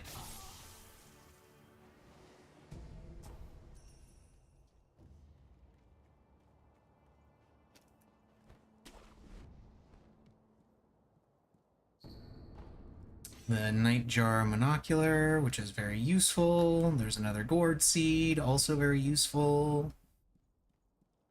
And I think if I go this way, it actually leads to a dead end. Yeah, I have to open the door from the other side. And there's another mini boss down there. And I think there's also I think there's also another Buddha statue around here, isn't there?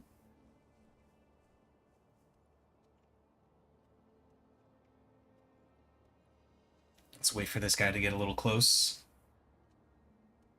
So I can pop out from the bushes and be like, sup? Sup?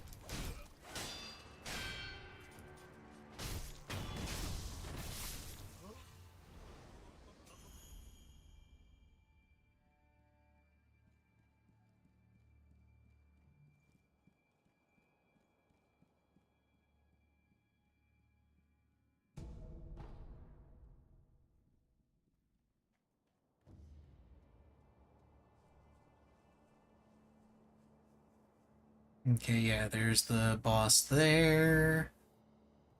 And then there's this dude that has a gun. Now he has a sword hole in his neck.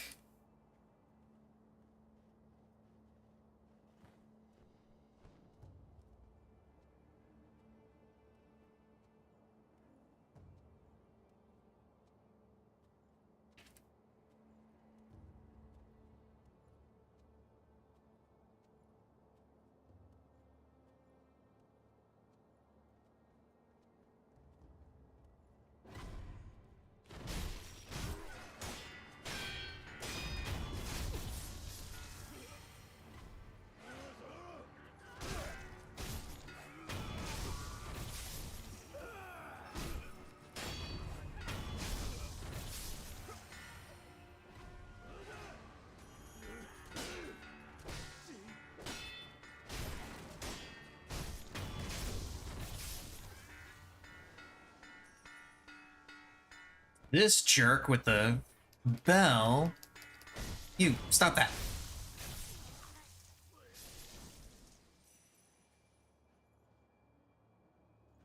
Yeah, that's the pathway that I was thinking about when I was going around the side of cliffs earlier. That pathway leads to the earliest possible fight with one of the headless, and they're not fun to fight. Uh, there's a lot of things about them that just suck. And there's the general guy. That's the dude. That's the mini boss. I don't want to fight him if I can. If there's still other guys to kill around here. But it doesn't look like there are any other guys to fight. Oh. Let's not have him see me. I'm just gonna wait for him to walk by and then sneak up behind him and stab him in the neck.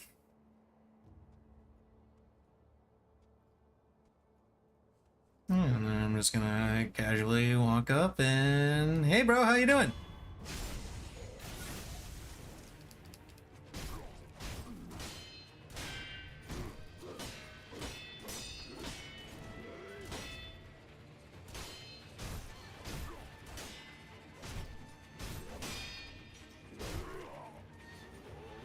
No, you do not get to recover.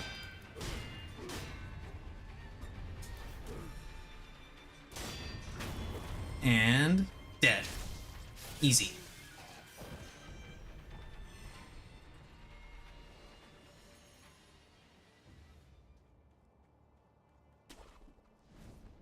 Okay, so I don't want to go up against one of the headless people yet. Because that's something I want to do when I have access to more tools to actually fight them.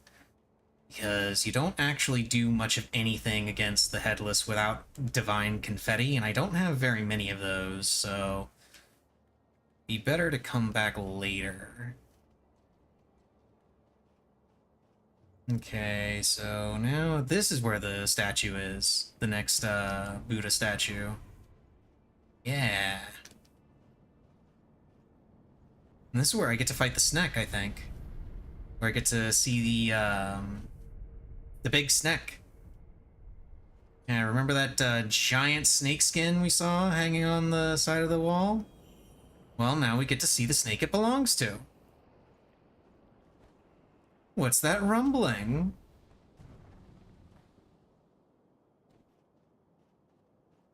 Why is the screen shaking? Oh no. What could possibly be going on?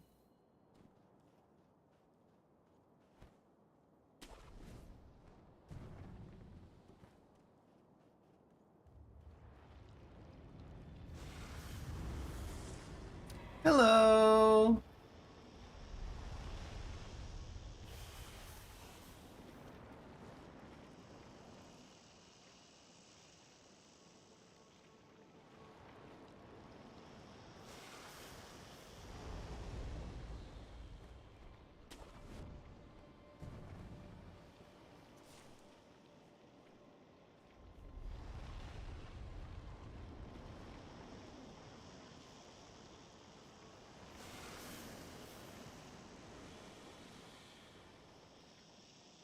You've heard of great white sharks? Well, there's a great white Snek.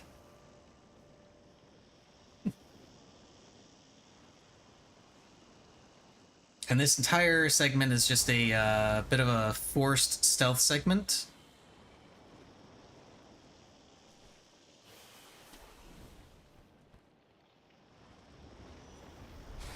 And oh no, he saw us!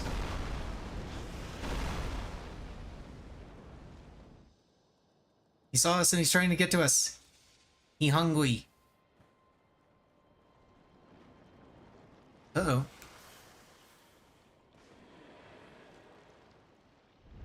Forgot where I was supposed to go for a second. And unfortunately, he would have seen me if I kept going that way. Gotta wait. Actually, can I go around this way? I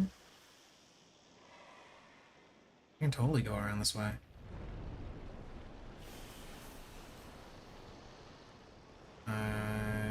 I want to, though.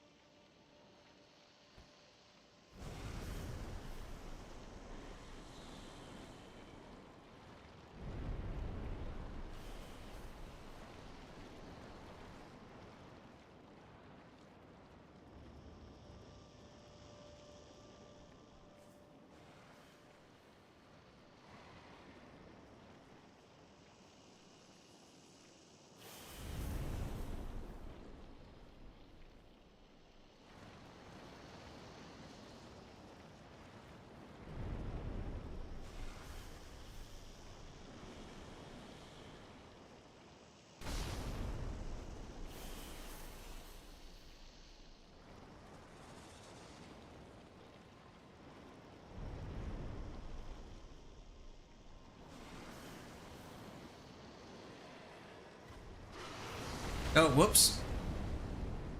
I thought I had a clear shot there. Apparently I was wrong. Okay,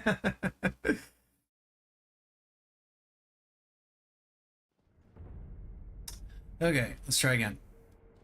Oh, no unseen aid this time.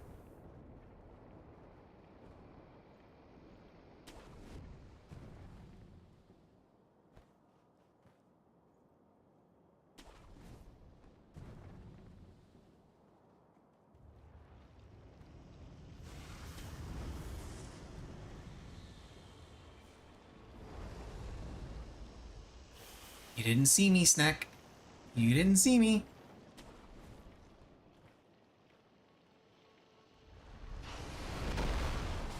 You still don't see me.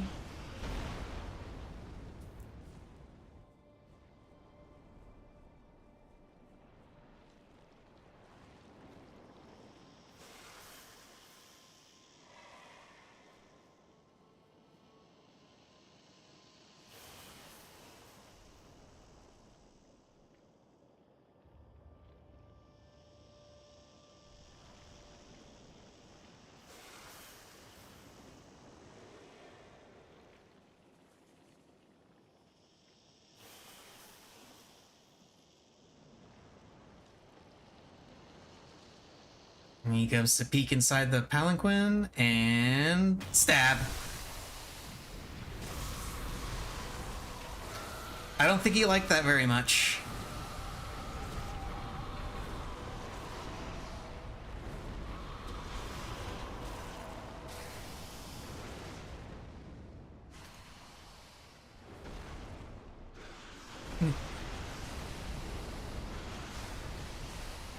I think the snack is a little upset with me.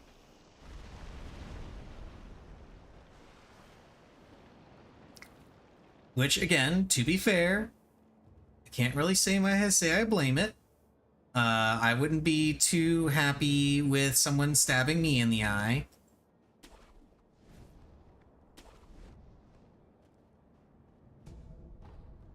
That being said, in my defense, he started it.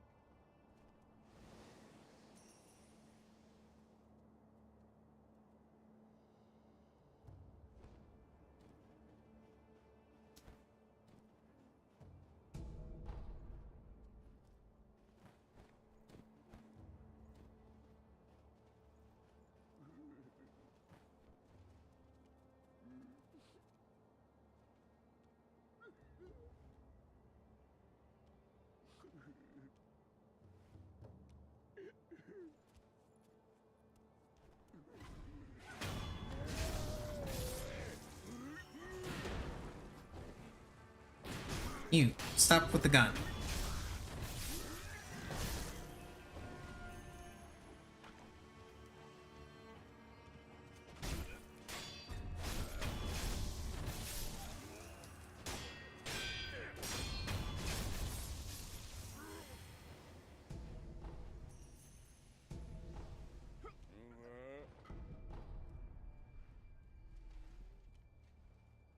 Oh, is that guy, like, seriously not...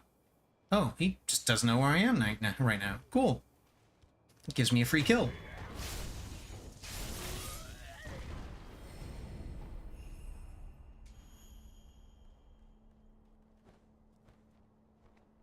Oh, Genichiro. ひとたびは退けるんだ。ナイフの方はあまりに強大だ。それゆえ我が血を流因の力を利用するというのですか。いかに力を得るとでも痛みも恐れも忘れ戦い続けるの。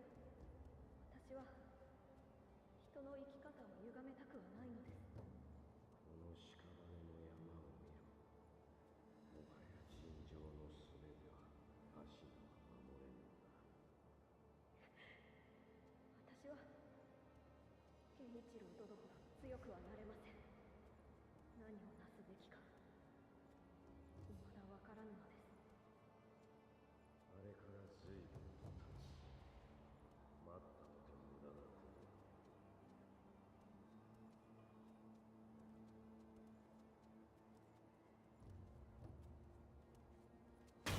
Hello there.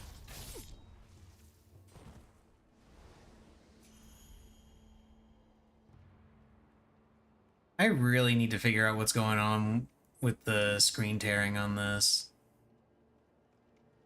This is super bad still. Like, it's not bad to the point where I find it unplayable. It's more just annoying. Aww. Guy's sad because his horse is dead.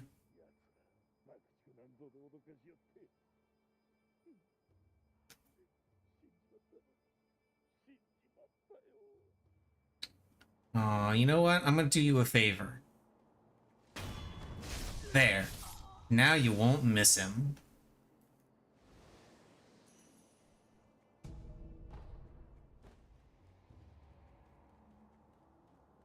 Did I already get that? Yeah, I did.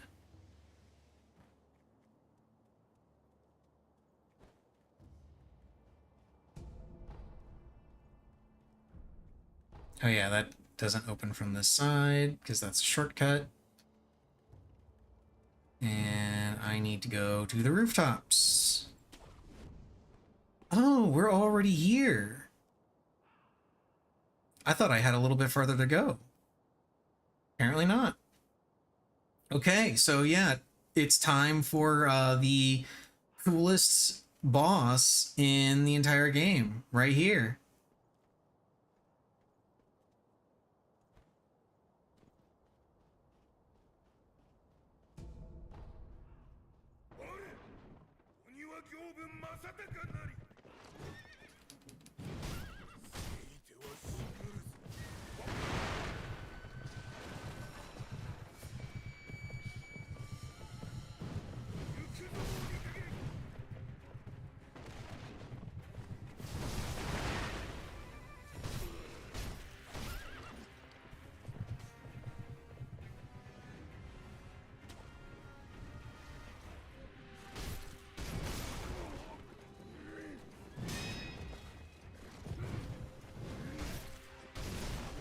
Damn it.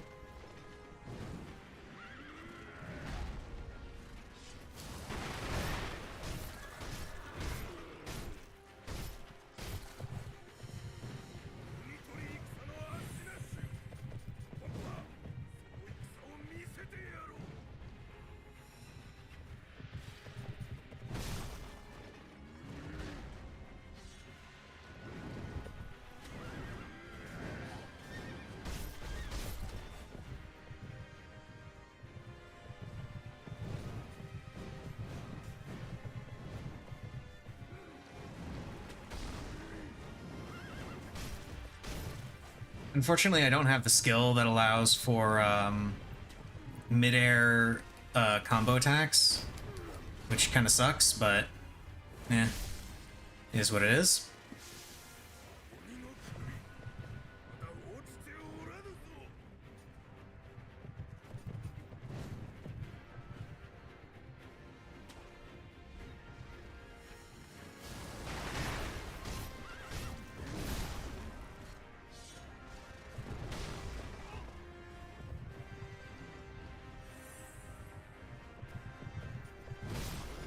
Oh, I did not think that was going to hit me.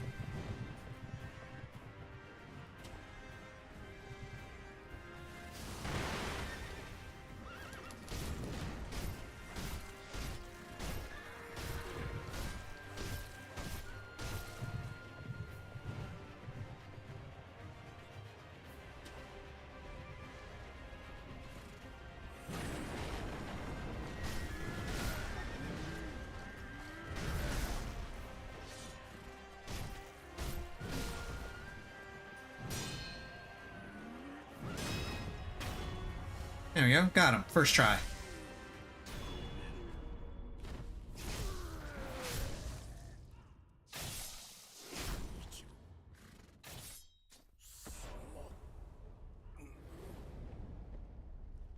I must be remembering more about this game than I thought. I got the mechanical barrel, which will give me some upgrades to my shinobi tools.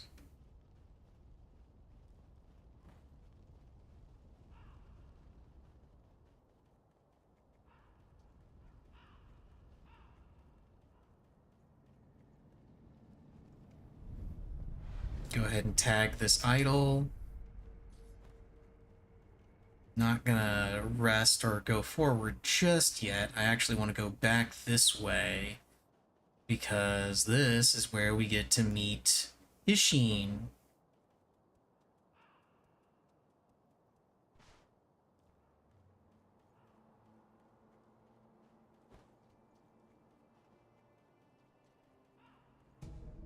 Oh, we also meet another merchant right up here.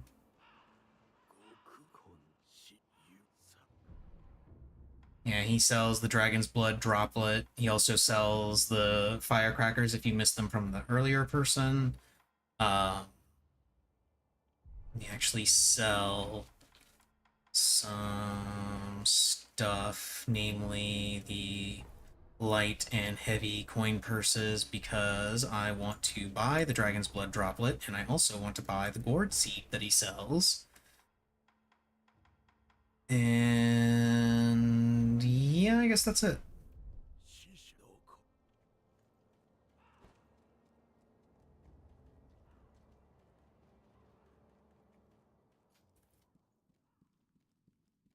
Hey, look, it's Ishin.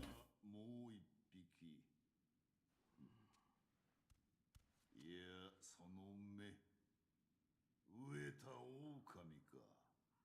切る前に名を聞いてやる。名乗りわしに名乗る名などないか。忍びは大概そうじゃ。名乗らず死におる。じゃが、その左腕、忍び義手とは懐かしい。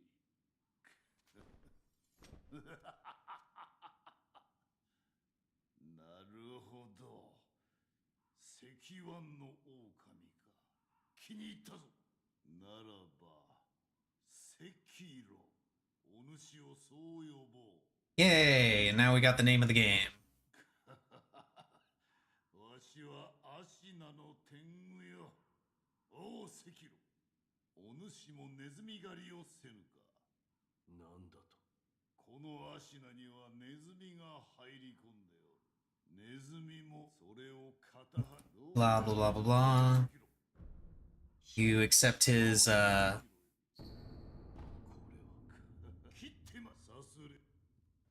Yeah, he wants you to kill specific enemies.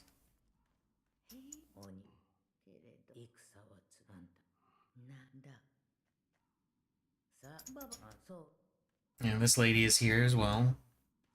I can't remember what the significance of her presence is. But now I can open up this shortcut.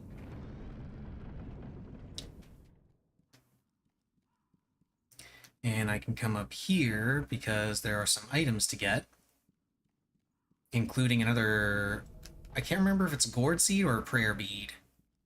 But I know I can get something here by going up.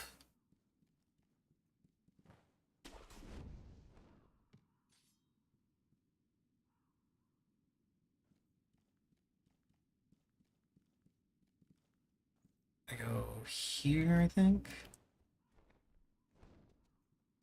Yeah, and then I come here and get the thing. Prayer bead. Okay. Knew it was one of them.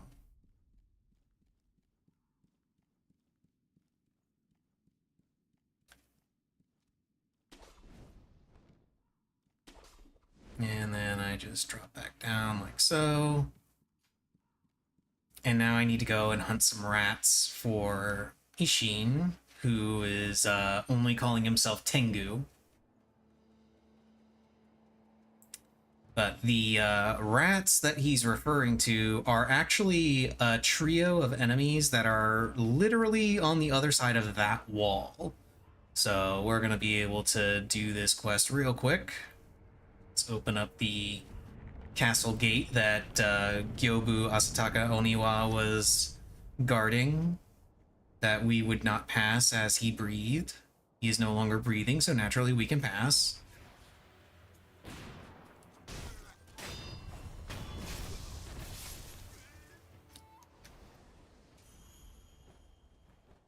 Oh, that's not a ledge I can grab onto. Lame. Gotta go up this way, and then come around here. And then I sneak around this way.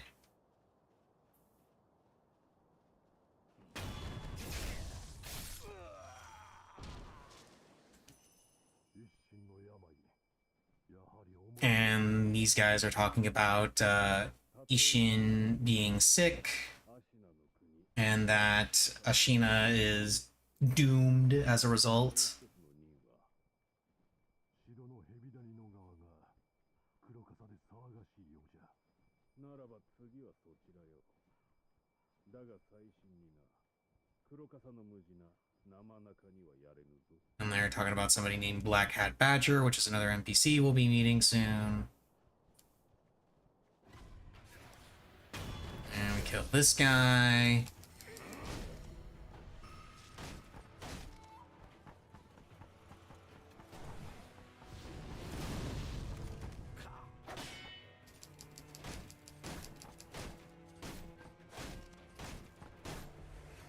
Hang on a second. Do this. There we go.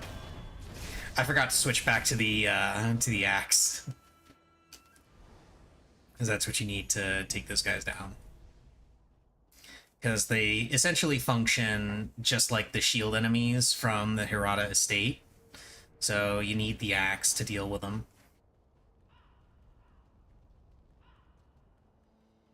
Yeah, the axe, the firecrackers, and the shurikens are the shinobi prosthetics that I like using the most.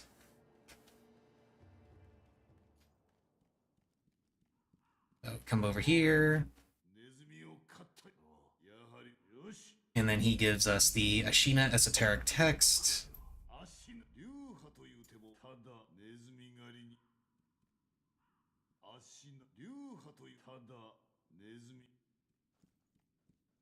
So now we're able to learn one of the best weapon art attacks in the game, the Ichimonji. It's really good.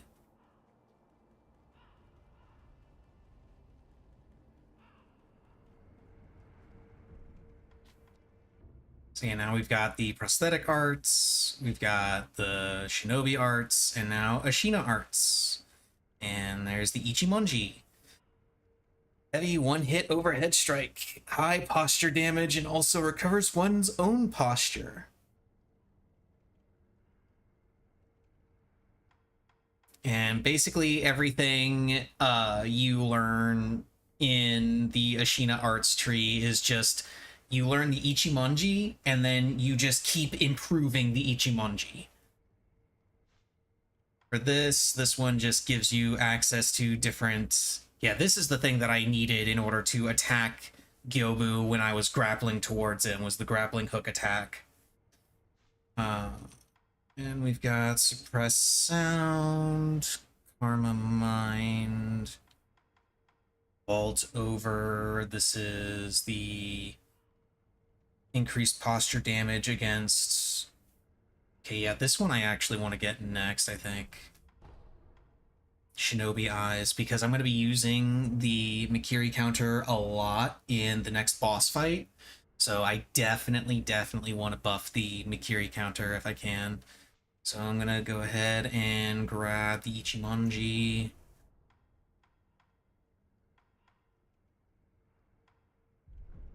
And we're going to finally rest. And actually, we're going to travel back to the dilapidated temple because I need to use those gourd seeds to buff my healing gourd. I've got a couple of them.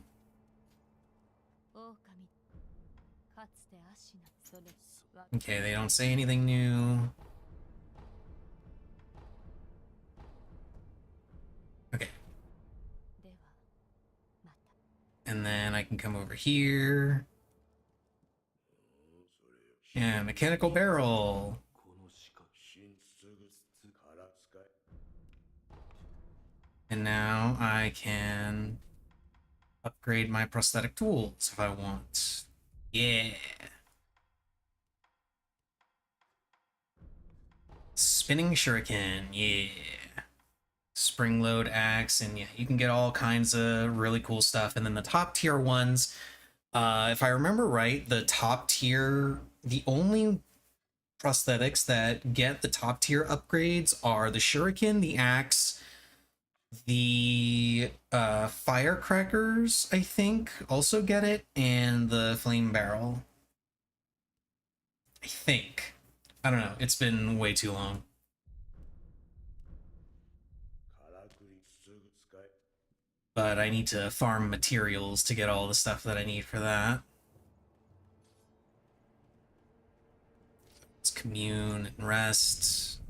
So I now have 4 uses of my gourd, which is great. Oh, and I can enhance my attack power. Because I fought Gyobu Masataka Oniwa. Okay. And I think I'm going to go ahead and call that an early stream. I think this is a pretty solid point to end it, because I got a long castle segment ahead, and then the fight against Jinichiro.